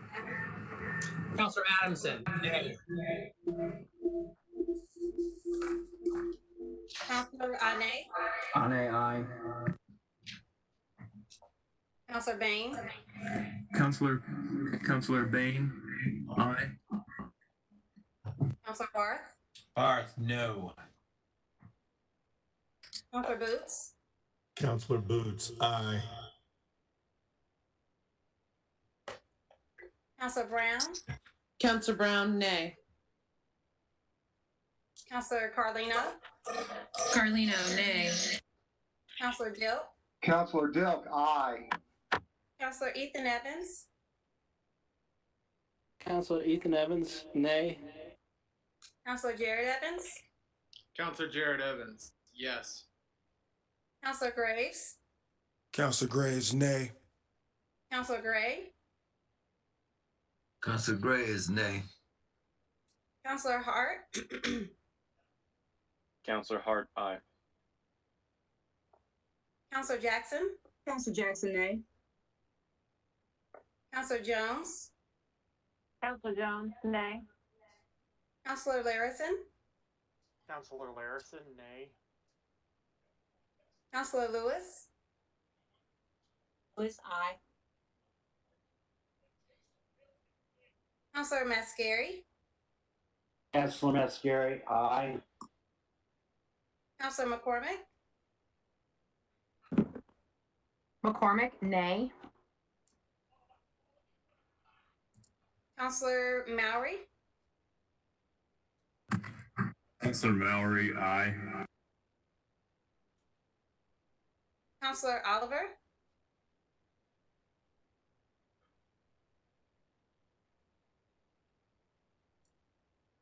Counselor Oliver.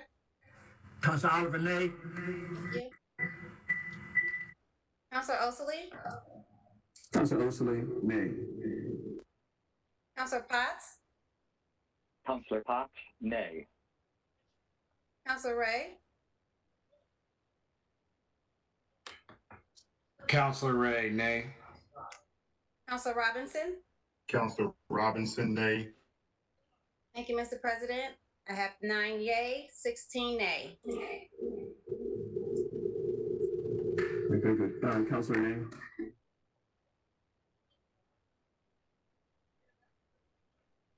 Say, very, Thank you, Mr. President. To start over, I just want to thank everybody who's here this evening, who stayed late into the night, particularly those in blue shirts that read Fix Proposal 237, and we support our chief. I don't know if you can hear me outside, but I can hear you, and I support you loud and clear. Mr. President, tonight's vote on Proposal 237 is without a doubt one of great consequence for our city. We know the first and foremost duty of any government is to protect and safeguard the lives of every citizen. And make no mistake, Proposal 230 solemn duty of our local government here in Indianapolis. That's why tonight, Mr. President, I am asking that this vote be postponed and the issue of the General Orders Board return to committee for further deliberation and discussion. It's imperative that we get this issue right, and that's why I'm not asking to kill this proposal, but rather to work together across party lines to perfect it. This General Orders Board is without a doubt essential to our public safety in Indianapolis. That's why we must continue to dive deeper into this issue and study it before a final vote. What should the professional qualifications for a civilian be on this board? Should they be required to understand and be able to read legal standards? Do they need a certification in criminal law? Do they understand realities of logistics, the issue of retraining officers? Are they aware of current law enforcement trends, technology trends, what's equitable in regard to their own training, understand the organization's culture and membership? Just a few of the many issues that we must thoughtfully address. Let's not be a party line vote tonight. Let's not make this Republican versus Democrat. Let's make this an Indianapolis moment where both sides come together, go back to the negotiating table, and deliver a big win for our entire community. Let's postpone tonight's vote, Mr. President, for the sake of our city. Let's do it, folks, for folks like Amanda Hodge, who is one of many hundreds who emailed me over the weekend. Amanda's a police wife, a mother, a firefighter's daughter, and former health department employee's granddaughter. Amanda, like so many in our city, is very legitimately concerned, not only for her family, but for families all across our city. Let us show folks like Amanda and so many others tonight that we're committed to getting this right, and that getting this done quickly isn't as important as getting it done right. Let's show tonight, Mr. President, we're still Indiana showplace, that we're laser focused on improving police-community relations, and the surge of violence in our city is a top priority. Let's get this right and realize there's so much that unites us on this issue, and we can do this in a bipartisan way and deliver the win our citizens deserve. Let's show that bipartisanship is not dead, at least not here in Indianapolis, Mr. President. Let's get back to committee. Let's roll up our sleeves. Let's get back to the negotiating table, and let's get a reform package put together in a bipartisan fashion. Let's deliver the win our citizens deserve. I don't just simply support community engagement, I encourage it.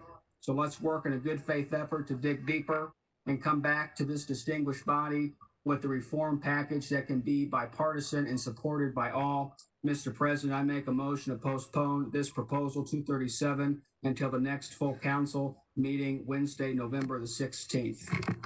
I so move.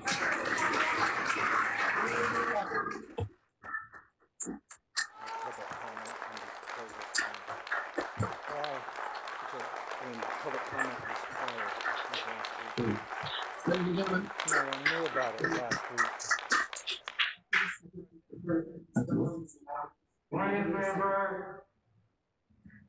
Mr. President, I second the motion.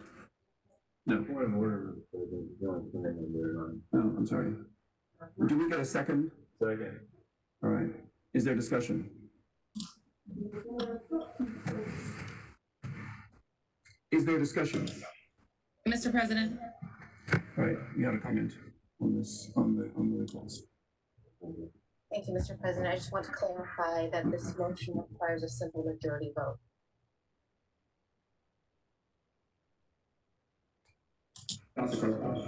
Thank you, Mr. President. I do appreciate Councilor Ane's bipartisan spirit, although I wish that this had occurred on the public hearing for this proposal. I do urge my colleagues to vote nay to this postponement. The time is now for transparency and trust in law enforcement across the city of Indianapolis. Thank you.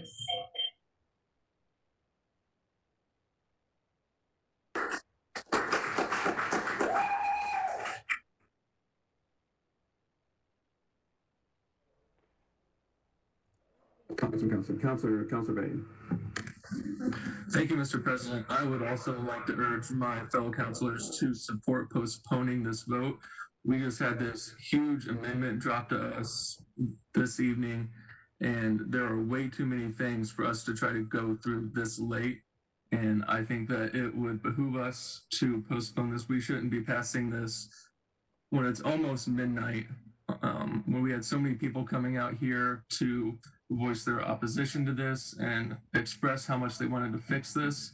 And I think that it is the appropriate thing to do to delay a vote on this proposal.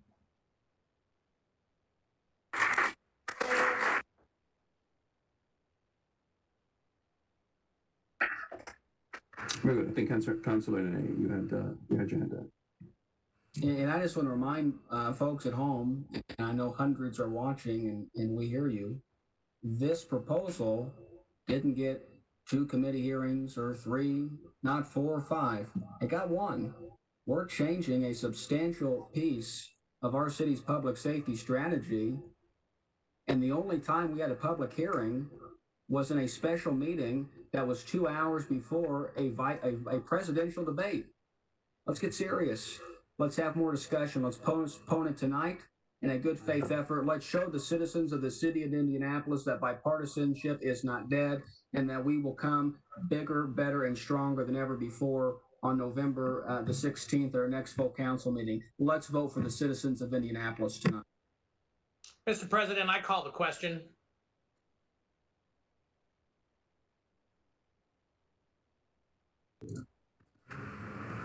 All right, Madam Clerk, let's do a roll call.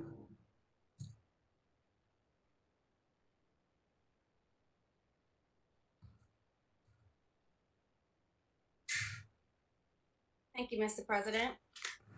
Mr. President, before we get started, what are we voting on? We're voting on a motion to postpone. We are voting on the motion to postpone. What happened to the amendment? Did he take that off the table?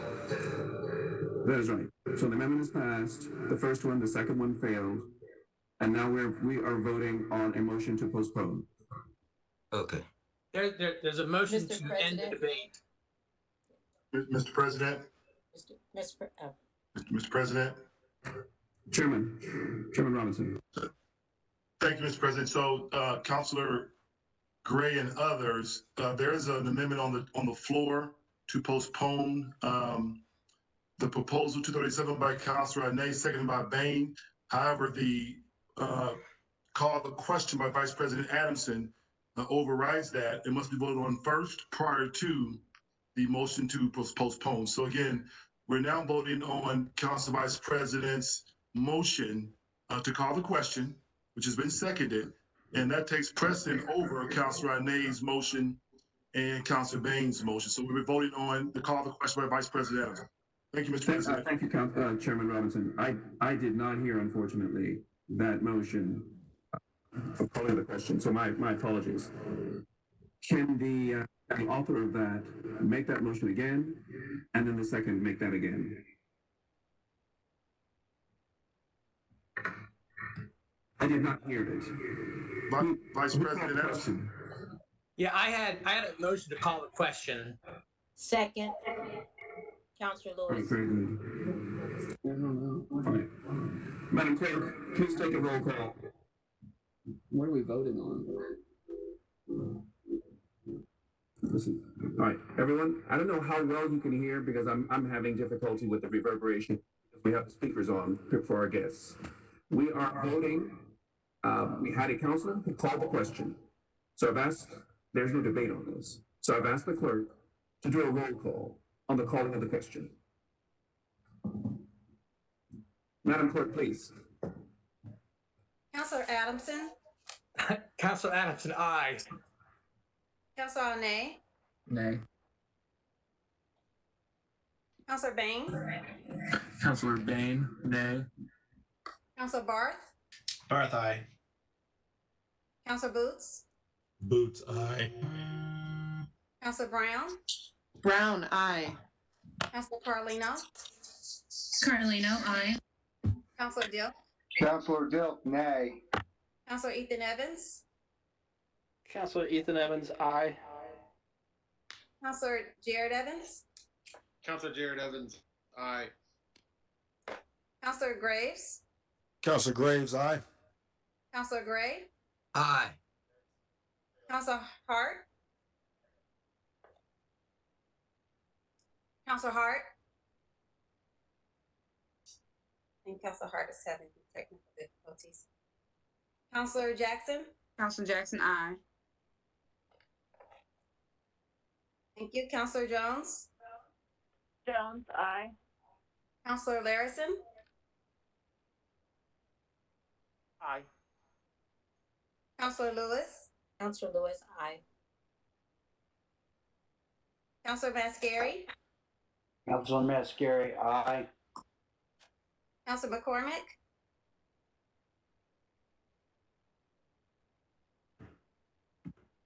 Counselor McCormick. Counselor Mowry. Councilor Mowry, I'd like to say it's a shame that we are silencing fellow councilors to ask questions Order, there's no debate on this, and I will be a nay. Thank you. Counselor Oliver.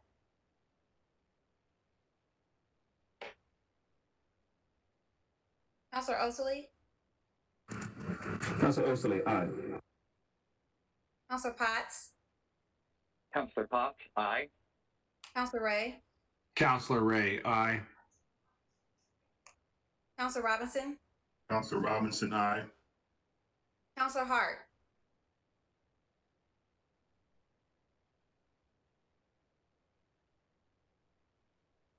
Counselor McCormick. It's on me. Oh. It's on the call of question, sorry. Nay. Counselor McCormick. I'm not sure if Counselor McCormick can. Thank you.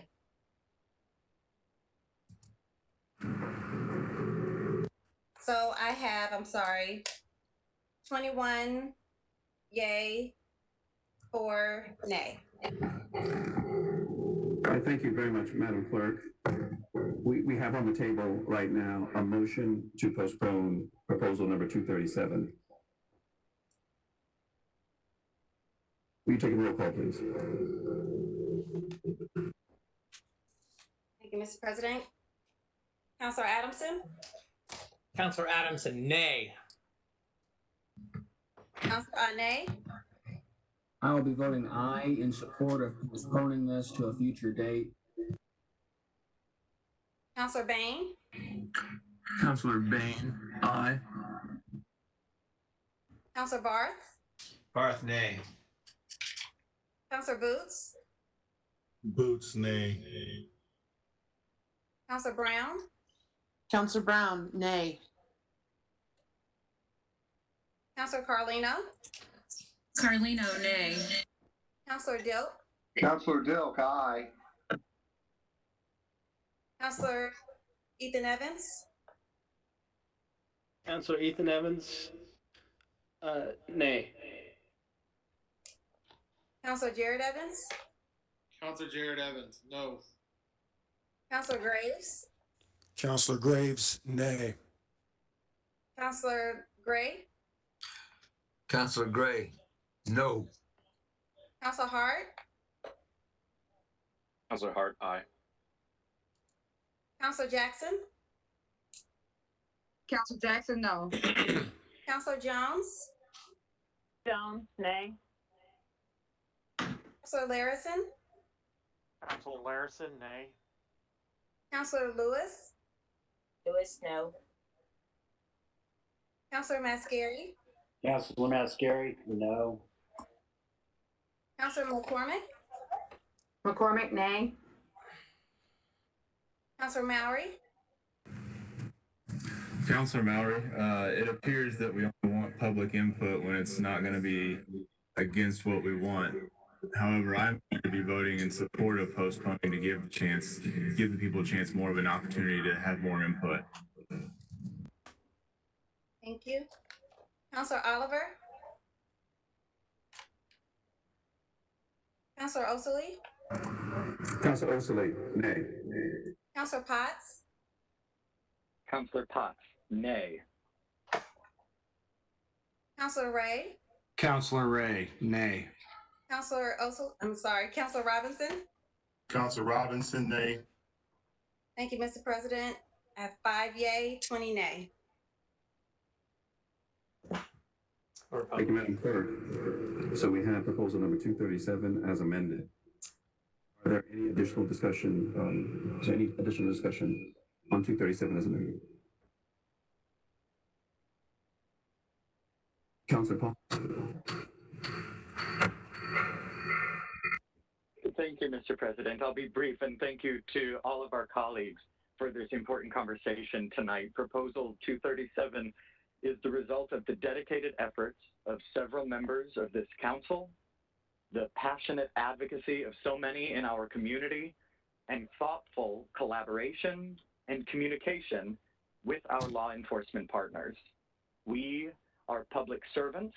We serve the public, and so it stands that our work ought to prioritize the public in Indy's public safety. And as Chairman Robinson mentioned, the central values of Proposal 237 are transparency and inclusivity, and I hope all of my colleagues will join me in supporting this proposal this evening. Thank you, Mr. President. Thank you, Councilor. Additional comments from councilors? Councilor Graves. Thank you, Mr. President. I just wanted to say that the appointed members will not be unlike the men and women that are already a part of our law enforcement community. In fact, they will be much like most public servants, much like the 25 members of our council, much like the mayor. And like the council and like the mayor, the board members are first citizens of our city, the members of our community. And these citizens will be selected by either the mayor or the council. And remember, the mayor and the council are elected by the people. So in 2020, the people have spoken. In fact, they have demanded that all of us leaders today, be intentional about bridging the gap that exists between the community and law enforcement. This is just a small leap of adding civilian partners to join law enforcement to begin bridging that gap. So please do not forget that the members of the city of Indianapolis demand courage and the leaders to be intentional. And your support is how you can demonstrate your courage today and how you represent the voices that we have heard spoken in 2020. Do not let them down. Thank you. Sir Carlino, I believe you had a comment. Thank you, Mr. President.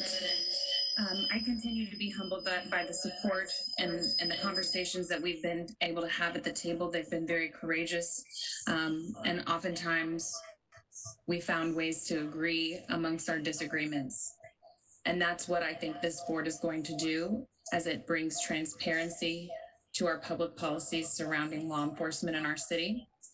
I firmly believe that this deeper engagement will create that And our vote tonight is the starting point for that process in our community. And I urge my colleagues to vote yes tonight.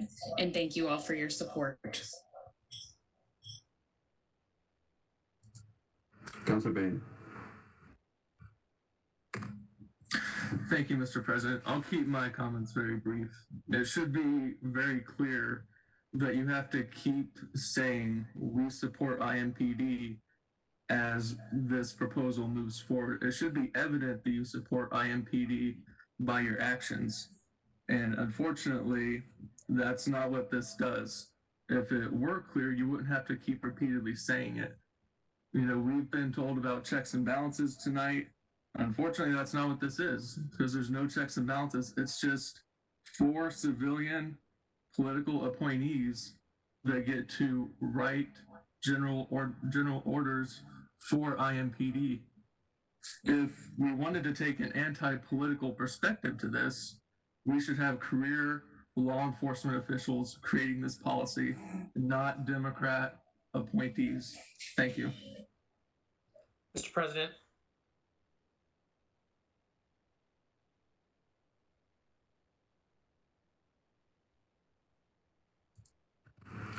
Thank you, Councilor. Councilor McCormick. Hi, Mr. President. I think Vice President Adamson has been waiting longer than I have. So I would like for him to go first, please. All right, thank you very much. Vice President Adamson. Thank you, Councilor. Thank you, Mr. President. I do want to just dovetail. I was going to speak earlier on the amendment when Chairman Oliver had mentioned his point, and then Councilor Graves also mentioned his point. I think it's critical that we never forget the fact that there's a conversation being discussed here where we're pitting the members of the civilians on this board against IMPD. That is completely a false narrative, and that is why we have to constantly keep correcting that narrative, because that is the conversation that's being propagated side of this debate. So we've been hearing it not only in this chamber, but we've been hearing it on the media. We've been hearing the false statements coming at us from email statements, and I've had to do nothing but field these questions the last week on this very issue. So I think it's critical that we have that conversation to say that these members of the civilian population going on this board are not going to be individuals who have got it in for the police. That is not going to be the kind of thing that this body wants, regardless of whether we're Republicans or Democrats. So these members will be deliberative. They'll be thoughtful members of the community who have public safety,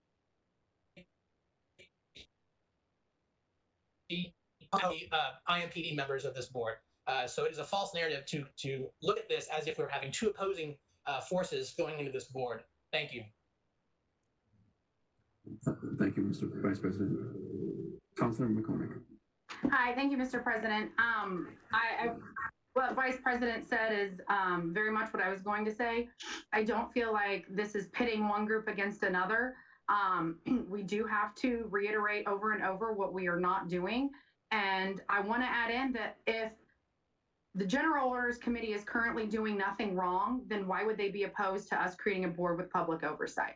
If there's nothing to hide and nothing going on that shouldn't be done, then this should just be a smooth and easy process where these 4 civilians will be on board with what the 3 do. And to say that these 4 people have it out and want to dismantle the police department is just a false narrative and inaccurate. And we are here for the public and the public safety, and we should work together for that. And we need to keep that in mind. So I encourage my colleagues to vote in support of this, because we are all in this together as a community, and we need to continue that support. And that's where our narrative should go. We should not be divisive going forward. We need to be collaborative going forward. Thank you.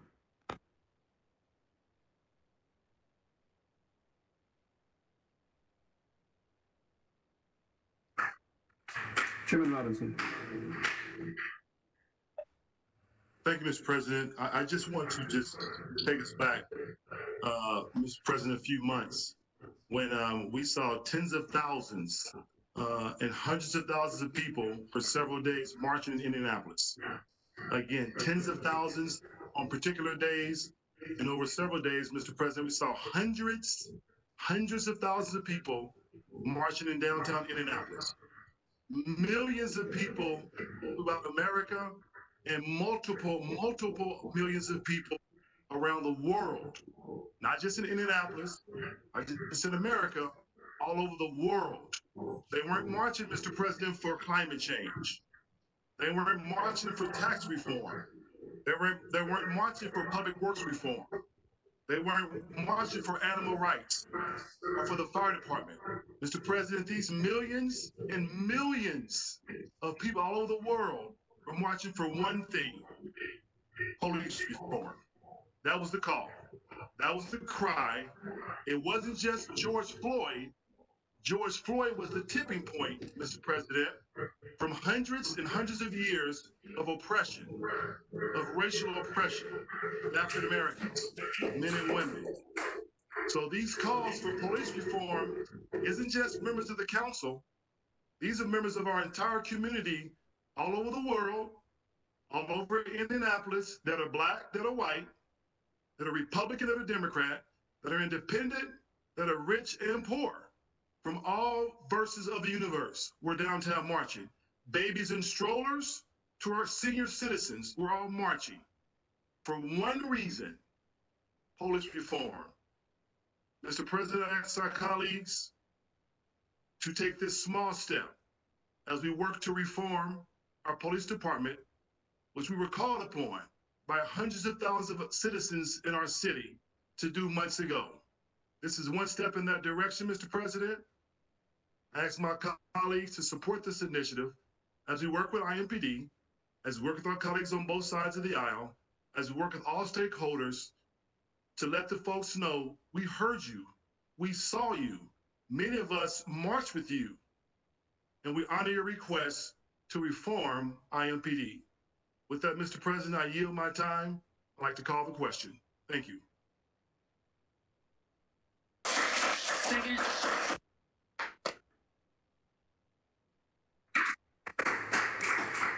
There's been a motion to call the question. Is there a Need second? a second? All right, it's moved and seconded. All right, Madam Clerk.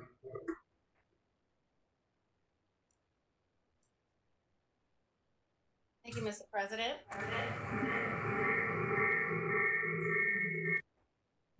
Thank you, Counselor Adamson. Adamson, aye. Hold on a moment, please. Counselor Aye. Point of order.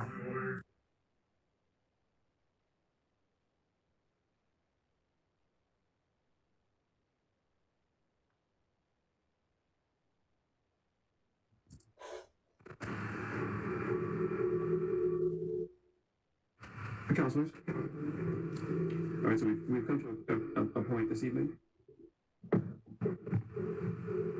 We need a motion on the table right now. A motion made.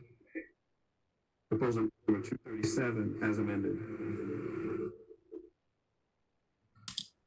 Second?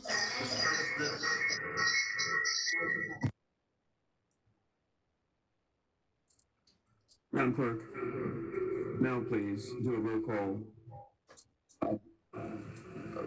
The question is called. I'd like for you to do a roll call. Thank you. Point of order, Mr. President. Yes, please go ahead. I heard a motion to end the debate, and that was seconded, but we did not take the vote. So should we not again take the vote on the motion to end the debate first before we take the order before we vote on the proposal as amended? Yes. Thank you. That's fine. Madam Clerk. Counselor Adamson. Counselor Adamson, aye. Counselor Ane. Nay. Counselor Bain. Councilor Bain, nay. Counselor Barth. Barth, aye. Counselor Boots. Boots, aye. Counselor Brown. Brown, aye. Counselor Carlino. Carlino, aye. Counselor Dilk. Counselor Dilk, nay. Counselor Ethan Evans. Counselor Ethan Evans, aye. Counselor Jared Evans. Counselor Jared Evans, aye. Counselor Graves, Counselor Graves, aye. Counselor Gray, Counselor Gray, aye. Counselor Hart, Counselor Hart, nay. Counselor Jackson, Counselor Jackson, aye.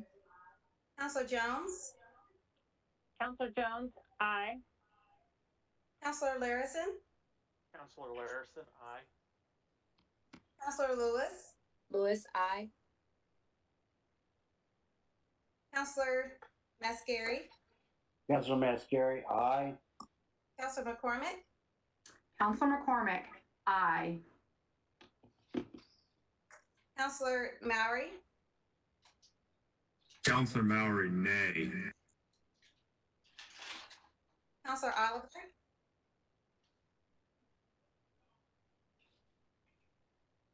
Counselor Osley, Counselor Osley, aye. Counselor Potts, Counselor Potts, aye. Counselor Ray, Counselor Ray, aye. Counselor Robinson. Counselor Robinson, aye. Mr. President, 20 yay, 5 nay. All right, we will vote on proposal number as Point of amended. order, Mr. President. Point of order. Please. Mr. President, just a clarification, surely we did not just vote to block all of the people who came here this evening that stayed hours from making public comments. Surely that's not what we just voted on, is it?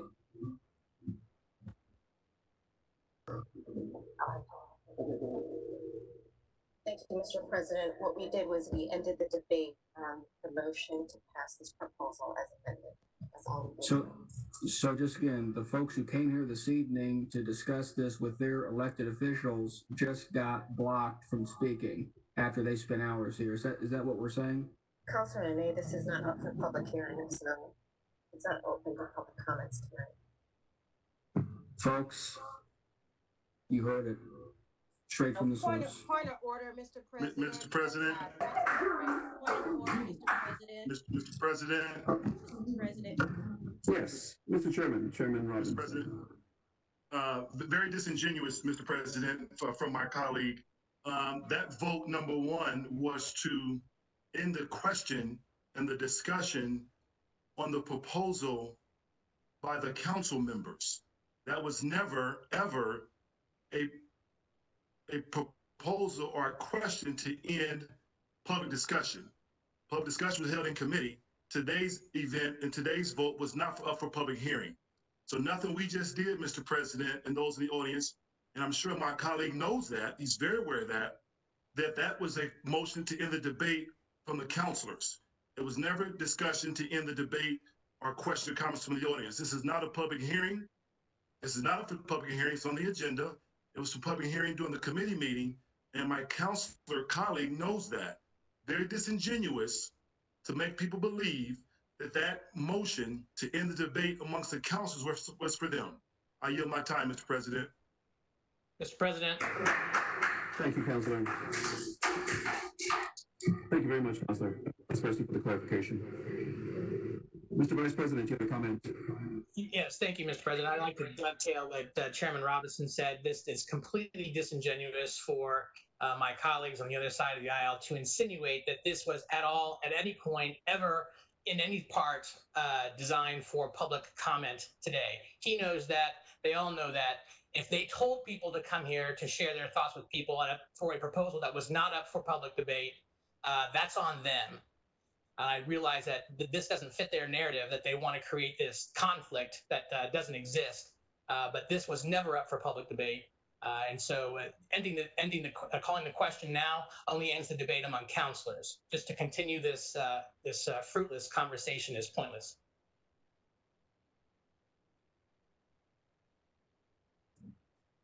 Good. Thank you, Mr. Vice President. Madam Clerk.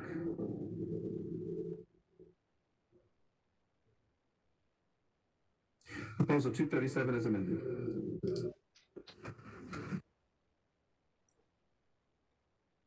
Counselor Adamson, Counselor Adamson, aye. Counselor Ane, Nay. Counselor Bain, Counselor Bain, nay. Counselor Barth, Barth, aye. Counselor Boots, Counselor Boots, aye, and I encourage my fellow colleagues across the aisle to participate in the process properly, encourage the public to be engaged when they should be, and participate in the process and not catcall at the end of the vote. Thank you. Counselor Brown, Counselor Brown, aye. Counselor Carlino, Counselor Carlino, aye. Counselor Dilk, Counselor Dilk, nay. Counselor Ethan Evans, Counselor Ethan Evans, aye. Counselor Jared Evans,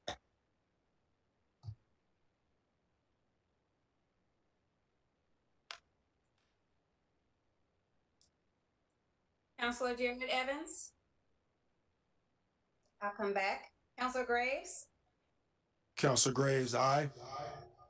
Counselor Gray, Counselor Gray, aye. Counselor Hart, Counselor Hart, nay. Counselor Jackson, Counselor Jackson, aye. Counselor Jones, Counselor Jones, aye. Counselor Larison, Counselor Larison, aye. Counselor Lewis, Lewis, aye. Counselor Mascari, Counselor Mascari, aye. Counselor McCormick, Counselor McCormick, aye. Counselor Mallory, Counselor Mallory is one of the counselors that didn't get a chance to say anything before we called the question. And the fact that we've gone from seeking civilian input to handing them the keys to the car, I'm going to be an absolute no. Point of order, the debate is ending.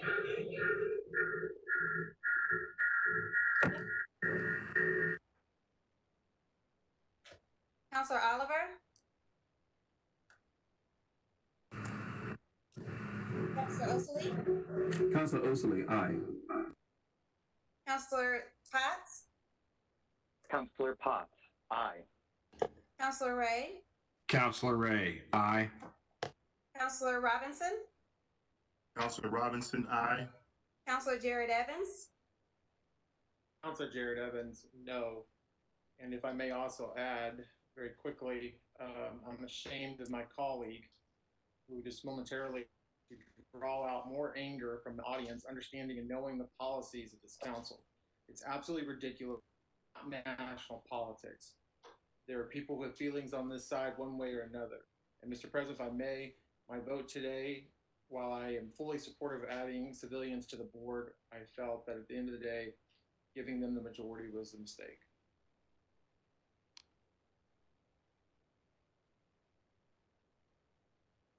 Thank you, Mr. President. We have 19 yay, 6 nay. Thank you, Madam Clerk. The next item on our agenda is proposal number 250, referred to Municipal Corporations Committee Chairman Gray.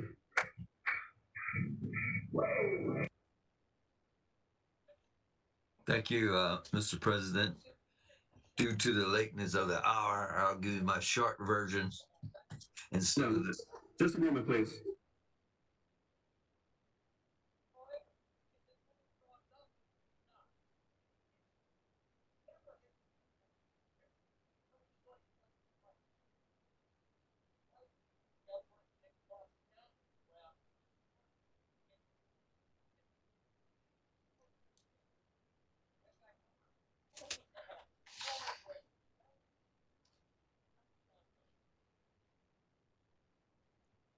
Chairman Gray, please continue. Thank you, Mr. President.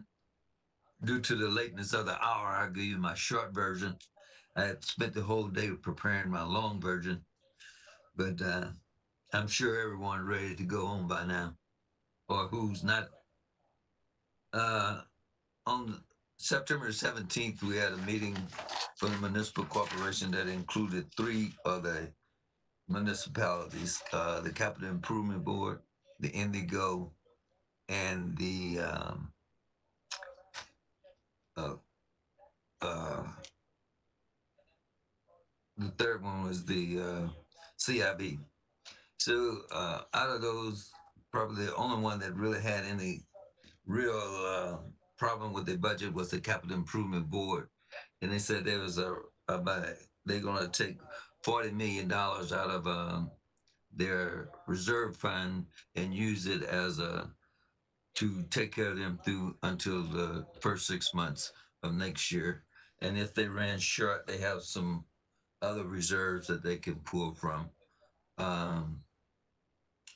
The They're going to use some short-term, small events to help subsidize their budget throughout the year. They won't be having any of the big conventions or big meetings here within the next 6 months, so or the next year.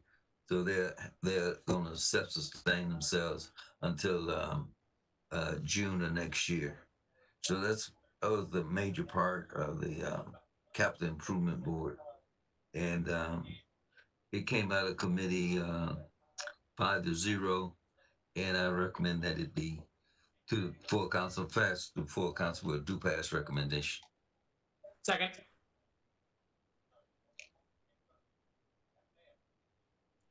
It's probably moved and seconded. Are there comments from councilors? Mr. President,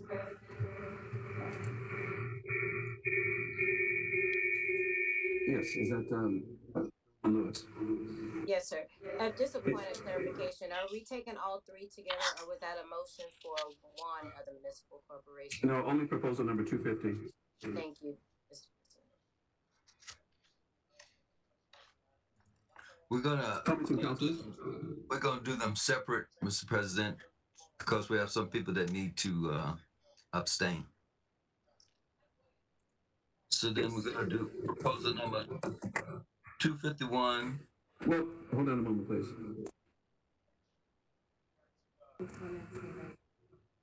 Are there comments on proposal number 250? All right, seeing none, we'll proceed to roll call for our vote. Madam Clerk. Councilor Adamson, Councilor Adamson, aye. Councilor Ane, Councilor Ane, aye. Councilor Bain, Councilor Bain, aye. Councilor Barth, Barth, aye. Councilor Boots, Boots, aye. Councilor Councilor Brown, Brown, aye. Councilor Carlino, Aye. Councilor Dilk, Councilor Dilk, aye. Councilor Ethan Evans,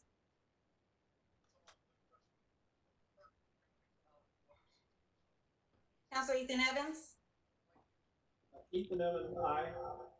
Councilor Jared Evans, Councilor Jared Evans, aye. Councilor Graves, Councilor Graves, aye. Councilor Gray, Councilor Gray, aye.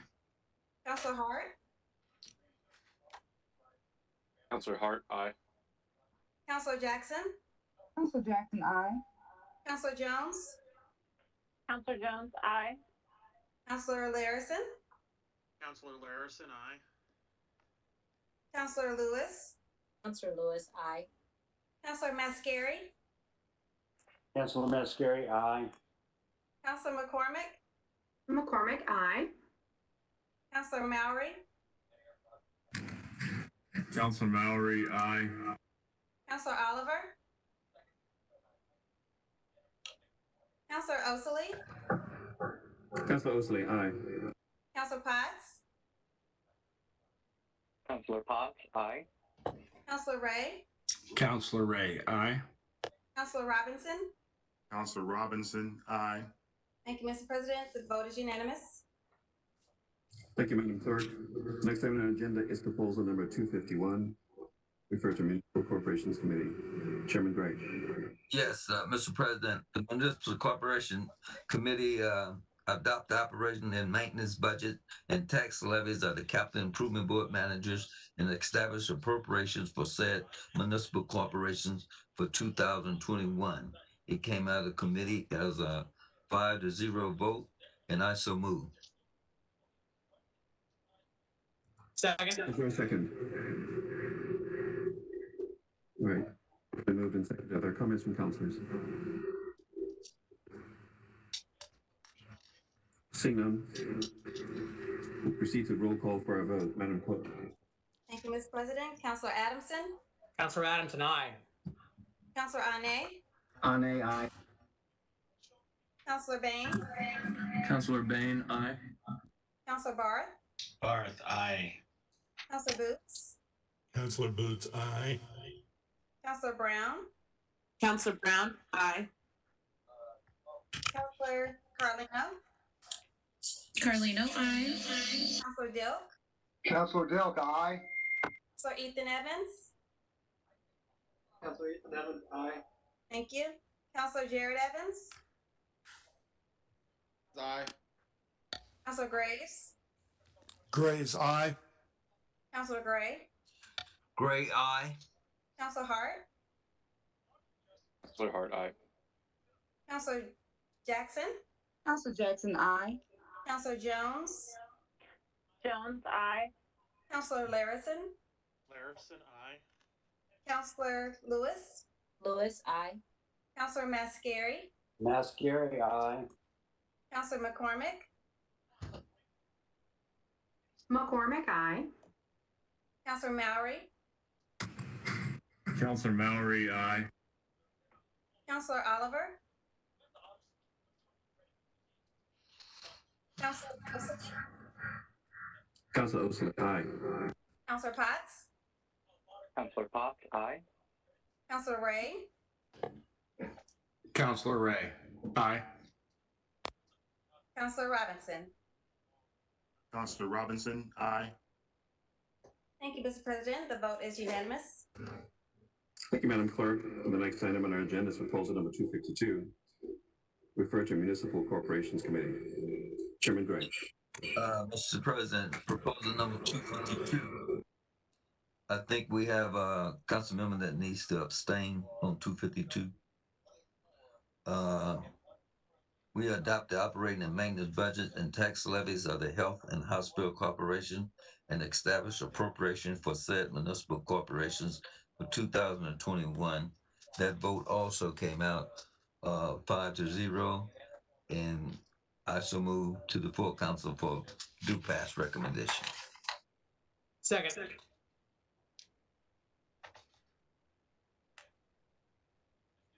Mr. President, Councilors, properly moved and seconded. Are there comments from councilors? Mr. President, permission to abstain? Is that Chairwoman? Yes, sir. All right, very good. Any additional comments from councilors? All right, seeing none. We'll now proceed to roll call for our vote. Madam Clerk. Mr. President, Counselor Adamson,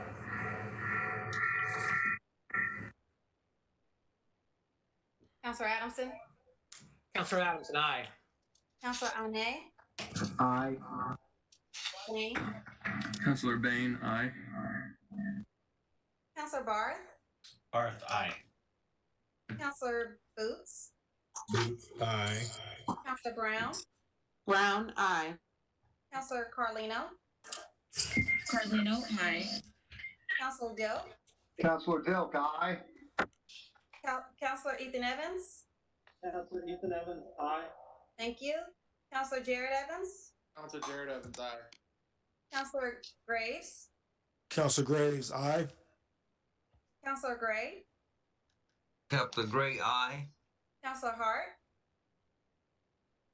Counselor Hart, aye. Counselor Jackson, Counselor Jackson, aye. Counselor Jones, Jones, aye. Counselor Larison, Counselor Larison, aye. Counselor Lewis is abstaining. Counselor Mascari, Counselor Mascari, aye. Counselor McCormick, McCormick, aye. Counselor Mallory, Counselor Mallory, aye. Counselor Oliver,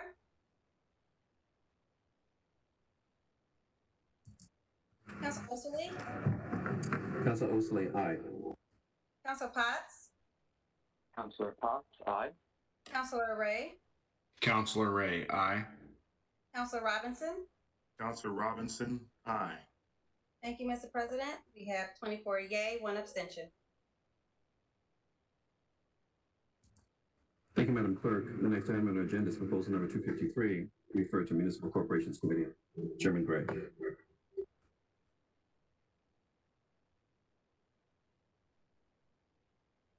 But September 17th, and one of the things that Director Jackie Nita said that during the virus, they had to close several of the libraries and put on limited time hours, but they was able to maintain a good relationship by ebooks. They had a real great increase on the number of ebooks that they had used during the time of the virus. So I would maintain that we adopt the operating and maintenance budgets and tax levies of the Indianapolis Marion County Public Library and establish appropriation for said municipal corporation for 2021. This came out of committee with a do pass recommendation, and I so recommend go to the full council with a do pass recommendation. Second.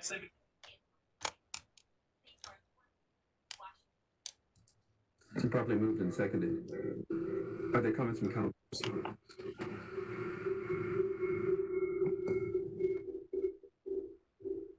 All right, seeing none. Madam Clerk, let's proceed to roll call. Thank you, Mr. President. Counselor Adamson. Counselor Adamson, aye. Counselor Ane. Ane, aye. Counselor Bain. Counselor Bain, aye. Counselor Barth. Barth, aye. Counselor Boots. Boots, aye. Counselor Brown. Brown, aye. Counselor Carlino. Carlino, aye. Counselor Dill. Counselor Dilk, aye. Counselor Ethan Evans.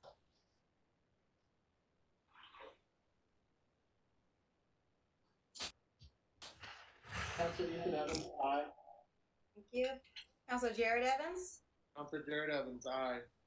Counselor Graves. Counselor Graves, aye. Counselor Gray.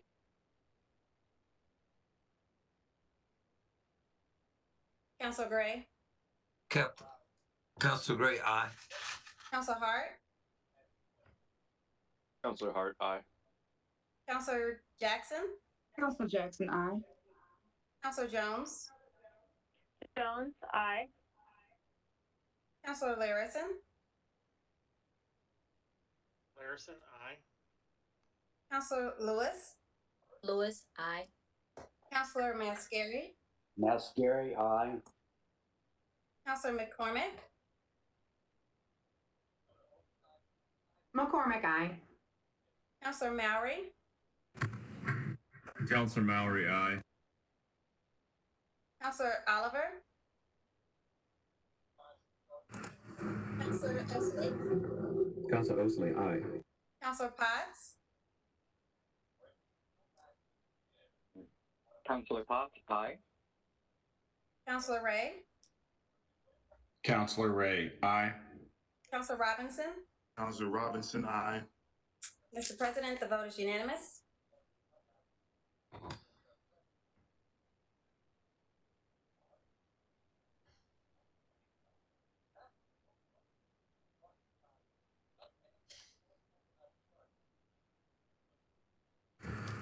So, thank you, Madam Clerk.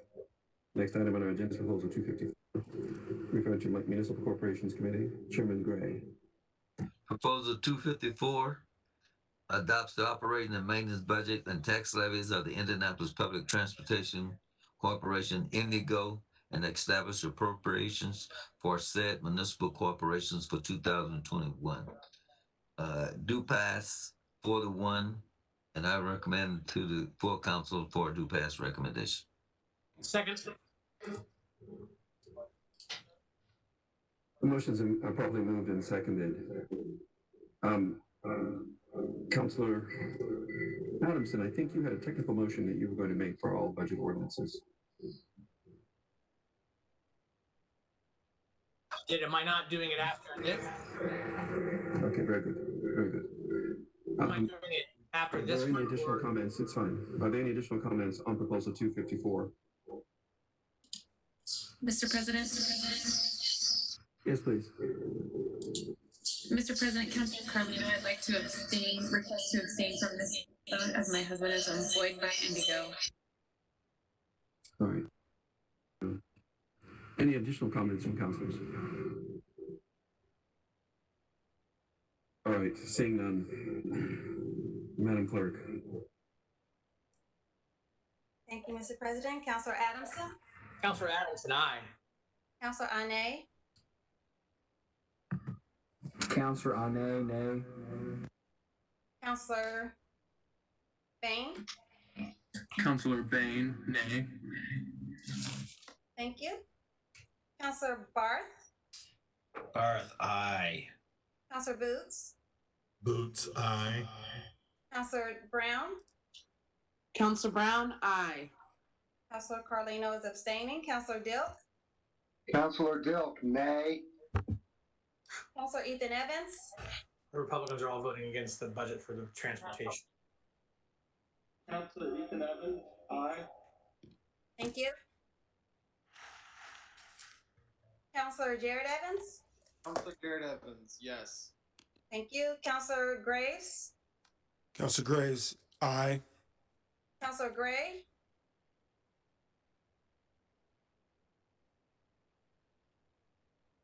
Councilor Gray, Councilor Gray, yes. thank you. Councilor Hart, Councilor Hart, aye. thank you. Councilor Jackson, Councilor Jackson, aye. thank you. Councilor Jones, Councilor Jones, aye. thank you. Councilor Larison, Councilor Larison, aye. Councilor Lewis, Lewis, aye. Councilor Mascari, Councilor Mascari, aye. Councilor McCormick, McCormick, aye.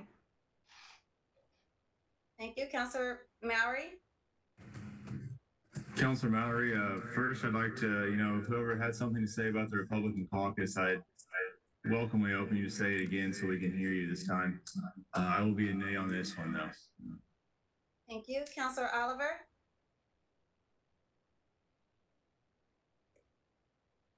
Councilor Osley, Councilor Osley, aye. Councilor Potts, Councilor Potts, aye. Councilor Ray, Counselor Ray, aye.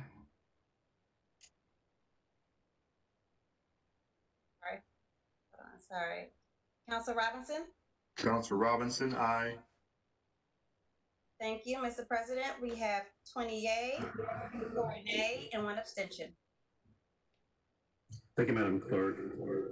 Mr. Vice President, I believe you have a technical motion.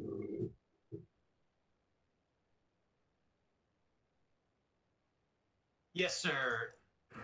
Mr. President, because of the complexity and interrelated calculations of the budget proposals and amendments just adopted, I move that the General Counsel and the Chief Financial Officer are authorized, with the concurrence of the Office of Finance and Management, to correct any technical or computational errors in the budget ordinances and resolutions as necessary to accurately reflect the actions of this council. Is there a second? Second. All right. Is there any discussion, question? Councilor Hart. Yes, Mr. President, thank you. I just wanted to get some clarification on what we're voting for. Is this for when we make appropriations throughout the year that we have the ability to do so, when we move from character to character or from account to account?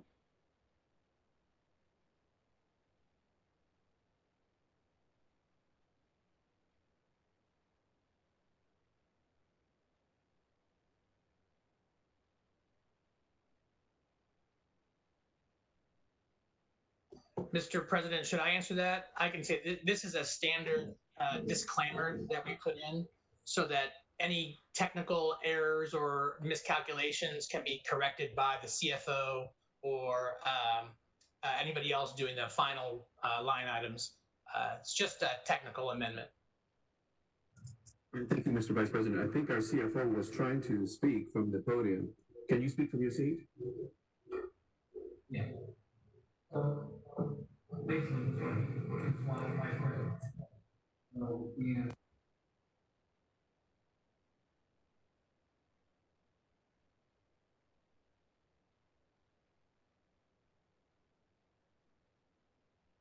Okay, so just for administrative cleanup, so again, it would not be appropriating dollars, it would not be changing budgets, but if there's, minor, a misplaced period or, minor corrections that just need to be made from a clerical administrative standpoint, but not functionally changing budgets, allocations, or appropriations. Thank you. Mr. CFO. Councilor Meyer. Thank you, Mr. President. My question is to kind of follow off that. Then, how was that handled in the past that we're now seeing a proposal for this?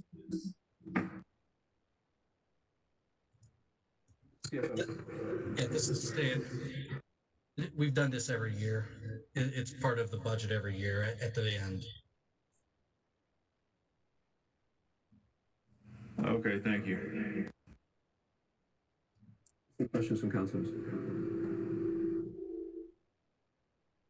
All right, seeing none. Madam Clerk, proceed to roll call, please. Thank you. Councilor Adamson. Councilor Adamson, aye. Councilor Ane. Councilor Ane, aye. Councilor Bain. Councilor Bain, aye. Councilor Barr. Barth, aye. Councilor Boots. Boots, aye. Councilor Brown. Brown, aye. Councilor Carlino. Carlino, aye. Councilor Dilk. Councilor Dilk, aye. Councilor Ethan Evans. Aye. Thank you. Councilor Jared Evans. Councilor Jared Evans, aye. Councilor Graves. Councilor Graves, aye. Councilor Gray. Councilor Gray, aye. Councilor Hart. Councilor Hart, aye. Councilor Jackson. Councilor Jackson, aye. Councilor Jones. Councilor Jones, aye. Councilor Larison. Councilor Larison, aye. Councilor Lewis. Lewis, aye. Councilor Mascari. Mascari, aye. Councilor McCormick. McCormick, aye. Councilor Mowry. Aye. Councilor Oliver. Councilor Osley. Councilor Osley, aye. Councilor Potts. Councilor Potts, aye. Councilor Ray. Councilor Ray, aye. Councilor Robinson. Councilor Robinson, aye. Thank you, Mr. President. The vote is unanimous. Thank you, Madam Clerk. The next item on our agenda is proposal number 256, referred to Public Works Committee. Chairman Adamson. Thank you, Mr. President. With consent, I will take the next 9 proposals together. Consent. Thank you. Proposal number 256, 2020 authorizes speed limit reduction to 25 miles per hour in the Murfield and Franklin Meadows subdivision in District 25. Proposal number 257, 2020 authorizes intersection controls at the intersection of Misty Woods Lane and Winterwind Court in District 25. Proposal number 258 authorizes intersection controls at the intersection of 17th Street and Bellefontaine Street in Districts 11 and 17. Proposal number 259 authorizes intersection controls at the intersection of Belmont Avenue and Old Raymond Street in District 16. Proposal number 260, 2020 authorizes intersection controls at the intersection of 18th Street and Milburn Streets in District 11. Proposal number 261 authorizes speed limit reduction to 25 miles per hour in the Bentley Commons, Bentley Farms, and Bentley Estates subdivision in District 25. Proposal number 262 authorizes a speed limit reduction to 25 miles per hour in the Whitaker Farms and Feather Trace subdivisions in District 25. Proposal number 289 authorizes intersection controls at Bertha Street and Allison Court in District 22. Proposal number 290, 2020 authorizes speed limit reductions to 25 miles per hour in the Classic View subdivision in District 23. Councilor Mowry moves, seconded by Councilor Hart, to send proposals number 256 to 262, 2020, and proposals number 289, 290 to the full council with a due pass recommendation. That motion carried by a vote of 10-0, and I so move.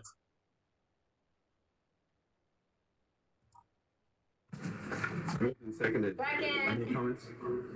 Any comments from councilors? All right, seeing none. Madam Clerk, please do a roll call. Thank you, Mr. President. Councilor Anderson. Councilor Adamson, aye. Councilor Ane. Aye. Councilor Bain. Councilor Bain, aye. Councilor Barth. Councilor Barth. Aye. Thank you. Thank you. Councilor Boots. Boots, aye. Councilor Brown. Brown, aye. Councilor Carlino. Carlino, aye. Councilor Dilk. Counselor Dilk, aye. Councilor Ethan Evans.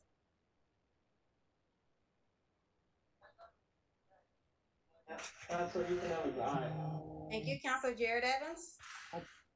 Jared Evans, aye. Councilor Graves. Councilor Graves, aye. Councilor Hart. You forgot Gray. Councilor Hart. I'm sorry. Aye. Councilor Gray. Don't ever leave me out. I am so sorry. Council Gray, yes. Thank you. Councilor Hart. Councilor Hart, aye. Councilor Jackson. Councilor Jackson, aye. Thank you. Councilor Jones. Jones, aye. Councilor Larison. Councilor Larison, aye. Thank you. Councilor Lewis. Counselor Lewis, aye. Councilor Mascari. Counselor Mascari, aye. Councilor McCormick. McCormick, aye. Councilor Mowry.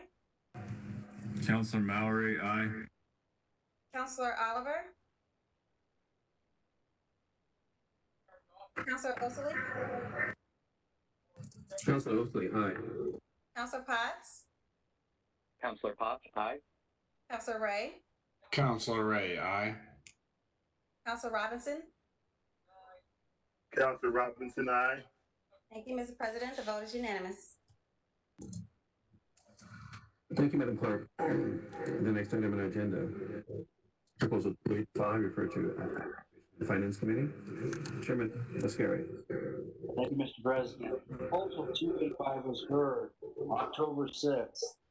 The proposal is a resolution for the Marion County Local Tax Council to request approval from the Department of Local Governments to finance the lower levy community freeze tax rate and to cast a vote from the City County Council on such a resolution. There was a due pass of 12-0. I so move.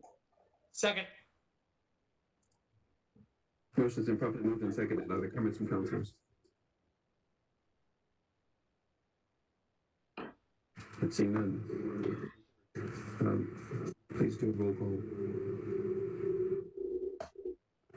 President, Councilor Adamson. Councilor Adamson, aye. Thank you. Councilor Ane. Ane, aye. Councilor Bain. Councilor Bain, aye. Councilor Barth. Barth, aye. Councilor Boots. Boots, aye. Councilor Brown. Councilor Brown, aye. Councilor Carlino. Carlino, aye. Councilor Dilk. Counselor Dilk, aye. Councilor Ethan Evans. Councilor Ethan Evans, aye. Thank you. Councilor Jared Evans. Councilor Jared Evans, aye. Councilor Graves. Councilor Graves, aye. Councilor Gray. Oh, thank you. Council Gray, yes. Councilor Hart. Councilor Hart, aye. Councilor Jackson. Councilor Jackson, aye. Councilor Jones. Jones, aye. Counselor Larison, Counselor Larison, aye. Counselor Lewis, Lewis, I. Counselor Mascari, Councilor Mascari, aye. Counselor McCormick, McCormick, aye. Counselor Mowry, Aye. Counselor Oliver, Counselor Oakley, Counselor Oakley, aye. Counselor Potts, Councillor Potts, aye. Counselor Ray, Counselor Ray, aye. Counselor Robinson. Councilor Robinson, aye. Mr. President, the vote is unanimous. Thank you, Madam Clerk. The next item on the agenda is proposal number 298, Administration and Finance Committee. Chairman Mascari. Thank you, Mr. President. On October 6, 2020, proposal 298 came to the committee, authorized the city controller to offer elective retirement program for the city and county employees, including those employees by the Marion County Circuit and Superior Courts.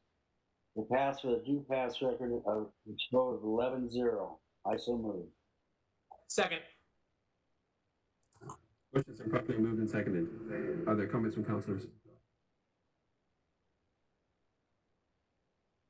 Seeing none, Madam Clerk, please do a roll call. Mr. President, Counselor Adamson, Counselor Adamson, aye. Counselor Ane, Ane, aye. Counselor Bain, Counselor Bain, aye. Counselor Barth, Barth, aye. Counselor Boots. Boots abstains. Thank you. Counselor Brown, Counselor Brown, aye. Counselor Carlino, Carlino, I. Counselor Dill, Councilor Dilk, aye. Counselor Ethan Evans,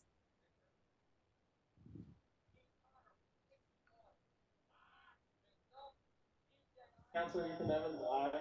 thank you. Counselor Jared Evans, Counselor Jared Evans, aye. Counselor Graves, Counselor Graves, aye.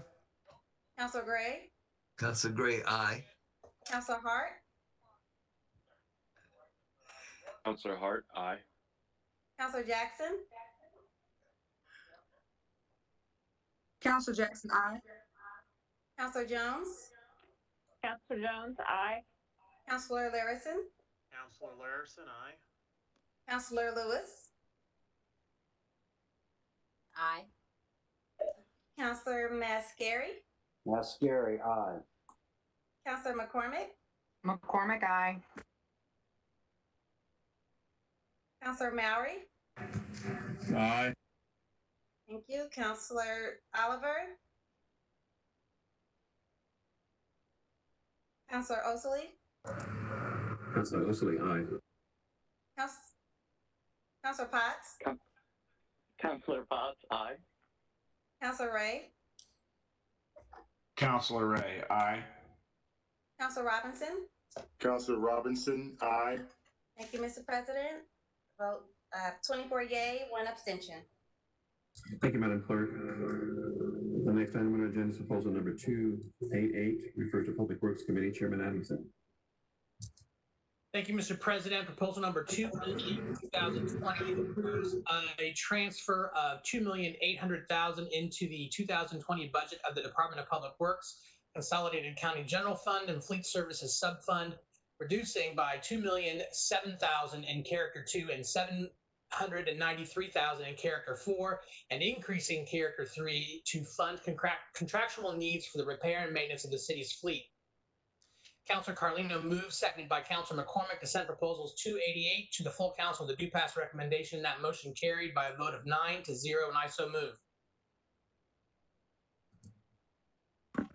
So moved and seconded. Thank you. Are there comments from councilors?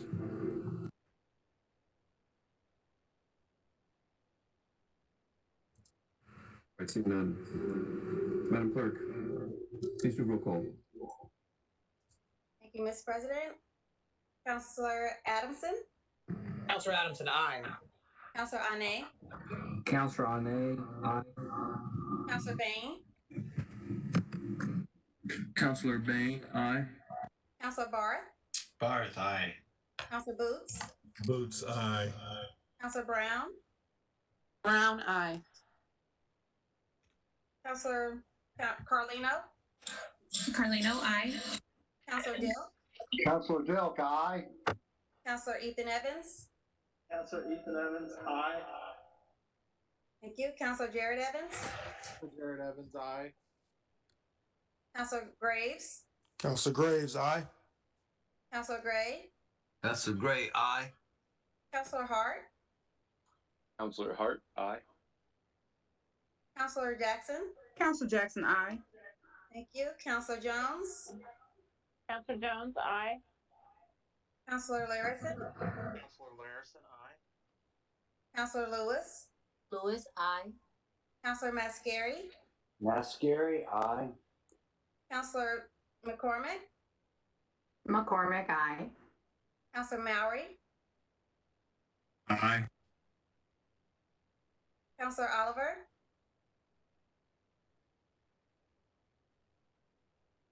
Counselor Osley, Counselor Osley, aye. Counselor Potts, Counselor Potts, aye. Counselor Ray, Counselor Ray, aye. Counselor Robinson. Counselor Robinson, aye. Thank you, Mr. President. The vote is unanimous. Thank you, Madam Clerk. There is no business under special service district councils, and there's no business under new business. So the next item on our agenda is announcements and adjournment. Mr. President. The chair recognizes Councilor Mowry. Mr. President, I've been asked to offer the following motion for adjournment by all councilors in memory of Tamara Zahn, by Councilor Lewis in memory of John H. Thompson, by Councilor Osley in memory of Jalen Thornton, by Councilor Carlino in memory of Micaiah Nugent, by Councilor Gray in memory of George Van Sickle and William Sears. Mr. President, I would like to move the adjournment of this meeting of the Indianapolis City County Council in recognition of and respect for the life and contributions of those persons I have hereby specifically named. I respectfully ask for the support of fellow councilors. I further request that the motion be made a part of the permanent records of this body, and that a letter bearing the council seal and the signature of the president be sent to the family of each person advising of this action. Thank you, Councilor Mowry. Hearing no objections, the motion is received and the request is so ordered. Hearing no further motions, we're adjourned.